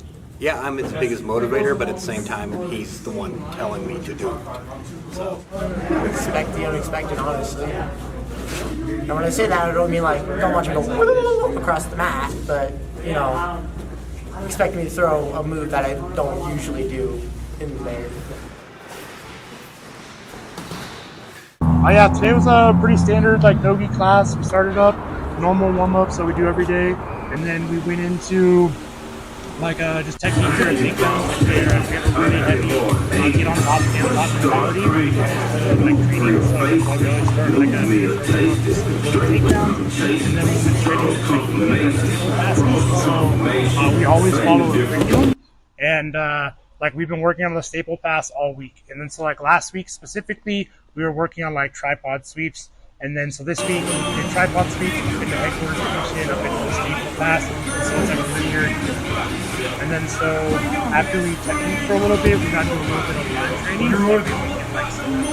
This is before the use this opponent, and then for the end of the day, we kind of just cool down with a little bit more technique, and then finally finish with some hand fighting again, just to get on top of the quality that we have. We're not against pulling guard here, but it's definitely not the first choice that we would like people to have. My name is Vincent Valenzuela. I'm a brown belt under Ben Westridge from Warrior Fitness Center. I chronologically have been training for 13 years. I'll say 10 of those years I've been actually training. I took a 3-year break just due to some life struggles post-military. So I'll say a decade. I started my jiu-jitsu journey. I was in the Army. I started with the combatants program. That's where I met Ben Westridge. He was my instructor from white belt, promoted to blue belt, promoted to purple belt. I did ECS to South Korea. I trained with a man named DK Kim, I believe, from Itaewon Jiu-Jitsu, and then we also trained with Chris Kim a little bit at a Team Posse in Gangnam. But mostly, for the most part, it's just me and Larry training by ourselves. We're both in the Army. And then post-military, I took a 3-year break, just like a little bit of PTSD, life stuff, struggling. And then when I returned to Jiu-Jitsu, I went to Jiu-Jitsu League in Long Beach, California, brown belt under Kevin Howe, at which I moved back to the Warrior Fitness Center. So now while I was in the military, I competed for the All-Army Combative Championship once. I didn't do very well. And then I also competed for the USFK Championship, which involved me winning 3 different combative tournaments. I won the second ID combative tournament, the 8th Army, which is like a South Korea, Japan combative tournament, and then the USFK, which is like all United States Forces Korea combative tournament. And then so like that's like where I'll say like my main accomplishments like started in jiu-jitsu. Was mostly to I'll say like I used to be a very heavy like inverted guard player. I actually broke my back in 2020. I broke my L5. I was basically told like, hey, you're probably not gonna be able to compete really at the level you're competing at anymore in jiu-jitsu. And I took that with a little bit of a grain of salt, and I talked to a few people, and they basically were like, hey, we think that you can still do jiu-jitsu. You just might not want to be like an inverted guy anymore. And so I've really tried to focus on being like a wrestler, pressure passer type player, but I still have like a really like heavy like off balance, getting under people influence. So I'll say like I'm kind of like I'll say like I'm in between like a pressure passer and then like an inverted guard player, like a kind of like a I have like a transsexual guard or something like that, transsexual jiu-jitsu style. But no, I consider myself more of like a wrestler passer over like a guard player now. On big wheels like a pony wearing hard shoes, tall money, short fuse, long money, long boom, champagne, poppy, part two. I'm currently a single dad. I work at the gym. I work about 20 hours a week here at the gym, and then I'm also a full-time student. I go to state college. I teach hours there. And then other than that, I really just take creative life. I'll say like the only thing like I want people to understand about me is like, when I came back to jiu-jitsu, I had no intention on like doing this for the rest of my life. Like it was like something that I came back because I was like having a lot of issues with my life, and I realized like I was in a good place when I did jiu-jitsu. And then through like being a part of like the community, this is now my life's journey. And so like I think like a lot of people want to like they kind of like set themselves up to be pro athletes at like blue belt, and they end up burning out, and it never works out because at the end of the day, not everyone's going to be a world champion. But if you just ingrain yourself in the community, like you can actually just make that part of your life, like the interactions, like so like I had no intention on like teaching jiu-jitsu, like I had so there's one follow we came up under the 10th planet system, you know, like we're both 10th planet black belts. But at the same time, there's like a lot of other stuff that really works at a high level that we kind of watch and like to emulate, you know, like a lot of Gordon coming up, you know, I watch a lot of Gordon. It's like, and everyone in here is a different style because like me and Fabiana have a different style too, you know, so it's like you're learning from 2 different people who do things very differently. So everyone kind of gets to like mold their own game. We definitely sprinkle in some 10th planet stuff here and there, you know, first there's some lockdown, all the truck, all that stuff. But yeah, man, we just like to kind of let people choose their own thing. On Thursday. Usually it's kind of like an invite only. We do our in-house open mat. But as you can see, it is pretty packed. You know, we got all kinds of ranks here, all the way up to black belt here. We got a couple black belts in the room, so it's definitely a tough room. It's actually pretty cool. We do have like a pretty mixed crowd here for sure. A lot of people from different backgrounds, from like gi, no gi. Our coaches are 10th Planet affiliates, so a lot of the things that we know here are 10th Planet stuff. But we also go over a lot of other fundamentally sound passing and transitions and things like that. So yeah, it's definitely it's a pretty crazy room. You know, you don't know what to expect in here. I think this is like probably the best community I've ever been for jiu-jitsu. Like people here are so fun, you know. Everyone that walks in the door, they're hugging them already. Like it's such a like a cool vibe here. You know, everybody here is friends, and then every time we get arounds, you know, we want to kill each other. But when we finish the rounds, it's like we're like, you know, brothers here. And I have my brother here training with me too. He started training 4 months before me, and then I got him. I'm into jiu-jitsu because of him, so it's always fun to get some scraps with him, and he's such a good brother too, so really good community here. We both come from sports backgrounds. He used to do football in high school. I did Olympic weightlifting competitively, so the transition over to jiu-jitsu was pretty seamless. It was more just doing that kind of training, and then transitioning over whichever time slots we were training in our sports over to a different sport. It just felt natural to us.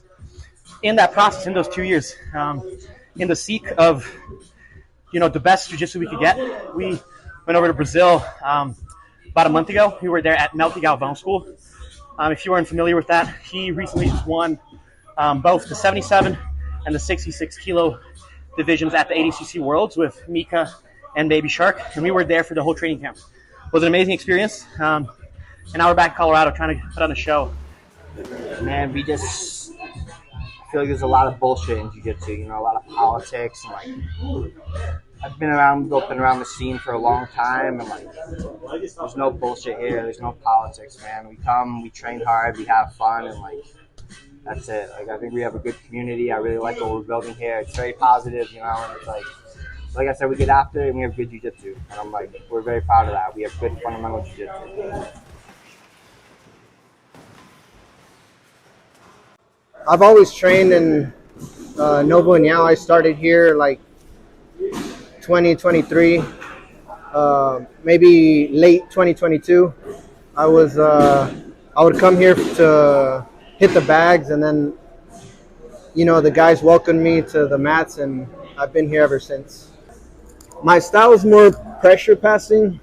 I really didn't like the guard, you know, pulling guard style. I like taking people down. I like controlling them once I take them down, and looking for a submission at all costs. I definitely love putting the pressure and looking at their face, knowing I'm doing the right things, you know. You put some pressure, they're like, that's my favorite, neon belly sometimes, and yeah, it's putting pressure on my opponents is what I love to do. What you should know about me is that I'm an exciting fighter. I love pushing the pace. I don't stop for nothing. I look for ways out if I'm pinned. I'm always keeping the action and keeping the excitement, and it's been proven through and through. I started off in a small town called Norco, Team Sequence Jiu-Jitsu. It's more of an MMA jiu-jitsu school, so we did a lot of grappling for fighting, but also with traditional gi jiu-jitsu mixed in. So I always loved to do both. Was there for 7 years, got my purple belt. Went over to San Diego, trained with Clark Gracie. Kind of got my first touch of like the more modern type of jiu-jitsu training for the gi especially. So a lot more gi training there. Not as no gi heavy, but I still love to do both. And then most recently, August 2022, came up to Irvine and originally joined out of jiu-jitsu, but moved on to here at OCRPC. And basically for the last 2 years, I've been doing only no-gi. It's kind of been where I've had the most success in my career, and I honestly love no-gi in terms of just scrambles, transitions. I think my game is much more suited for it. So now I'm putting my focus and all my attention into my career. I would definitely say my style is sub-heavy. I love to play both bottom and top. On top, I like to mix it up with dynamic outside passing and few pressure passing. On bottom, I'll go for leg locks, sweeps coming up with the rustle ups. So I like to really try to have an overall, all-around game where I know that I can feel comfortable wherever I'm at, whether I'm getting smashed on bottom or elevated on top, taking someone's back, under side control, mount, whatever it is. I try to train for all aspects and not really get too cornered into, just a leg locker or just a guard passer. I try to mix it up so that my guard passing goes into my leg locks go into my wrestle ups, my wrestling goes straight into submissions. But the goal in my mind is always looking for the submission right off the bat. And obviously, according to whatever the rules are for my competitions, I'll, modify it for that. But I'm always looking for the submission. So if you ever look at my matches, you'll pretty much never not see me, going for a foot, an arm, a neck, just trying to break someone up. Today, I tried to move around a lot and show some things I'm working on, but a lot of positional stuff. And I think for heavyweights, I think that's a big thing, to put yourself on bottom, put yourself in bad positions, because it's easy as a heavyweight to get on top of people and sit on them, but you become a different kind of athlete and a different kind of jiu-jitsu competitor when you're letting people take your back, letting people get on top of you, and working out of those positions. It's easy to be the hammer, it's hard to be the nail. I can play in any position. My name's Chris Warren. I'm a purple belt at Fusion MMA and Jiu-Jitsu. I've actually been training about 14 years. I wrestled before that. And I found Jiu-Jitsu because I just love grappling. I'm really excited for this opportunity to show that I can beat some of the best guys, because I have been doing that for a while in practice rooms. And so I feel like the record thing is kind of just due to maybe I haven't reached the level of competition that I need to be at as far as where my skills are at. So I'm really excited for this tournament so that I can show the level that I'm at. I like the art aspect of martial arts, and a lot of this for me is there's a lot of mental preparation that goes into it, a lot of breath work and like meditating and things like that. And so I use that to kind of channel a more creative side. And so I've really been focusing this time to get into that present mind state so that I can show off some really creative stuff in this tournament. I don't want to just win, I want to win, and I want to show an exhibition of martial arts. There's no season for me. If you hit me up, you got to fight, I'll take it. I'm pretty young, so my family's just my girlfriend and my cat. But I get my 40 hours every week. I work pipe fitting for Perfection Fire Protection, and I lay that pipe every week, and I still train at the end of the day. I'm a pressure fighter. I'm looking to break you. It's a game of nutrition for me, and I'm not scared to put myself in that fire and get out of that first submission. And I just want to figure out what you're about, and I'm going to stop that. And you're in for a long night after I stop that. Honestly, I go out there and I fight for the people who work hard and my friends and my family. And I just want to give everyone a show. Thank you to my mom, my grandpa, all my brothers, my girlfriend. I love you all. And I'm going to go show up on Saturday.